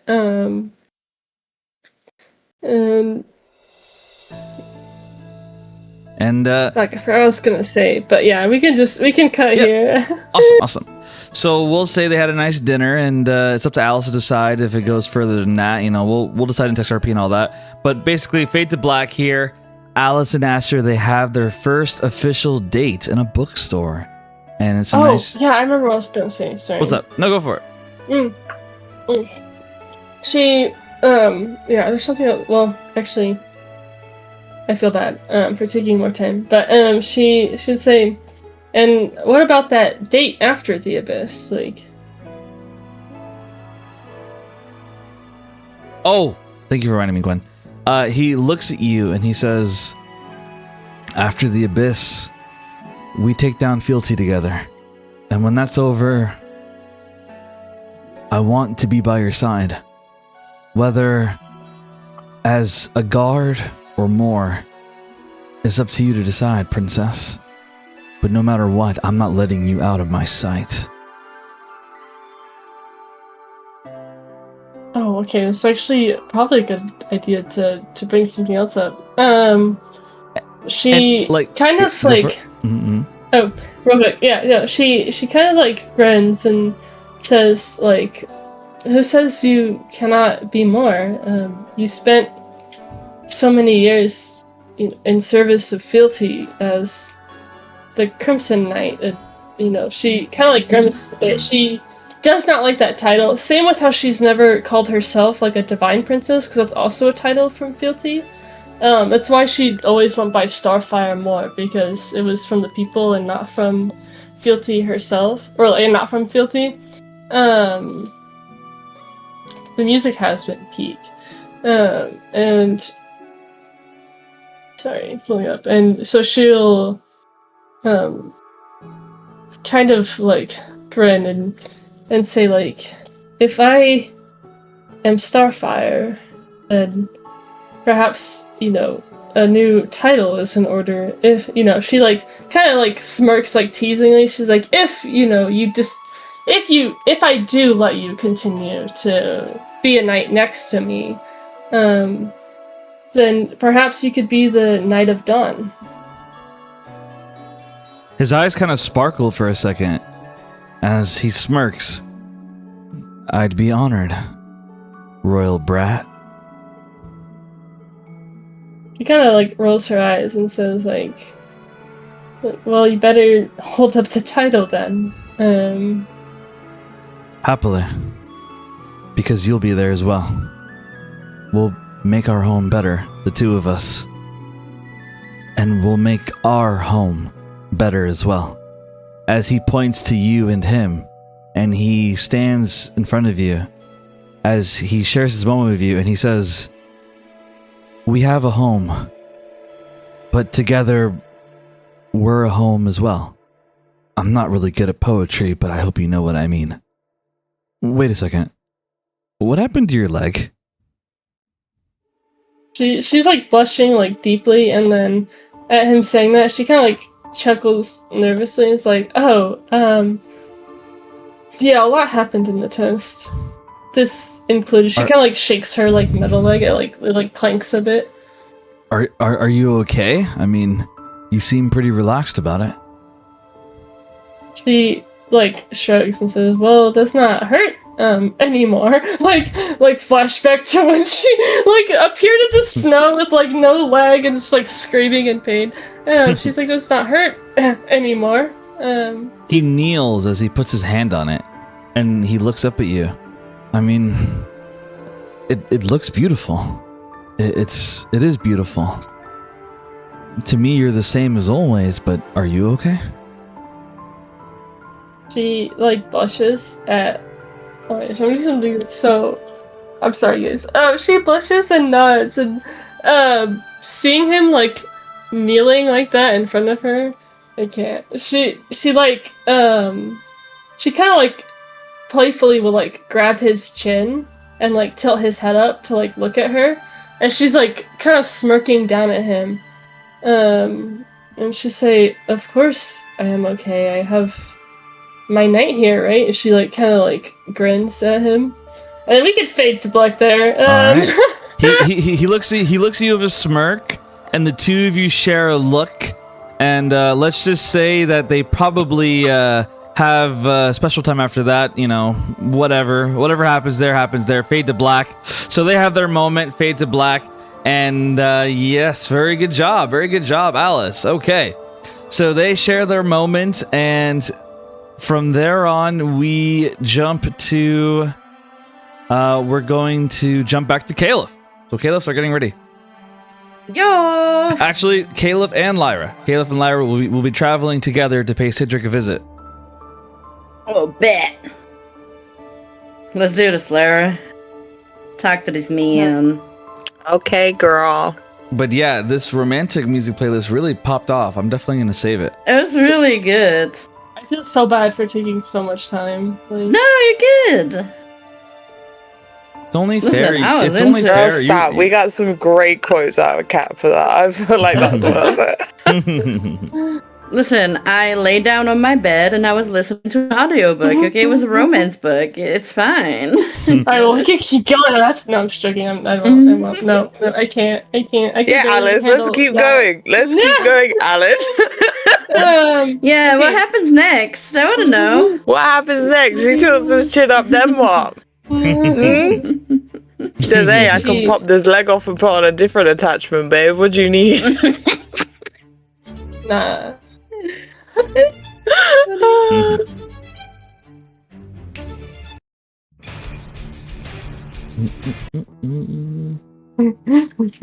Oh my god, that reminds me. Okay, off topic. I'm gonna probably check myself anyway because I'm like curious. But Gwen, did I give you 2 tokens of inspiration this session? Do you remember? Just one. okay, just cool, one. Cool, cool. Just one, I think Cool, so. cool, cool, cool, cool. I was like, Just one when I yelled at the god. cool, cool, cool, He was like, that's too many.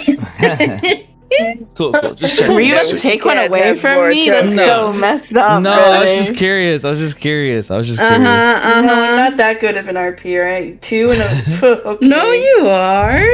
No, you're Okay. great. All right, so let me get the map ready.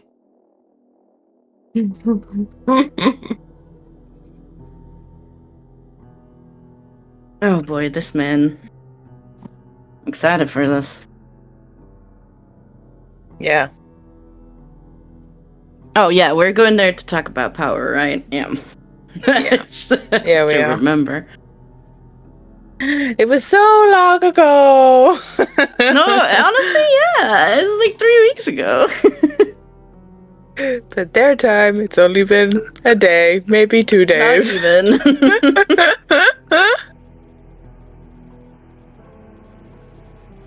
Yeah, I'm putting you guys on the map.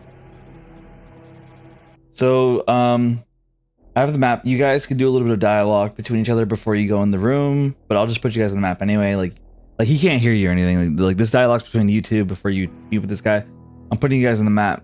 Meow. There we go. You guys are on the map. So, lore-wise, it was I went to see Cody and the prisoners. Lyra went to see Metal and Hisoa, basically that whole thing. Well, I happened. went to the library first, and then all Right, that right. transpired in the night. Yep. Okay, and so the night passed, and we're meeting up the next morning to Yes. go talk to Cedric. That's right. Okay. Yep. And later today is your date with Cody. Yeah. Cool. Okay. So technically, I did this before Ventari proposed, right? Because Ventari proposed the day Yes. of my date. Okay. That's right. Yeah, Okay. yeah, yeah. I'm just trying to set it in my Oh, I was You're gonna good. say, like, can I see a ring? head. Okay. So feel free to yeah. put any dialogue you want before you talk to Cedric. Yeah, I think it would have met up in the morning. And Caleb would be like, so what did you find out? Anything interesting?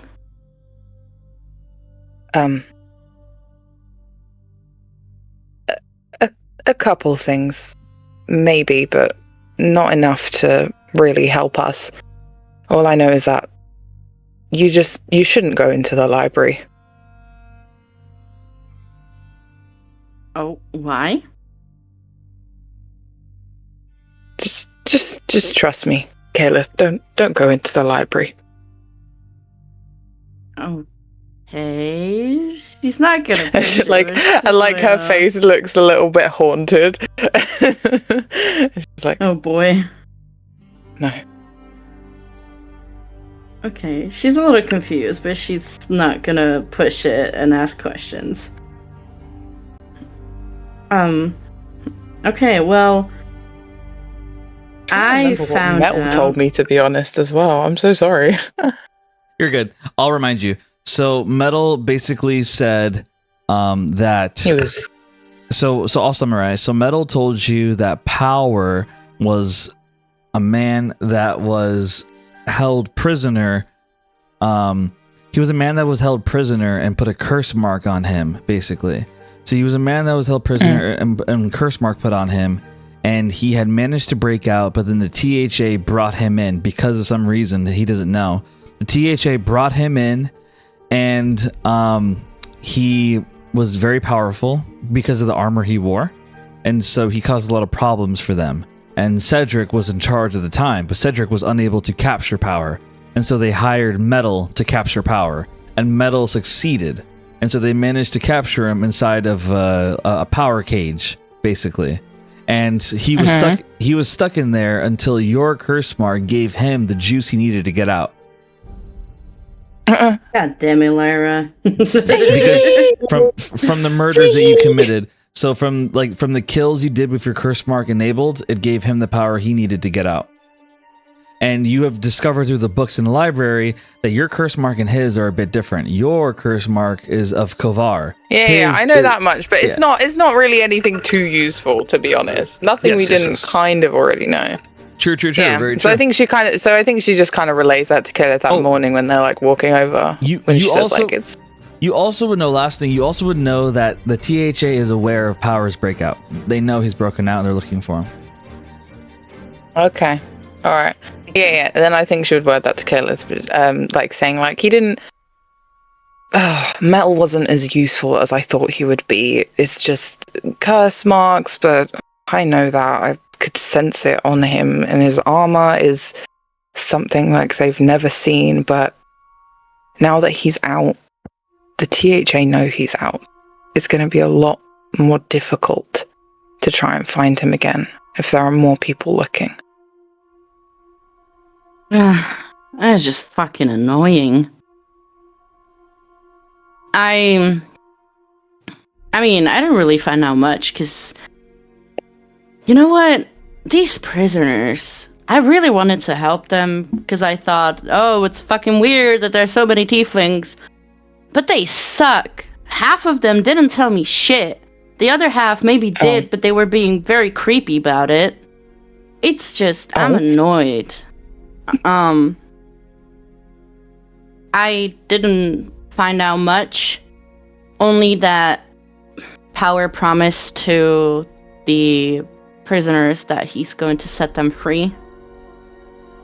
Oh, actually, I don't know if Caleb would know this, but the whole thing with Evander and his accident and stuff, or his incident. Yes. I don't know. She would know that. No, because I wasn't told that. Yeah. Would she? But No, she okay, wouldn't. I'm gonna bring up something. Oh, okay. The only kind of useful thing, I found out that apparently Power used to have a helper, and it was a man who was sad about losing his sister. And she kind of looks at Lara and she goes, "We know someone like that." They didn't say his name, but we know that Evander was very distraught about it. Yeah, Lyra nods at that and she goes, it is who you think. I was told more about after he attempted to kill himself, and I think maybe in that state Power came to him, and Power got him to steal a book from the library about curse mark.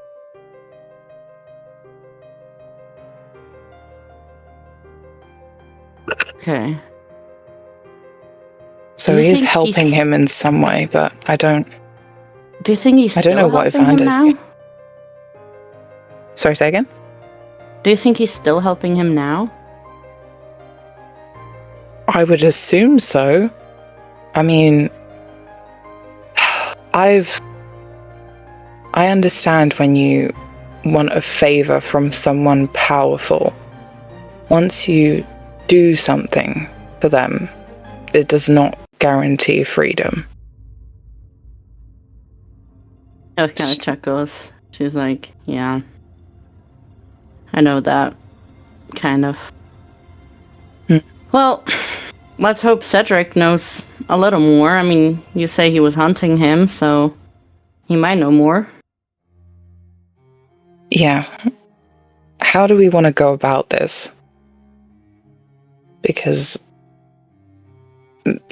I felt like Metal knew more than he led on, but even still, if the person who was brought in to catch power and did doesn't even know too much, what would the guy who failed know? I don't know. I'm honestly at a loss. Like, nobody wants to tell us anything, and it's really starting to piss me off.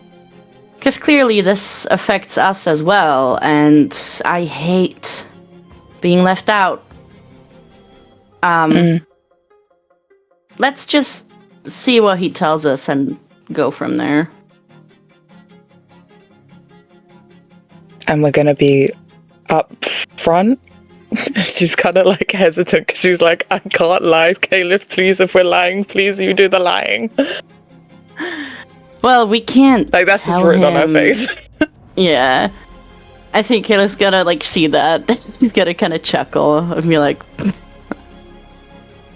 "Don't worry, I'll do the lying. Just remember, we can't tell anyone that power has abandoned Jericho. Okay? Mm-hmm. Everything that happened in the cafeteria stays with us. We're just gonna say that we met him. He told us that you freed him, if that's what Cedric needs to know, and ask what he knows about power. That's it. If I can do the lying." Okay. All right. Yeah, and then we're gonna walk into the room, I assume. All right. So you walk into the room, and as you do, you see the room is empty. But you see Cedric. He's currently standing at the edge of the room, looking at a mirror. And the mirror, it's a strange mirror. It has cracks on it, but it's not broken. And he stares at the mirror. And as you get closer, you notice that his eyes, they're blue, like the ocean, but they're glowing. As he stares into the mirror, and you see a frown on his face. He looks very focused right now. I think. Oh, Caliph would like. Before I forget, make sure to move your tokens where you'd be like standing right now. Yeah. That's what I'm doing. Caliph would like stand in the middle of the room, just watching him, waiting for it to say something. And if he doesn't, she's just gonna clear her throat, like. He doesn't react as he continues staring, but after a few more moments of this, you watch as the mirror shatters and pieces fall to the ground, and his eyes have a little bit of blood trickling down them as he screams out loud, "Fuck! God damn it! Get a service call for chronolings in here now. I need them to fix this damn mirror.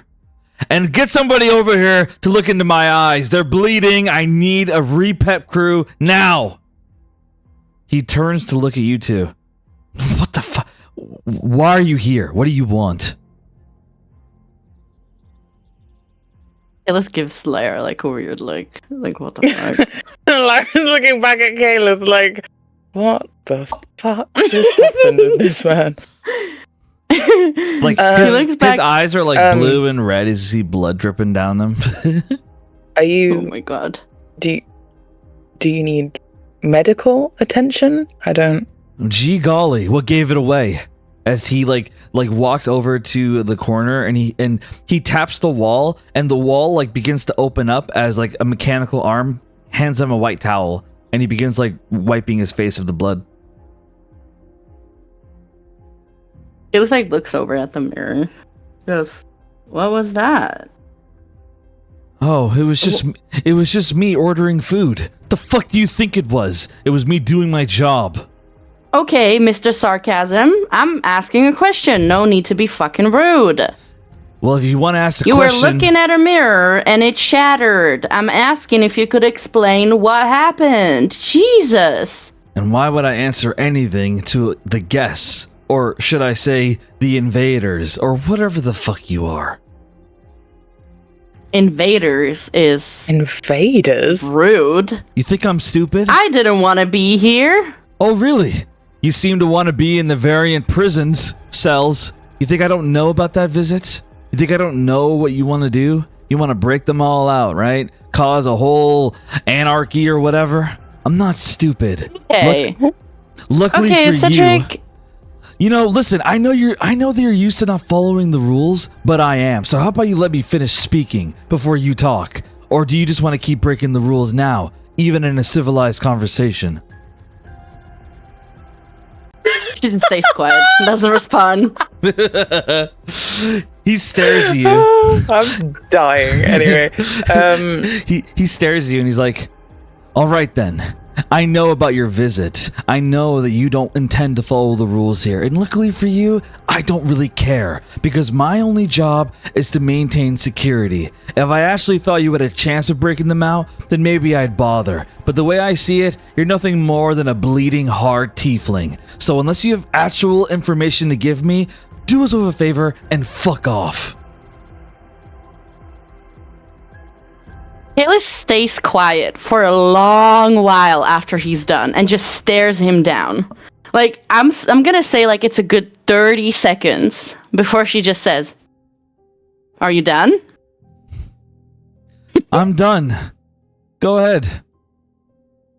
As he says that, like he taps the machine again, or I'm sorry, the wall again, and the mechanical arm hands him a bottle of water. Starts drinking it.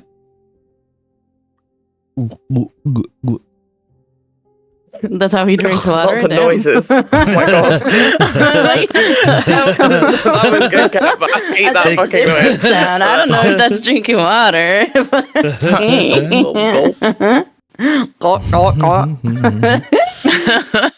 I'm just gonna sigh. Just the mess of Gwen, I will confirm that he does have a soft spot when it comes to someone he likes. Of course. Oh, who's his favorite? Oh, let's guess. I'm not saying he has anybody, but if he did, you know. Anyway, continue. Okay. Killis sighs. Oh, sorry, go on, Lyra. No, you go on. Killis sighs and like crosses her arms over her chest and she goes, "We met Power. That might interest you." His eyes narrow. Do you mean before you helped break him out or after? I didn't help breaking him out. Oh no, you're break right. him out. My bad. Listen. It was my bad. It was the redhead next to you. Sorry. Tend to Listen. It's a little hard to get it straight when it comes to you promises. You all seem to just be a cackle of fuck ups. Right. Hold on. It's like, yeah, I did fuck up. Yeah. No, it's okay. It's okay, Lyra. I got you. I got you. No, Caleb, he's right. I did fuck up. No. No, Lyra, shut up. She puts her hand on your shoulder. She just shut up. I got this. Okay. She goes, "It's funny that you're calling us the fuck ups when you couldn't catch Power, that they had to fucking hire someone else. Who's the fuck up here?" He just got lucky. Had nothing to do with skill. It just happened to work. Yeah, I'm sure. You know what? That's also what I said when I fucked up in the army. Oh, you were just lucky. No, I fucked up. Just say you fucked up. Why is that so hard? The army? Or do you mean the cult of dragonborn cannibals? Okay, I've never eaten anyone. I don't fucking know what you're talking about. Well, I've heard about it. How about you do us both a favor? How about you talk less and read a history book more? How about that? You look like her blood is starting to boil. Like she is about to pounce on him. I think now Lyra's the one kind of holding Caitlin's back a little bit. She's like, don't. Yeah, like Caitlin's like takes a step forward. She's like ready to fucking go. That's vile after a nasty history roll. That's crazy. That's actually good. Captain is evil error. Thank you. No, don't be that. No, that's not a compliment. No, thank you, Cap. That was not a compliment. So Lyra sees Caleb take a step forward, and then she kind of not touches her, but like puts an arm kind of like a little bit in front of her to stop her, or just like make her pause for a second. And she goes, "We saw him after, and we want to know, can he be trapped again?" Of course he can be trapped. Any man that bleeds can be trapped. He can be killed. And I'll tell you right now, the next time we catch him, I don't give a fuck about our rules or laws. I'll be the rule breaker in this case because I'm going to kill him myself. No more risks. The way I see it, Prance is already dead. I'm not letting anyone else die because of this freak. Int? I was like, confused. I think we saw Prance go into the cafeteria. Oh shit, yeah, we did. No, sorry, my bad. Yeah, I completely forgot. Kayla's like grins, kind of like, she's like, ugh. Like she remembered. Poor Prance. R.I.P. Well, then Your mic cut out, Lyra. The others. Oh. You're good. Hello? Yeah, I hear you now. Just start over. Sorry, no, you're good. Right. You're good. Well, then you know about the others. What do you mean, the others? Kelly goes like, Lyra, shut up. Are you talking about Evander? What about Evander? Yeah, what about Evander? Oh my god. No, I think Lyra's gonna try and save herself. She goes, well, not others. I mean the other. He had someone helping him when we saw him last. It's like talking to clowns that aren't in costume. God. Listen.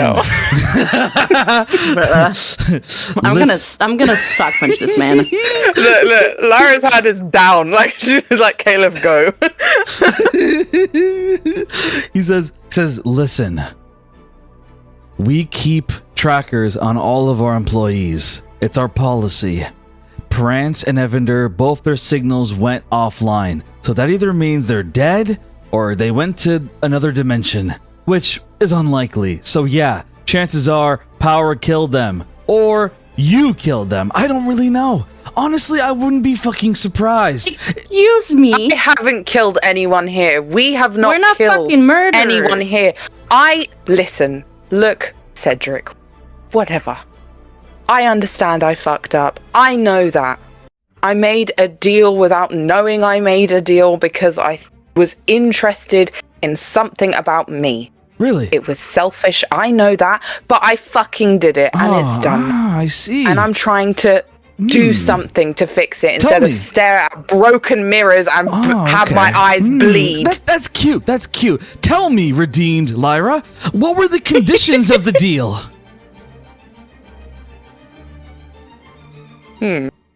That's a very good question. Yeah, do you remember? I think it was tell just like, you if you want, since I actually know what the fuck I'm talking about. I actually know about curse marks. Would you like to know how you managed to break them out, or do you like to be ignorant during your redemption? Of course I want to know. You had to kill people to fuel his mark. You made a deal to kill 5 people. That's how we got out. But oh no, you're not a killer, right? You wouldn't kill anyone. You're just a... No, If I she didn't said kill I them, haven't we would killed have been anyone dead. here. Oh. Here, I am a killer. I'm just not a killer here. Oh, okay? Well, how nice of you. Thank you for not killing anyone here. Yes, This is ripping her hair out. She's like holding everything so back to not kill this fucker. Like Lyra is getting so frustrated with this man. She's like, oh my god. I have not killed anyone in the THA outside of the tests. Yes. That is right. That is correct. Look, where did you see him? And I don't him? plan to, and I understand you're probably frustrated. I don't care about your fucking redemption story, okay? I've heard it 1,000 times. I watch everyone's stories, okay? You think you're the first one to go, boo-hoo, man, oh man, I don't want to be a killer anymore. I don't care. I don't care that you're the promises. I didn't say I didn't want to be a killer. I said I'm not going to kill in the THA. I'm not going to kill you, even though you're giving me so fucking many deserve reasons. I'd like to see you try. Oh, I bet you would. Come a bit closer. Let's find out then, shall we? He shakes Or his is there head. still a bit of blood in your eye?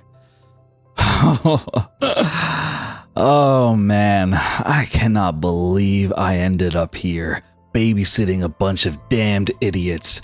It's either gods or demigods or worst of all, mortals who seem to think they're special when they shit the same as everyone fucking else. You know what I did before I came here? I was a fucking king. I ruled a nation, but now I'm in charge of a bunch of bullshit. So if you want to come at me, redhead lady, then by all means come at me. But I promise... you know my name. Don't try and pretend. Come on. Oh, I'm sorry. Would you prefer me to call you by your name? I assumed you wanted me to treat you like all your other enemies.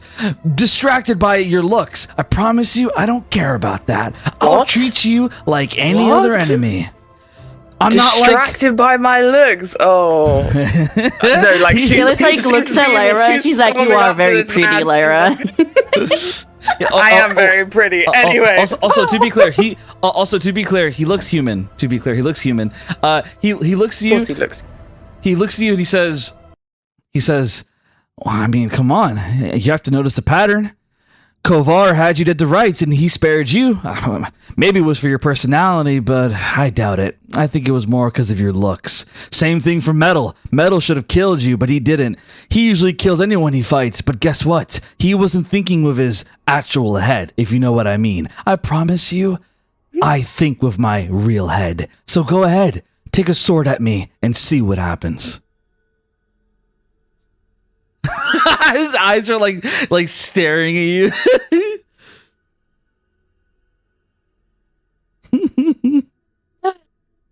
Let me kill him, please. Kill him. You're saying that to me? To be clear, just, in case there's any assumptions, I am not saying he's gay. I'm just saying he like to him, he is very focus oriented. Like he does not get distracted by looks at all. Like he is very focus oriented. I'm not saying he's gay. Anyway, continue.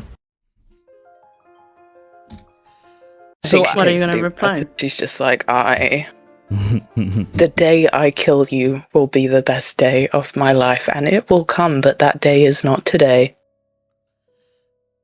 His eyes narrow as he sighs. Look, I admit I'm in a bit of a shitty mood, so my filter is off. I'm sorry. No shit. God damn it. Jailbreaker, give me a second. I didn't break anyone out of that jail. Not yet. I just went in there to ask fucking questions. I'm not gonna break them out. You know why? Because they all fucking suck. Okay, let me rewind. Jail talker. My bad. Let me go back to the one that I actually owe an apology to. The looks thing was a low blow. I'm sorry for that. It was a bit of a low blow. I have to admit you are a good fighter. I don't know if you're better than me, but you are a good fighter. So that was a low blow. I apologize. Going back to my point, though, I really don't care unless you know where power is right fucking now. I've been surveying the entire THA. I haven't seen him. I've looked everywhere. And when I say everywhere, I mean fucking everywhere. And there's no sign of him. So that either means that he has escaped to the mortal realm or he's hiding in some kind of pocket dimension like before. He's hiding clearly. And what I had wanted to tell you was that he has an apprentice that is helping him outside of Evander. His eyebrows kind of like burrow a little bit as he takes you seriously for the first time. And he says, an accomplice.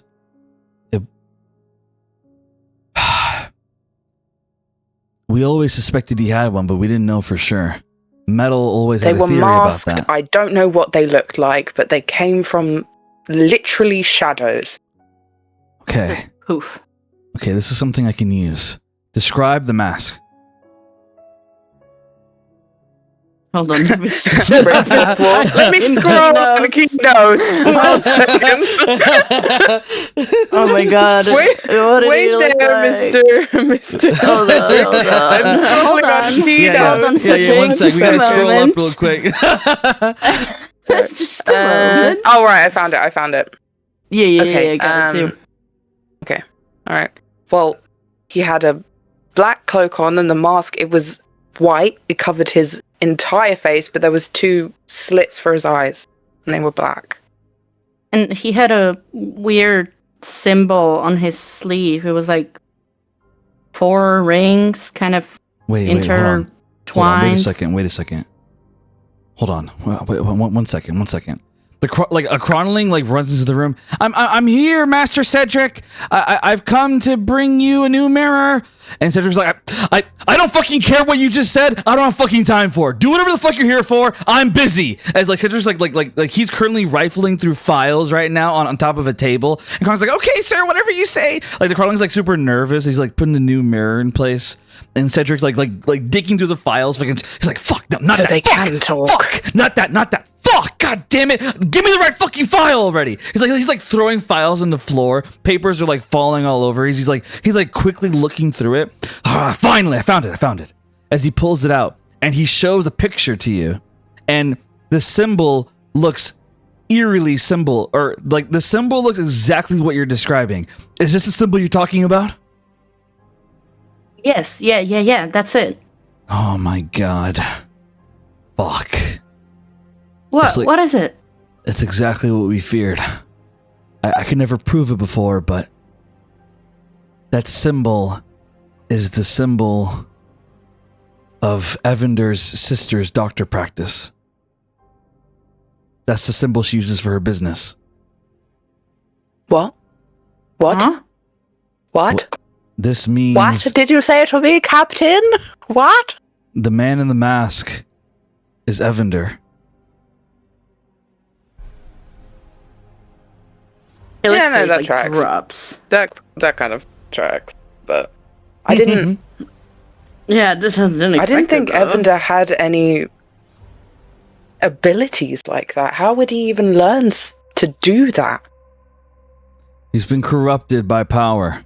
He probably promised him a chance to get out of here to see his sister, and in exchange, he did whatever he wanted.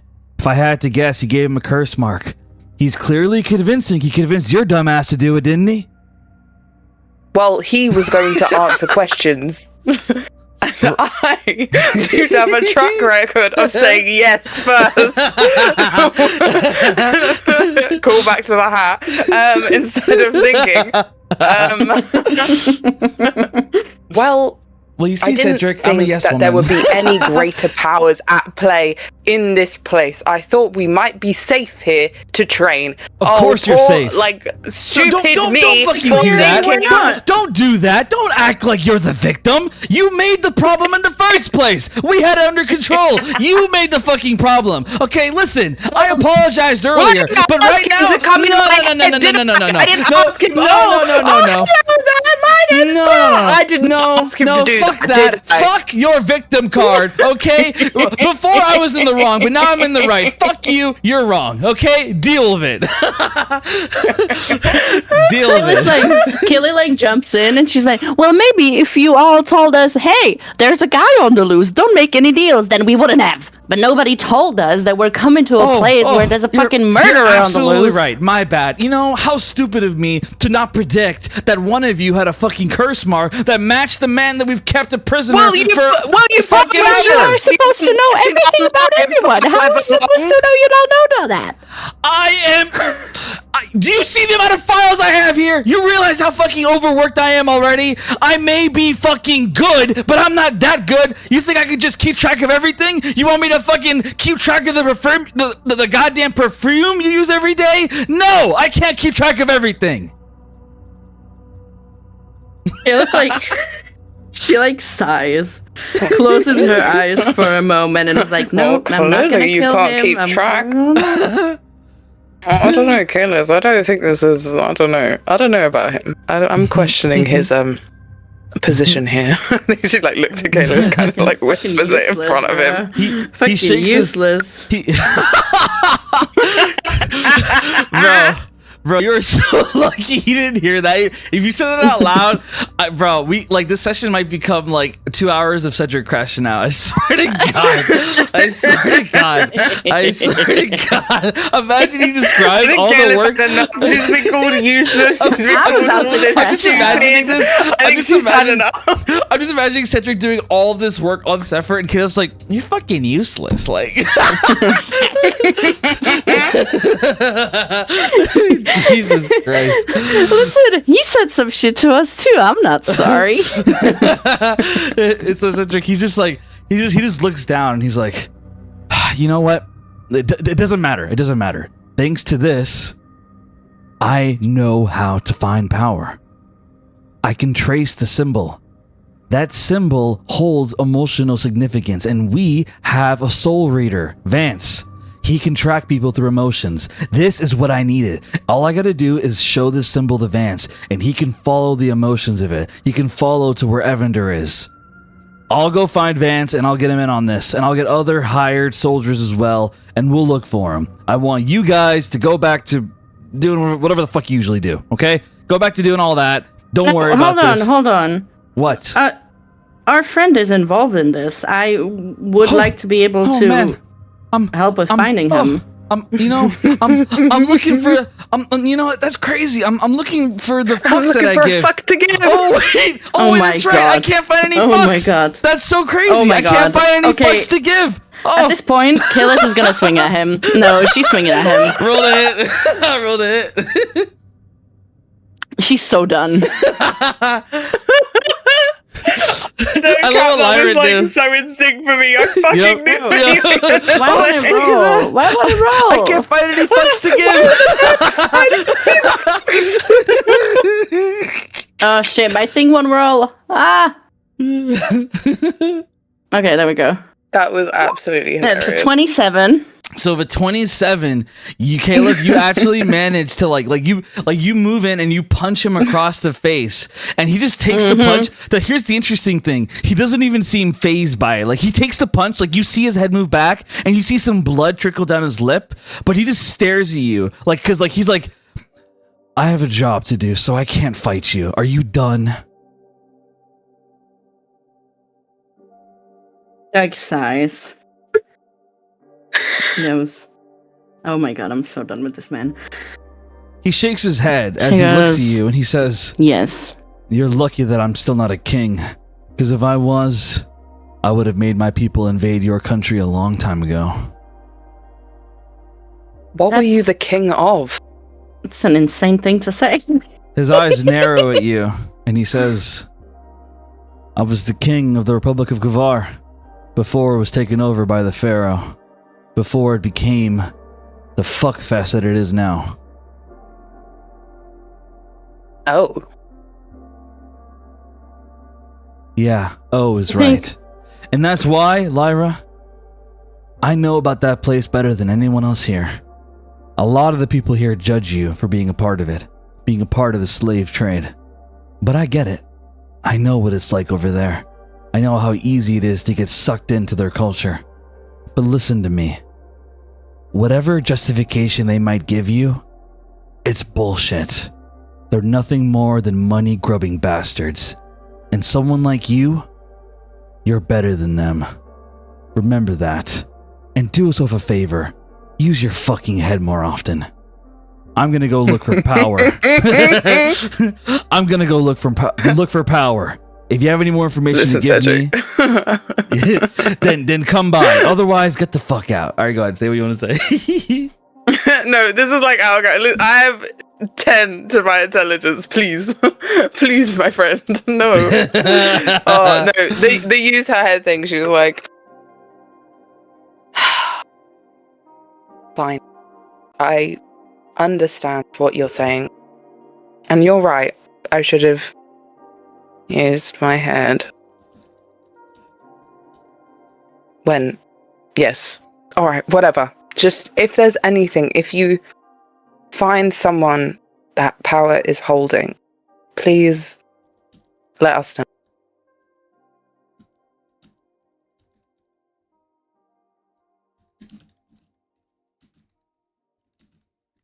So done with this man.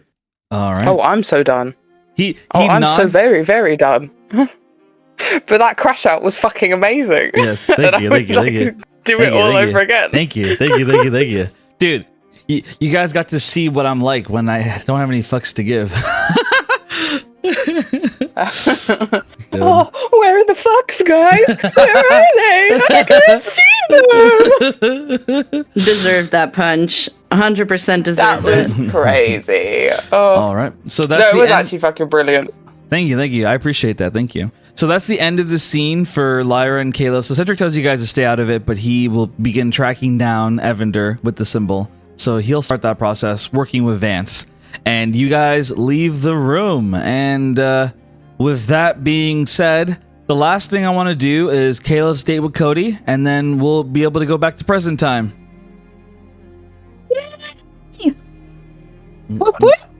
Okay, now there's a rock on her finger. I was thinking about it. I don't think Caleb would have told y'all. She's kind of embarrassed by it because she's like, ew, I feel loved. That's crazy. Would you have been wearing it at the beach? No, if we fucking see it, we're gonna be like, beach? No. What's Yeah, that? if you're dragged to the beach last minute. What's that? What's that on your hand? Yeah, what's that That's shiny nothing. rock sparkling in the sun? Oh, don't worry about it. Why? Do you know what? Lyra looked at it, she's like, my ring of spell storing doesn't look like this. Oh, wait, do we get them after? I don't No, remember. I No, you guys genuinely have think... we had him in the second test. No, I genuinely think Caleth would put her ring like on her necklace, and it's like always hidden underneath like her armor. So you guys probably would Poor not have Ventari. seen it. She's scared she's Sure. gonna lose it. It means so much to her. She doesn't want to lose it, and she's not Poor risking it. Ventari, bro. That's Bro, fair. what the fuck? I'm You're marrying hiding him. it? What do you mean poor? That Just- man's so lucky to have me. You don't sound proud to have him, though. No, I'm very proud. I'm Well, there's just a not lot trying of to lore lose the behind damn ring. Cedric. Oh, yeah. A lot of lore behind Cedric. He's an interesting character. Very interesting. Interesting my ass. He's fucking annoying. That's what he is. No, I'm joking. He's very No, that was interesting. so He pisses me great. the fuck Honestly, off. Cap, that was amazing. Thank you. I really appreciate it. Thank come you so in. much. I I come feel like I in just all got energy polite, again. just I asking feel like I was just- questions. My batteries have been recharged. Very Bro, good job. your voice acting in general session has been peak. Thank you. I appreciate it. For real. Agreed. Yeah, you've been really good this session. I know, he's Yeah, locked thank you. the fuck in, bro. Mhm. Even since, like, the Agatha. prologue story, Agatha bro. was good. It's probably because I get that. I took a really nice nap before session, so that probably helped. Oh, hell yeah. Hell Oh, yeah. that's good. Bro, I'm actually so proud of him. He got up so early to, like, do extra prep and stuff, and then he took a little nap before session. Yeah. Oop, oop. See, you know what's funny? Because if Cedric just shut the fuck up for a second, Caleth was willing to like take a deep breath and be like, okay, let's start over and I'll try to be nice. But he just kept going. Oh, where are my fucks, guys? I can't find them. Bro, that genuinely like pissed me off. Oh my god. That just, I love that so much. Cap is That so was, like, good at playing the most best annoying line. characters. Listen, I can play lovable characters and I can play hateable characters. I can do both. Yeah. Yeah, you can. See here. Also, the looks thing was crazy. Wouldn't be saying that if I was a man, would you? No, I don't know. Listen. He felt bad about it. He apologized afterwards. He was like, damn, that was kind of. Yeah, he did, but anyway. Yeah, didn't apologize He about was wanting like, to fucking invade my country. Yeah. No, he won't apologize for that, but he does admit the looks thing was a bit. Wow, fuck him. Wild. He's willing to admit the looks thing was very tasteless. He was like, yeah, that was kind of a tasteless Bro, joke. racism isn't tasteless. That's crazy. well, he He's does like, know fuck you, My man's Tiefling. like, I will be well, racist, but I draw the line at sexism. Well, to be fair, he knows the history of your entire country, so he Okay, has some he knowledge knows there. the history. Was I Knows the there? history of the Was I entire there? kingdom and everything about every single one of us. Well, he except not didn't the say curse he mark. wants to invade you, just your country. Invade invade you. Hey, yo. Invade you. Hey, now. That's I wouldn't not even thinking let with him his invade head. me. He can try to invade me. I'll chop it off. No, the With my country. teeth. The country. I might let him invade me. I don't Y'all know. are It depends wild. on how Y'all he are proposes wild. the Y'all are wild. proposition. Y'all are so Oh my god, wild. the amount of quotes from this session is wild. Yeah, Oh, yeah. this session has had There's a some really lot. good quotes. It's been crazy. Let's see. I forgot to set up his map, so give me 1 second. You're good. Oh, that's his apartment. Okay, let me find an escape route. We're gonna see how my accent for Cody turns out. It's gonna mix Fuck you, around. victim card. Fuck This is you, my I'm southern right, man, you're wrong. guys. Dude, playing Cedric was very fun for me. I probably had the most fun playing him, to be honest. It's so fun for me playing the no filter, not give a fuck character. It's so fun for me. I love. Is this how you really feel, Cedric. Cap? Gets Is this so how you really angry. feel? No, of course not. No, What no. This is about Cap's playing therapy. Conrad, bro? Oh yeah, Conrad was funny. Oh man, Conrad was funny. Oh, the shop guy. Yeah, That the was shop guy. no Cap. When I say that was your best southern accenting I've Oh, Yeah, it was ever so heard. Actually, It was really actually good. amazing. Look at. Bro, You I guys know. are I need to buttering me know who his son is. Swear to God, if it's Cody, I swear to God. It's not. It's not Cody. It's not Cody. Although to be Then honest, it's gonna be one of Cody, the Wait, don't prisoners. give her any hints. No. but- I won't give any hits, but Okay. honestly, Cody would have made sense. But I improved, so it's too late. But Cody would have made sense, to be honest. No, I like what it is more than Cody. Because I Okay. don't It's want like, to you've talk met to him. Cody. What do you mean Caliph met him? Only I met him? I'm so confused. I need to figure this out. I actually Have we don't all met him, know. or is it just Caleb? I'm trying to think. I know Caleb has. I'm trying to think if others have as well. You all met him, but never actually talked That's what to I'm saying. him. I think that's what I'm saying. I'm pretty sure we've all met him. But none of you ever talked to him, except for Caleb. Caleb's the only one who talked to Yeah. him. Alice probably will though. I mean, she definitely It's will. gotta be one of the prisoners. Oh. Right? I don't know. Possible. Oh my god, it's gotta be Warnick or Lysander.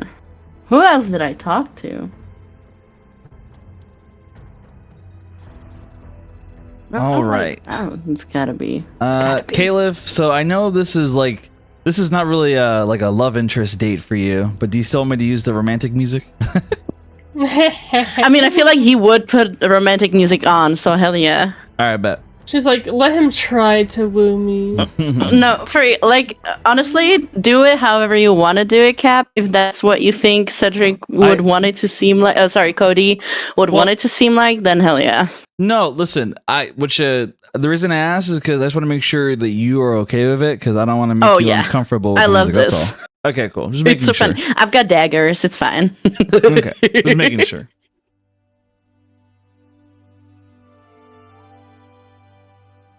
Okay. I actually do like Cody, Okay. so I'm gonna try to not make this a big fight. So, do you wear regular clothes or do you wear a dress? What are you wearing? I'm wearing my regular clothes, which is a dress. I have my ring on my finger, and underneath my dress, I'm wearing a thigh strap with like 3 different daggers, and also there's a dagger hidden in my boots. I'm prepped. All right, I'll pay them out 1 second.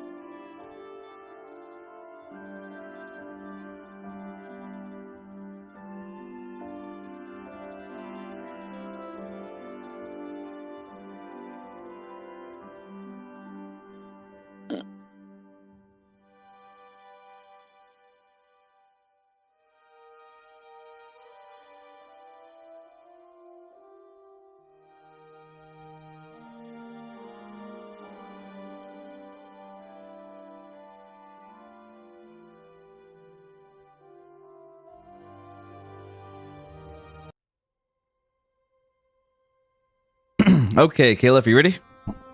Yeah. So, Caleb, you walk up to where Cody's room is. He gave you instructions of where to find it, And when you get to the door... hold on. I have a headcanon about this. He told me that he will send a chronicling to pick me up. Yes, so imagine I'm walking up with the chronicling and I'm holding the chronicling hand because that's what I thought I had to do.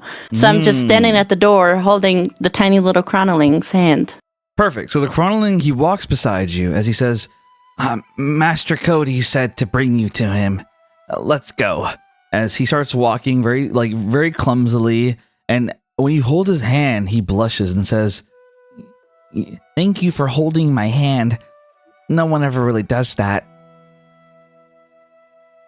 Oh, I'm sorry. Is it bothering you? I thought that's what I was supposed to do. Cause, Well, no, you don't have to. It's not required. No. It's okay. I'll hold your hand. Excuse me. Okay. Yeah, I'll hold your hand. It's okay. Just lead the way. Well, thank you. No one ever holds our hands. They tell us that we're better seen and not heard. The only reason I'm talking is because Cody gives me talking privileges. He says that I can talk and I can do whatever I want as long as I don't break the rules. He's really kind like that. The other chronolings aren't so lucky. Some of the staff here are a little rude. Some of them are nice, though. Well, actually, do you have a name? Well, we're not supposed to have names, but secretly we do. You promise not to tell anyone? I won't tell. I promise. I'll take it to my grave. Okay. Well, it's a bit embarrassing. We kind of... There's a lot of us, so we have a system. There are certain letters that well, it's complicated to explain, but it's a system that makes sure that none of us have the same name. My name is Grago. Grogou. Grago. Grago. I think that's a very cool name. Yeah, it suits you. Thank you so much. Thank you. I appreciate that. Sometimes I wonder what my name was before I came here. But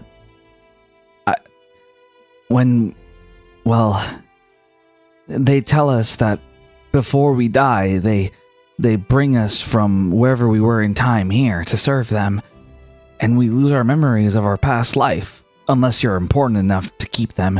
If they need you, they'll let you keep them, but if they just need you to be a chronicling, then, well, they don't let us keep our memories. But sometimes I wonder what my last life was like. Don't get me wrong, I'm grateful to be alive. I just wish I knew who I was before, you know? I get it.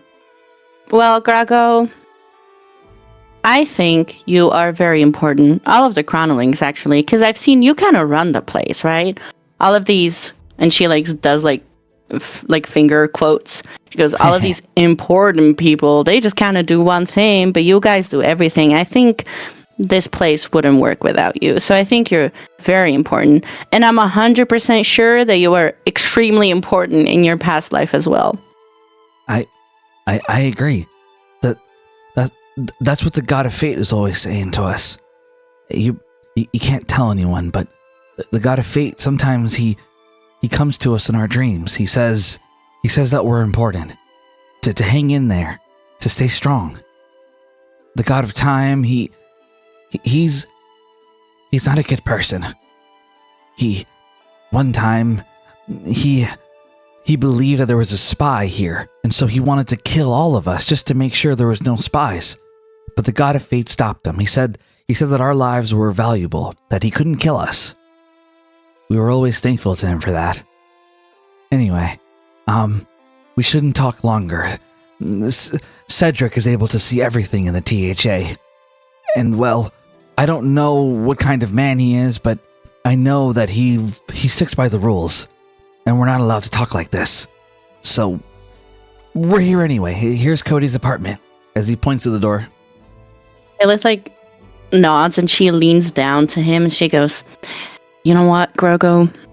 If you ever just want to talk to someone, like a friend, you know where my room is, so you can always visit me. And honestly, all of the chronolings.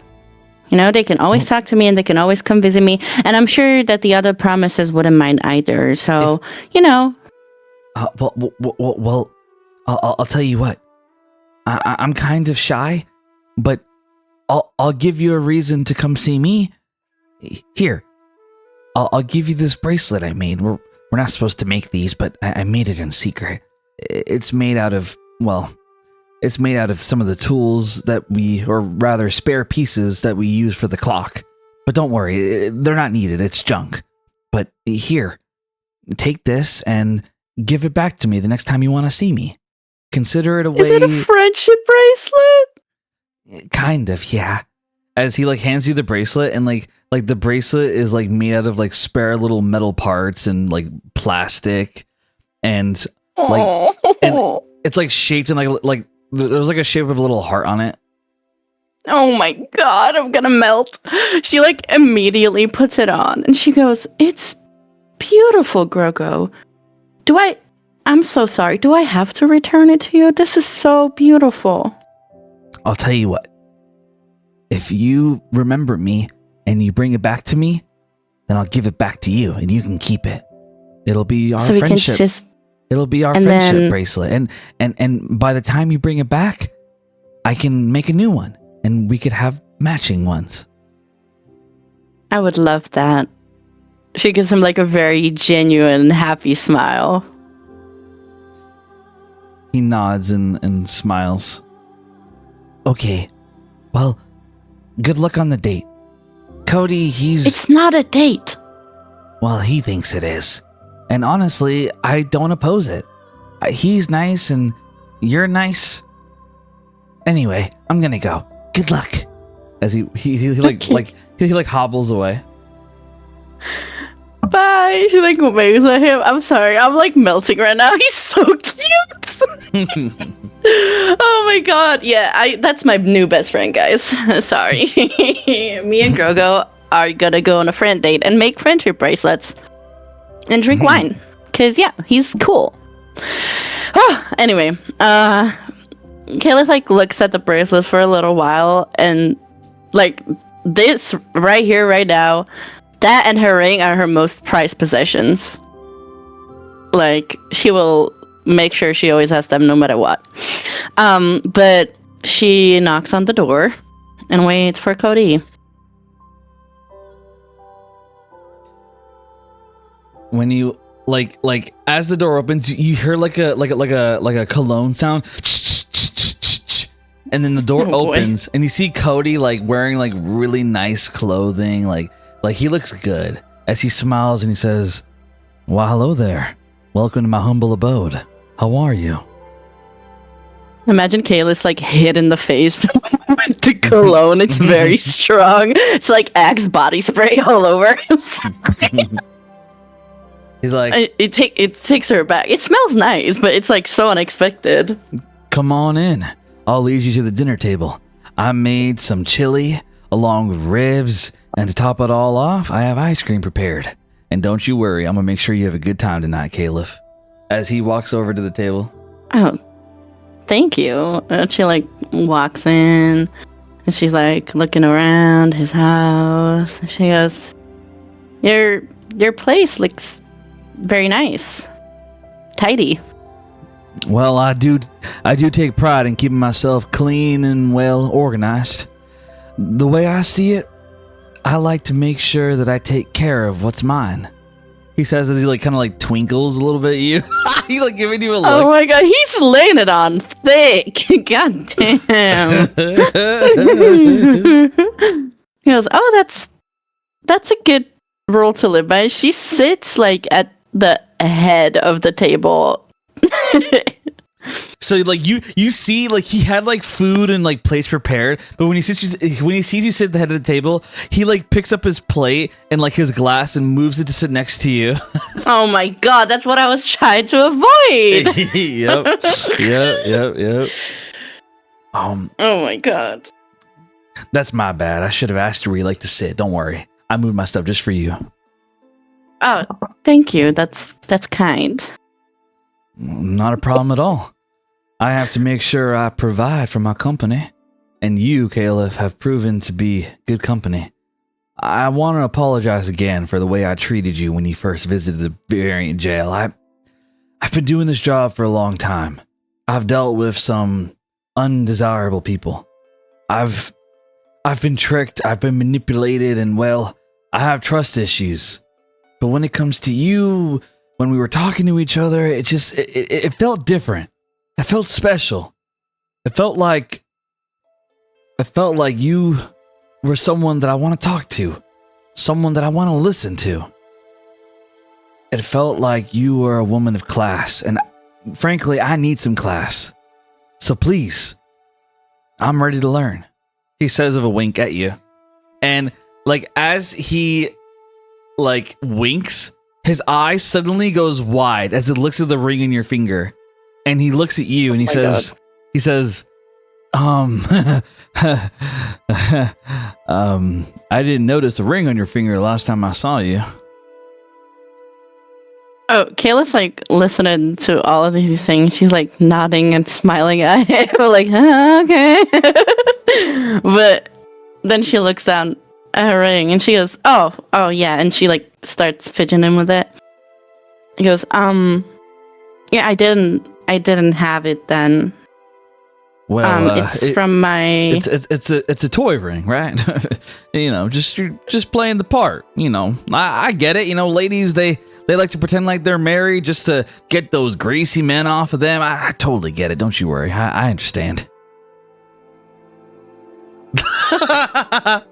Hold on, I'm trying to think if I want to tell him now, because what if he doesn't answer my questions? Oh my god. Okay. She was gonna tell him, but then she's like, I came here for a reason. Let me not fuck that up. Yeah, she goes, yeah, it's just a ring I found. I like wearing it. I think it's cute and fits my outfit. Whatever. Roll deception. Oh shit. Oh please, dice gods. Oh shit, well that's a 9. A 14. He rolled a 14, so he looks at you. Unless you want to use inspo. Hold on, how much do I have? Yeah, I'll what if I roll even worse? I'll inspo. Okay, 15. Okay, I'll do 15. All right, you barely win, but you managed to lie to this man's face. This man who, has brought you into his home, is serving you a nice warm meal, has some nice music going, has nice desserts set up, and is like confessing his feelings to you. As he looks you in the eyes, you lie to his face, and he believes it. Every word. Okay. You don't gotta say it like that. You don't gotta say it like that. I'm here on a mission. So you look at him and he nods and says, I figured as much. I totally get it. Don't you worry. The way I see it, marriage is something that is beautiful. It's something that should be taken seriously, Like, I don't know. I feel like you deserve a castle. You deserve horses, and you deserve a butler 24/7. You deserve nothing but the best. All the care in the world. As he gently places a hand on your hand. Oh my god, I knew this was gonna happen. I knew it. She kind of smiles at him. She goes, yeah, I agree. Marriage is something very important to me. Although I'm not someone who would enjoy having butlers and castles and horses, I think I'm the happiest in a smaller, homey space where I'm close to everyone I love. He nods. Well, all right then. That makes sense to me. So, what do you want to talk about? As he begins eating the chili. Oh, that's some good chili. Oh, yeah. That's got some spice in it. Kayla like fills her plate. She fuck me. She goes. She starts eating, and she's trying to not get lost in the food, but like it's good, and like she wants to like fill her mouth, like she wants to just chomp on that shit. It's so good, but she's trying her best to like. He's trying to flex. He's like, I cook every day, by the way. I pride myself on my cooking. You know, I cook meals for you more often. You're a very good cook. It's amazing, really. It's very good, and I like the spice. She's like taking like small mouthfuls, and she goes, I came in here to ask you about power.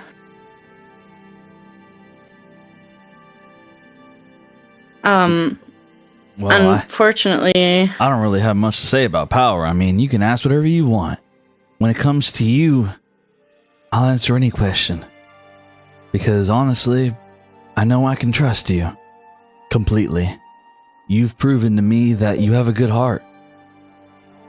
And well, as long as you promise me that you won't say what I say to anyone else, then I'll tell you whatever you want. As long as it's just you and me. He says it like a smile. It's a twinkle in his eyes. He looks at you like to him, like you're the perfect girl. Is his hand still on mine? Yes. Kayla's like, I imagine Kayla's hand's like palm down on the table. Oh my god, I can't believe I'm gonna do this. She like turns it around so it's palm up, and she like wraps her fingers around his hand to like hold his hand. Bro, his synapses are firing. He's like, this is great. She's the one. Is he tingling? Yeah, he's tingling. He's like, she's the one. She's the one for me. Oh my god. Oh fuck. And she goes, I really appreciate that. Of course, I'm gonna keep it to myself. I just want to try to figure this out. It's been bugging me, and you know, my friends are involved, and well, basically, I also would, well, I guess it doesn't matter because people know, but one of the promises, Lyra, she unknowingly closed a deal of some sorts with power and set him free. She didn't know what she was doing, and she feels extremely bad about it.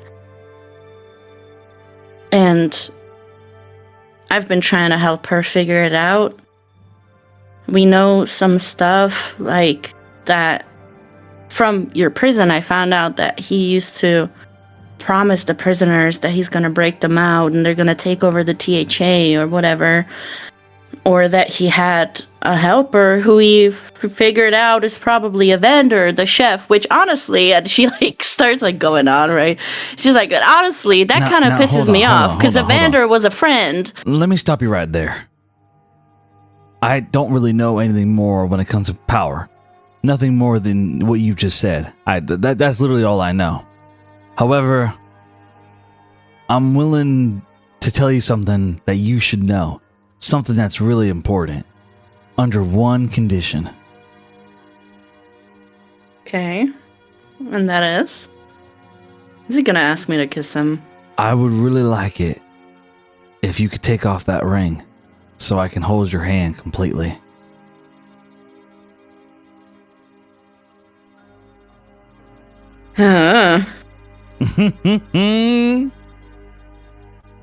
Kayla like pauses for a moment and just like looks at him.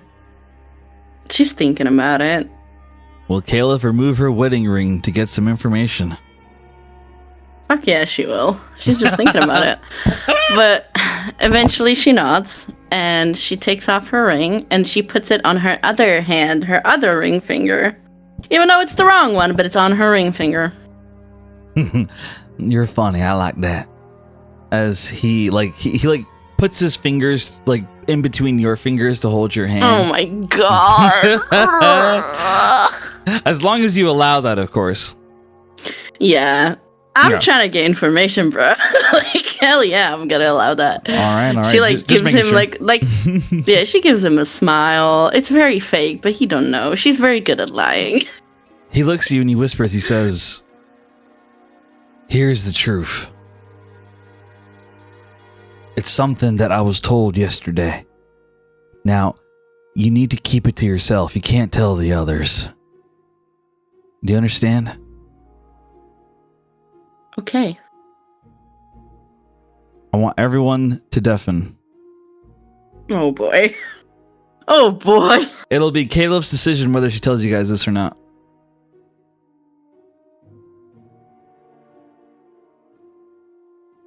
Okay, they're deafened. Okay. He looks at you and he says, "Caleb, the god of time, he came to me last night and he told me that he's going to make a move at the masquerade ball. He intends, well, how do I put this? He wants to coup d'etat. He feels like the god of fate has been making the wrong moves to win, the wrong moves to defeat the Judicator, and he says that he needs to absorb the god of fate's power. So at the masquerade ball, he's going to make an announcement, and the announcement will have a signal word. The signal word will be used to ambush the god of fate and take him down, absorb his powers, and take over the THA completely. After he does that, he intends to make a deal with you Promises. Follow his terms or get out. But don't worry, I can protect you. He likes me. I'll make sure you're not hurt. You just have to promise me not to tell the others." Cody, I appreciate you wanting to protect me, but I'm worried about the god of fate. He's been nothing but kind to us. I wouldn't worry about it. He's not efficient. He's too soft. You know, like he's too soft. He doesn't have the will to do what needs to be done. He has to go. In order for us to save our world, he has to die. The god of time is actually making moves. He's working with the clone. He's the one who made the clones of the Judicator. He's the one who's been making moves with them. With Warren, Draw. My brain's forgetting the third one. It'll come to me later. Anyway, the three clones of the Judicator. He's working with them. He's making other moves. He's trying to win this, to defeat the Judicator. And I believe he is the way that we win. The god of fate, he's soft. He's weak. He doesn't have what it takes to get things done. This has to happen. I'm warning you so that you can get your affairs in order. Convince your friends that the god of time is a good guy. Convince them that he is the guy that you want to follow. Because if your friends go against him, they will lose. And they'll get killed. Now, I'll be able to protect you, but I can't protect your friends. Kayla, like, all her gears are, like, turning. And she sighs, and she turns towards him. So kind of like her knees are touching his, right? And she squeezes his hand that he's holding and brings another hand up. And she places it on his cheek. Like, laid it on thick, okay? She's like, "Cody, I appreciate you telling me, but I can't just let the god of time do that. Even if the god of time is the way to go to follow his plan, the way he's going about it, getting rid of the god of fate, it's not right. Being soft isn't bad. I like soft. I like someone who's kind and who leads with their heart rather than with their desires of whatever it is. That's what I do. And that's what I was hoping that you would be like as well." Listen, Caleb, I really like you. And unfortunately, I don't agree with your sentiments. I don't agree with your philosophy. But I agree that you're a good person, and so am I. We want the same thing. We want to save the world. We just don't agree on how it's done. Bottom line is, this is going to happen. I can't stop it. Even if I were to side with you against the God of Time, we'd still lose. Because the God of Time, he has something that the God of Fate doesn't. He has the allegiance of the clones of the Judicator. He has the power. He has the muscle. The God of Fate will lose. Trust me. Tell your friends to side with the God of Time. And afterwards, you and me, we can be a couple. We can be together. I'll take care of you. I'll protect you. Cody, I'm sorry, but I don't want to be with anyone who decides to side with the bad guy. And she like pulls her hands away. He frowns. I like you. No. You know what? I invited you to my home. I fed you some good chili. I was nice. I was mannerful. And you're going to say that my boss is a bad guy? The guy who saved me from dying? The man who ripped me from time to keep me alive? The man who gave me a nice apartment, gave me a nice job? The man who gives me purpose? You're going to say he's a bad guy? Well, you know what, Caleb? Maybe you're just a bad woman. Maybe you're just stupid. So how about you do us a favor and get on out? I don't want you here. His mood has totally changed. Like, he is angry. Yeah. No, so is hers. She gets up, like the chair like scrapes against the floor like very loudly. And she like throws Here, let's pause here. I'll tell them on deafened so they can hear this part. Okay.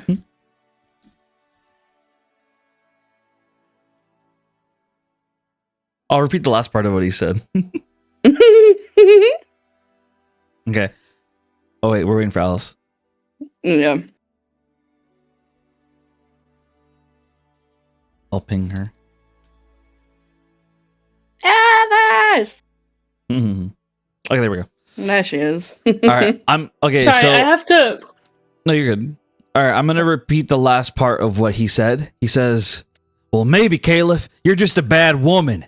Maybe you are not the company I want. So how about you do us both a favor and just get on out? I don't want you here. Go." Fine. Gladly. She gets up and the chair like scrapes very loudly against the floor and then she pushes it back and it kind of like slams and falls over. She goes, "You know what? This ring," she takes it, puts it back on her ring finger, on the correct one. She goes, "This ring is from my fiance. I don't want to date you, Cody. You fucking suck. You're a piece of shit. Suck. I wanted to be an actual friend." All right, you gave me the googly I eyes. didn't cheat on anyone. Did I kiss you? Did I sleep with you? No, the fuck I didn't. I held your hand. So what? Well, maybe I should tell your fiance that you did, that we did smooch. He knows about this date. I told him if I have to smooch Cody, I'll smooch Cody. I don't give a shit because we're grown-ups. We don't care about that fucking stuff. You know what? Fuck you, Cody. Fuck you. You'll get what's coming to you. Don't you worry. I know you will. Kiss my ass as she like slams the door behind her. You slam the doors. He like you hear him like he's mad. Like you hear him pick up his chili bowl and slam it in the floor like he's mad. And Caleb leaves the room. Fuck him. And Caleb, it's up to you if you want to share with the group what he told you. It's totally up to you. Oh, I'm fucking gonna share. What the fuck? Share it now. Why not? If you plan to anyway. Out of in character. I feel like in character would be better. Okay. Like this is like immediately after the date. Caleb rushes back and calls for everyone to meet her immediately in her room. All right, bet. Give me 1 second. I also be like, can we meet in someone else's room? No, we cannot. We have to go to my room. Oh, make sure you put away the deafened thingy. Oh, you did. Okay. Sorry, my stream wasn't loaded. No, you're good. You're good. Well, Lyra? That is crazy, mate. Yep. Did you not see what Alice put? I love it. She fucked him, but we should have been able to listen if they fucked. No, I'll tell you everything that happened. Don't you worry. Okay, I believe you, Okay, even though you're a liar. Okay, so so that's basically all the. Gwen has her talk with Fox. All Gwen does is just give Fox the information she has about the Abyss, so they catalog it. I'm putting you guys in the same room as Caliph, and after this meeting, we'll go to present time of after the second test. So I'm putting you guys in the map. Okay, so when That we was go like- after the second test, I'm guessing it's going to be after any RP we already, like, text RP we did, so, like, after Alice's birthday, and then also after the swimming beach lessons. episode. Yeah. You helped me pick my dress and go to the bathhouse and shit. We could text RP that through the week. Yeah, we will, dress 100%. Stuff and everything. Cool. And dancing. All right, guys. So here, I'll put some different music on, and I'll just put some if YouTube was working, I'd put some like deep ambient music. But you know what? I actually have a playlist for that. Okay, here we go. So I'm putting new music, and you guys can have your meeting, and you guys are all free to speak as freely as you like.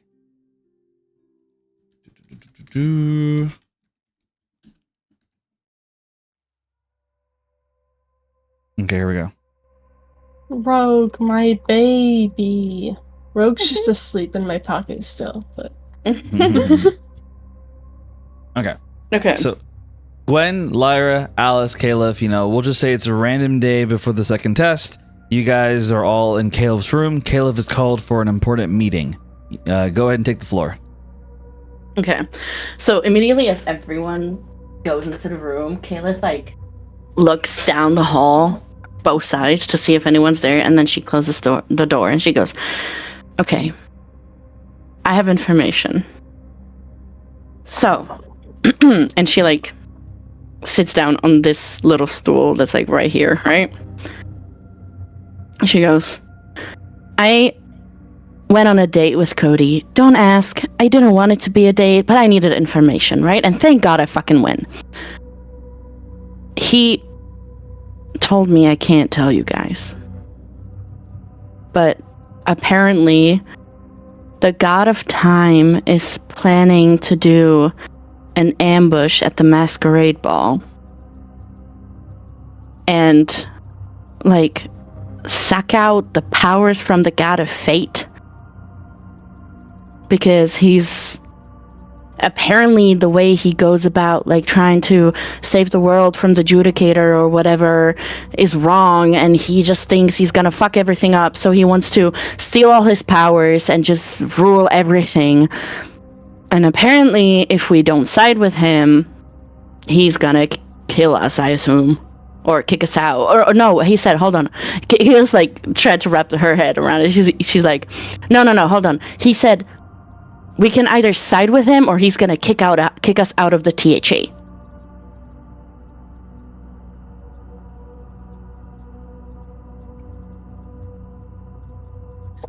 What? Well, so Cap. I mean, Yes. when are we having this meeting? Are we having this meeting Let's assume closer to the I need to know if this It's is close before or to the after second I test. attacked. It's close. Okay, we'll say that it's around the same time then. Yeah, We'll say I same did. time. Yeah. Well, okay. Well, that tracks. I had a bit of a run-in with the God of Time. What did he do? Long story short, I had a little rendezvous with Shade in Shadow Realm. Don't really know how it happened. Well, God of Time barged in, little upset, called me a whore. It was rude. What? Yeah, well, he tried to take Shade's magic, but he gave it back, but I don't know. It's a whole thing. But I did manage to hurt him. Let's put it that way. All I'm gonna say is, I'm not scared of the God of Time. He's killable. I've killed a god before. I'll do it again. Should we warn the god of fate? That's why I call this. I don't know, because Cody told me I can't tell you and that I should convince you to side with the god of time. Obviously, I'm not gonna fucking do that. The god of fate is the only fairly god I've ever met in my life. Like, fairly nice god, sorry. But I kind of blew up on Cody. We had a little bit of fight. He knows we're not gonna side with the god of time, and I'm afraid he's gonna tell him, and oh, I fucked up. And she, like, puts her face in her hands.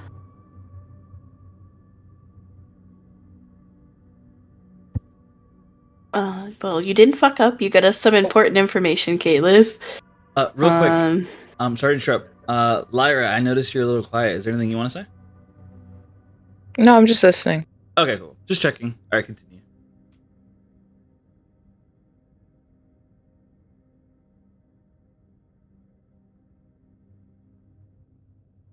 You were saying, Gwen, you were saying? You didn't fuck up. You got us important information, Caleb. Well, yeah, but I could have played along, you know. Like, what if he tells the god of time now and... Then he tells the god of time, and I guess we'll deal with the consequences then. Should we go tell him first, then? I mean, probably. And I think we should tell the guys as well. I mean, they're gonna be at the ball, right? We're gonna need all the help we can get. Well, not anymore. Alice is not inviting Asher to the ball if a god might show up and try to kill us. So she's like, well, not anymore. We should not go ourselves.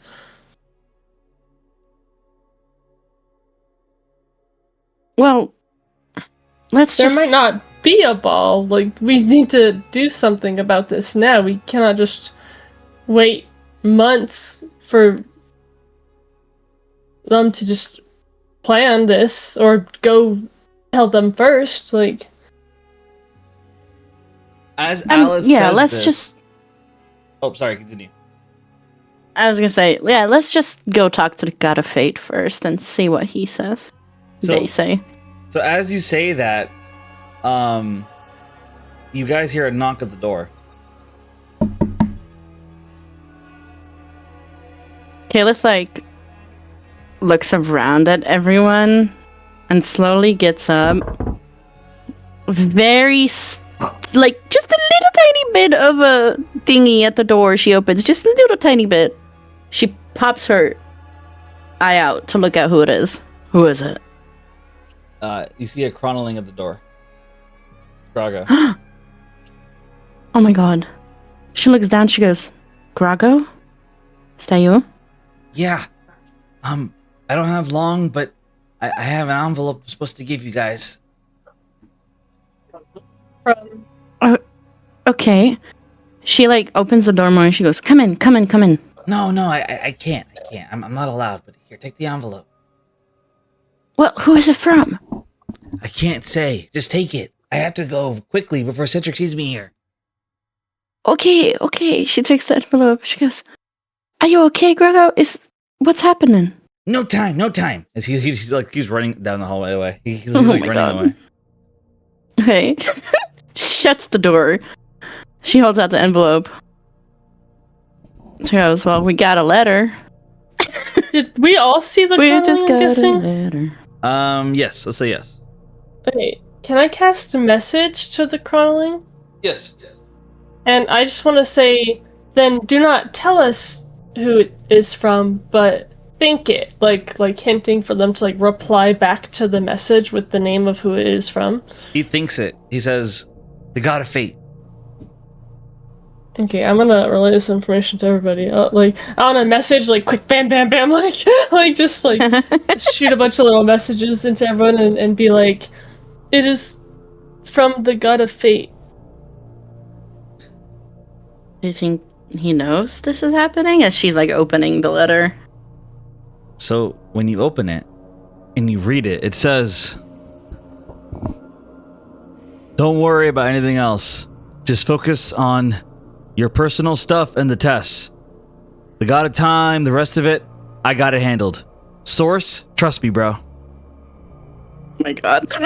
Well, now I'm not gonna trust him, now bro. I'm more anxious. Yeah. Nah, that was a joke. The trust me, bro, is not there. No, that was a joke. But no. The rest of it, he just says like, yeah, I got it handled. Don't worry about any of it. Focus on the tests.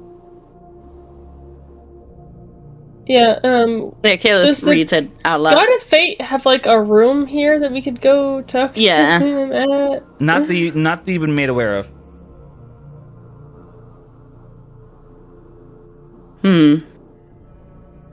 I mean, is there anyone we can ask and like pretend, oh, we have questions about fate, blah blah blah? Yeah. Yes, anybody. Okay. I mean, Alice does have a reasonable reason to talk to him. Mm-hmm. Yeah, I mean, actually, yeah, we all do really. Yeah, so we should go find out where he is and go talk to him because I don't trust this letter. Anyone could have written that. I will say it kills me to do this, but it is getting a bit late. After this meeting, I think we're going to end session here, but we will continue next week and we'll do the masquerade and all that. So okay. we'll continue next week. So after this meeting, I think we end here. I do feel bad, but I think this is a good time to end because it is getting late. Anyway, continue. Oh, the meeting with the God of Fate? No, your guys' meeting. Oh, this meeting. Okay. Yeah. Well, isn't it suspicious if we all kind of go together as a group, charging around saying we need to talk to him? Especially if your... she like scoffs a little bit. Your date is gonna rat you out, Caleb. Yeah, you're right. Kayla thinks like, damn, Lara's not that dumb. That's great. Wow, thanks, Caleb. No, she's like, I didn't know she actually was that smart. Like that I didn't think of that. That's great. I'm so smart. And then you see it in the second test when I convince the stupid guy. Well, I don't know yet. Anyway, she's like, yeah. Anyway. I mean, I definitely don't think I should go. Just in case Cody told the god of time and stuff like that. How would they even have something to drain drain a power from a god? He's a god too. Possible? Is that like a device or a... Alice will she'll say, I can try to go talk to him. Apparently he has something to do with my aunt here. Your aunt's here? You have an aunt here?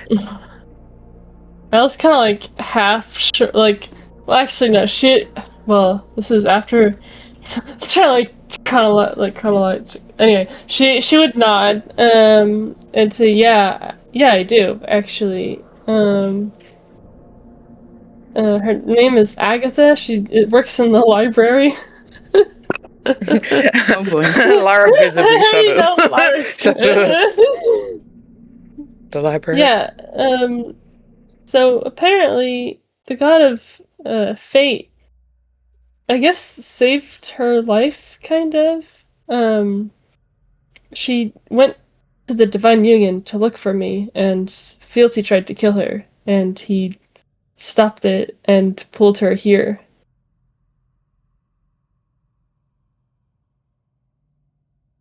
Okay, so I could go to him under the guise of thanking him for that opportunity to meet my aunt, who otherwise would be dead.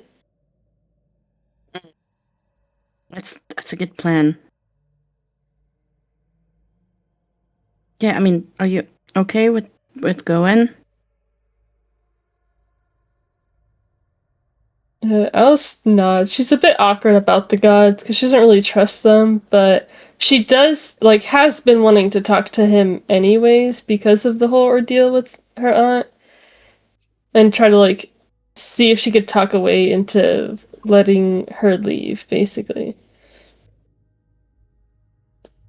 So she's like, yeah, I will. I need to anyways. I was planning on it anyways. Mm-hmm. Okay, well, does everyone agree with that? Is everyone fine with that? Yeah. Looks at Lyra and Gwen. Yeah. Yeah.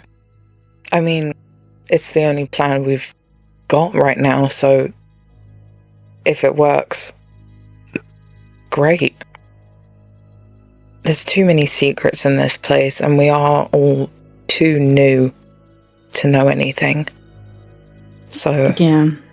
any information would be useful. This like doom and gloom music is making me so anxious. I know. Oh my god. Oh my god. Shit's going down. Yep. Yeah. Well, during Alice this- nods to that. During this interaction, Gwen, you would hear the Phoenix talk to you as it says, I could bring you and your friends to the God of Fate if you give me control. No. Chicken. How about a new deal then? You told me no more deals until after the second test. Fine. Consider it a favor. Tell your friends that the God of Time is dangerous, but so is the God of Fate. Both of them are amongst the strongest gods to exist. They're stronger than my creator. However, with my power and your natural power, I believe we could take them on. If you learn to use it. The clock is ticking, Gwendolyn. Either give me control or learn to control yourself. As the voice goes away.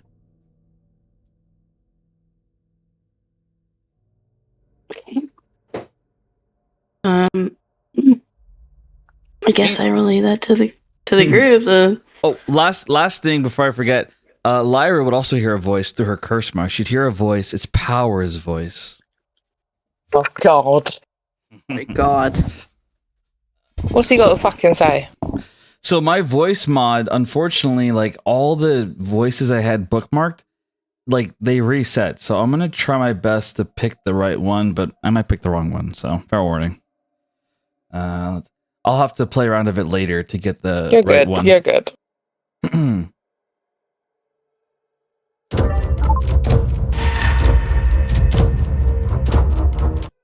Testing. Testing.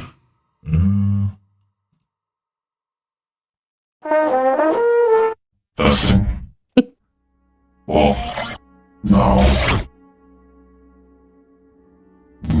Not the one. Testing. No, that's not right.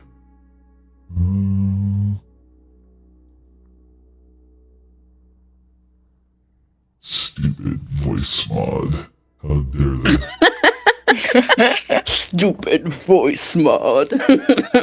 Stupid voice mod. I had so many voices bookmarked, and they took them off for no reason. Unbelievable. You can never take that voice mod off. Just keep it on forever. It was so funny.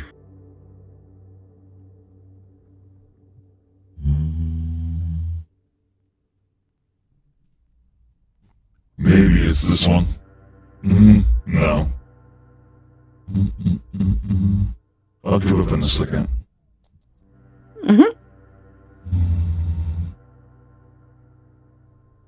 Okay. I'll give up for now. I'll just use my own voice for now. Okay. Hopefully I can find it later. Okay. So Okay. you hear the voice. It says, and to be clear, this would be through the armor. It says, Lyra,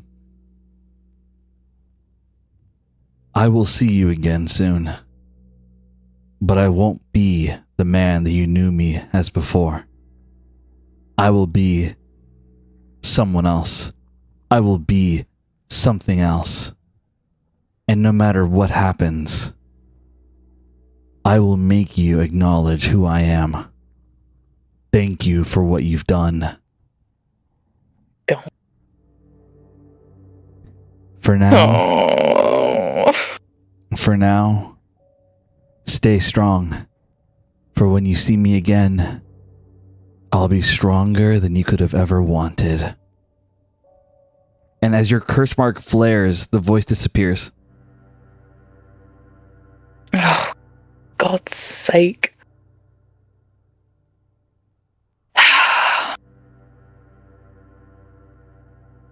I think she's just going to stay silent for a second. Fair enough. Anyway, that's it. No more internal messages. You guys can continue. Sorry about that. Oh boy.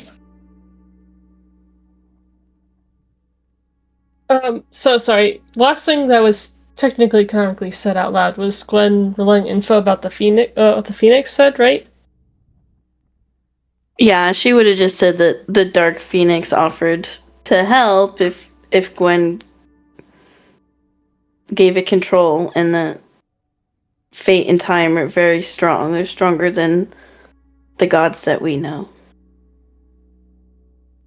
Alice is like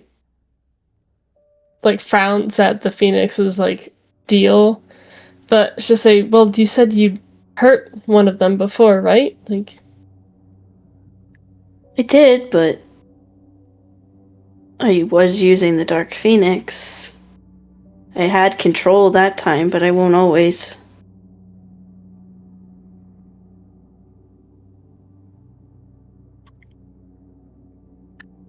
Still, I think we can beat him, Dark Phoenix or not. She nods. She goes, yeah, I think let's try to do this ourselves. If it comes to a point where there's no other option, I mean... Should I still talk to the God of Fate, then? Well, the Phoenix was offering to take us all there, but I declined. Well, I do not think that. I think declining is a good idea. If we have trouble contacting him, then we could figure something else out. Mm-hmm.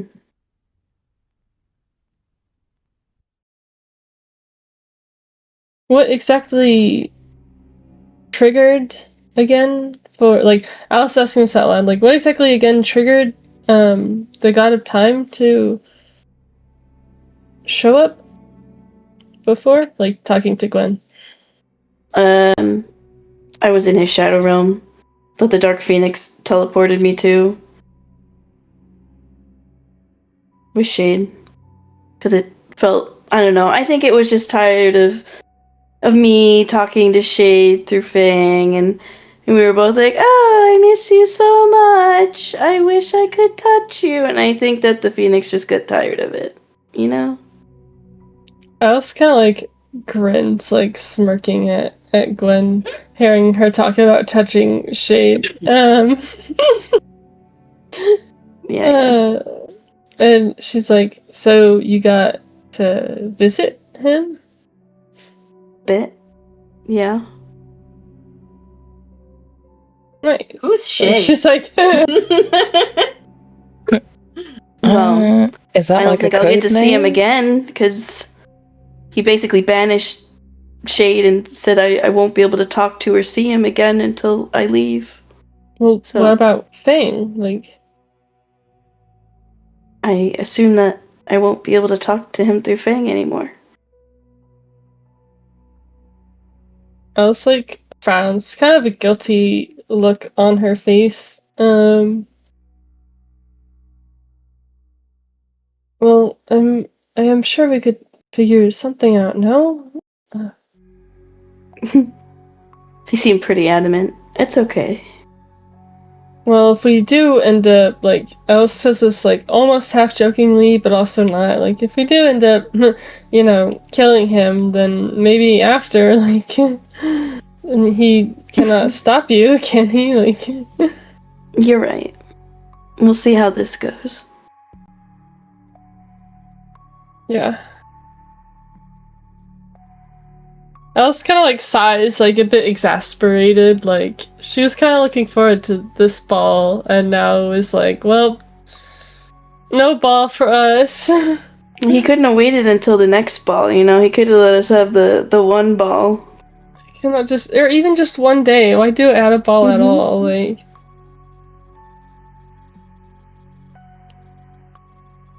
always something, isn't it? Damn, you guys are making me feel bad.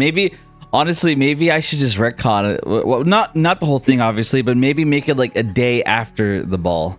Actually, you know what? I think I'm gonna do that. Okay. Yeah, I'm gonna change it. So the plan is, forgive me. The plan is that the God of Time, Cody says that it's gonna be the day after the Masquerade Ball. So the day after. So April 1st.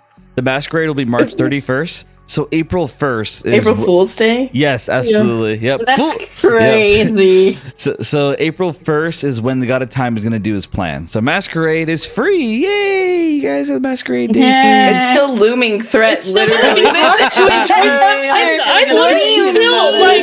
not inviting Asher to that. If a god's gonna come the next day and try to kill us. Okay, let's make it 2 days. April 2nd. Like April 2nd. How about that? Is that better? Let me get April 2nd. It's now, if we do RP of us like getting ready for this ball, it's gonna be all doom and gloom of like, we're all gonna be so depressed. That is a good dress, sure. It's like last hooray. Yeah, guys, celebrating our possible last night alive, guys. Putting it on the record, canonically, April 2nd, which is also the same day that the next test will be available. So April 2nd is when the God of Time will make his move. Great. Oh boy. Okay. All right. All that being said, Gwen, you did not want to go to the store, correct? No. Are you sure? I didn't have anything. Oh, I thought you were doing a gift thing. Well, I did the paint thing, but I did all the RP already with Alice. Awesome. Okay. It would have just been getting the magic paint, and I'm good. It's fine. Yeah. Okay. You listen. No. Just take the money out of your sheet, and as far as I'm I concerned, already you got did. it. Awesome. Yep. Oh, 100 gold. Hell yeah, you got it. Hell yeah. Okay, so that being said, because of you guys doing that, unless you guys want to say anything else in the meeting, which I'm totally cool with, I'm ready to end session here. Is there anything else you guys wanted to talk about? No, not for me. Okay, cool. Just making sure. That is the end of session 68 of the Chronicles of Dolores. Man, this was a crazy session. We did a lot of catching up, and honestly, I think it was for the best. I found it to be very good for everybody. Alice got her first date with Asher. Caliph got to do a little bit of exploring. She got a date with Cody, and she did some therapy as well. Gwendolyn got to have her private time with Shade, and they had a nice time until they didn't, but we'll see what happens there. And Lyra got to finish off her date with Metal and Hisawa, who has some issues. Everyone here has fucking issues, I swear to God. Everyone here has issues. And then she got yelled at by Cedric, and then Caleb. And so Caliph and Lyra had a visit with Cedric, who has proven to be quite a personality, and all in all, our players find them jackass. Yes, indeed. Next session, we will start things off with whatever our players want to do during their downtime, and then we'll go into the Masquerade Ball, and we'll have to see what happens with this whole little feud between the God of Fate and the God of Time. But all in all, very well done. Very well done, everybody. I am very impressed. Everyone role-played amazingly tonight. Thank you so much for your passion. Thank you so much for your excitement. And most of all, thank you so much for everything. All right, guys, we'll see you next week. And as always, thank you for listening and watching. This is the end of session 68 of the Chronicles of Dolores. We'll see you next week.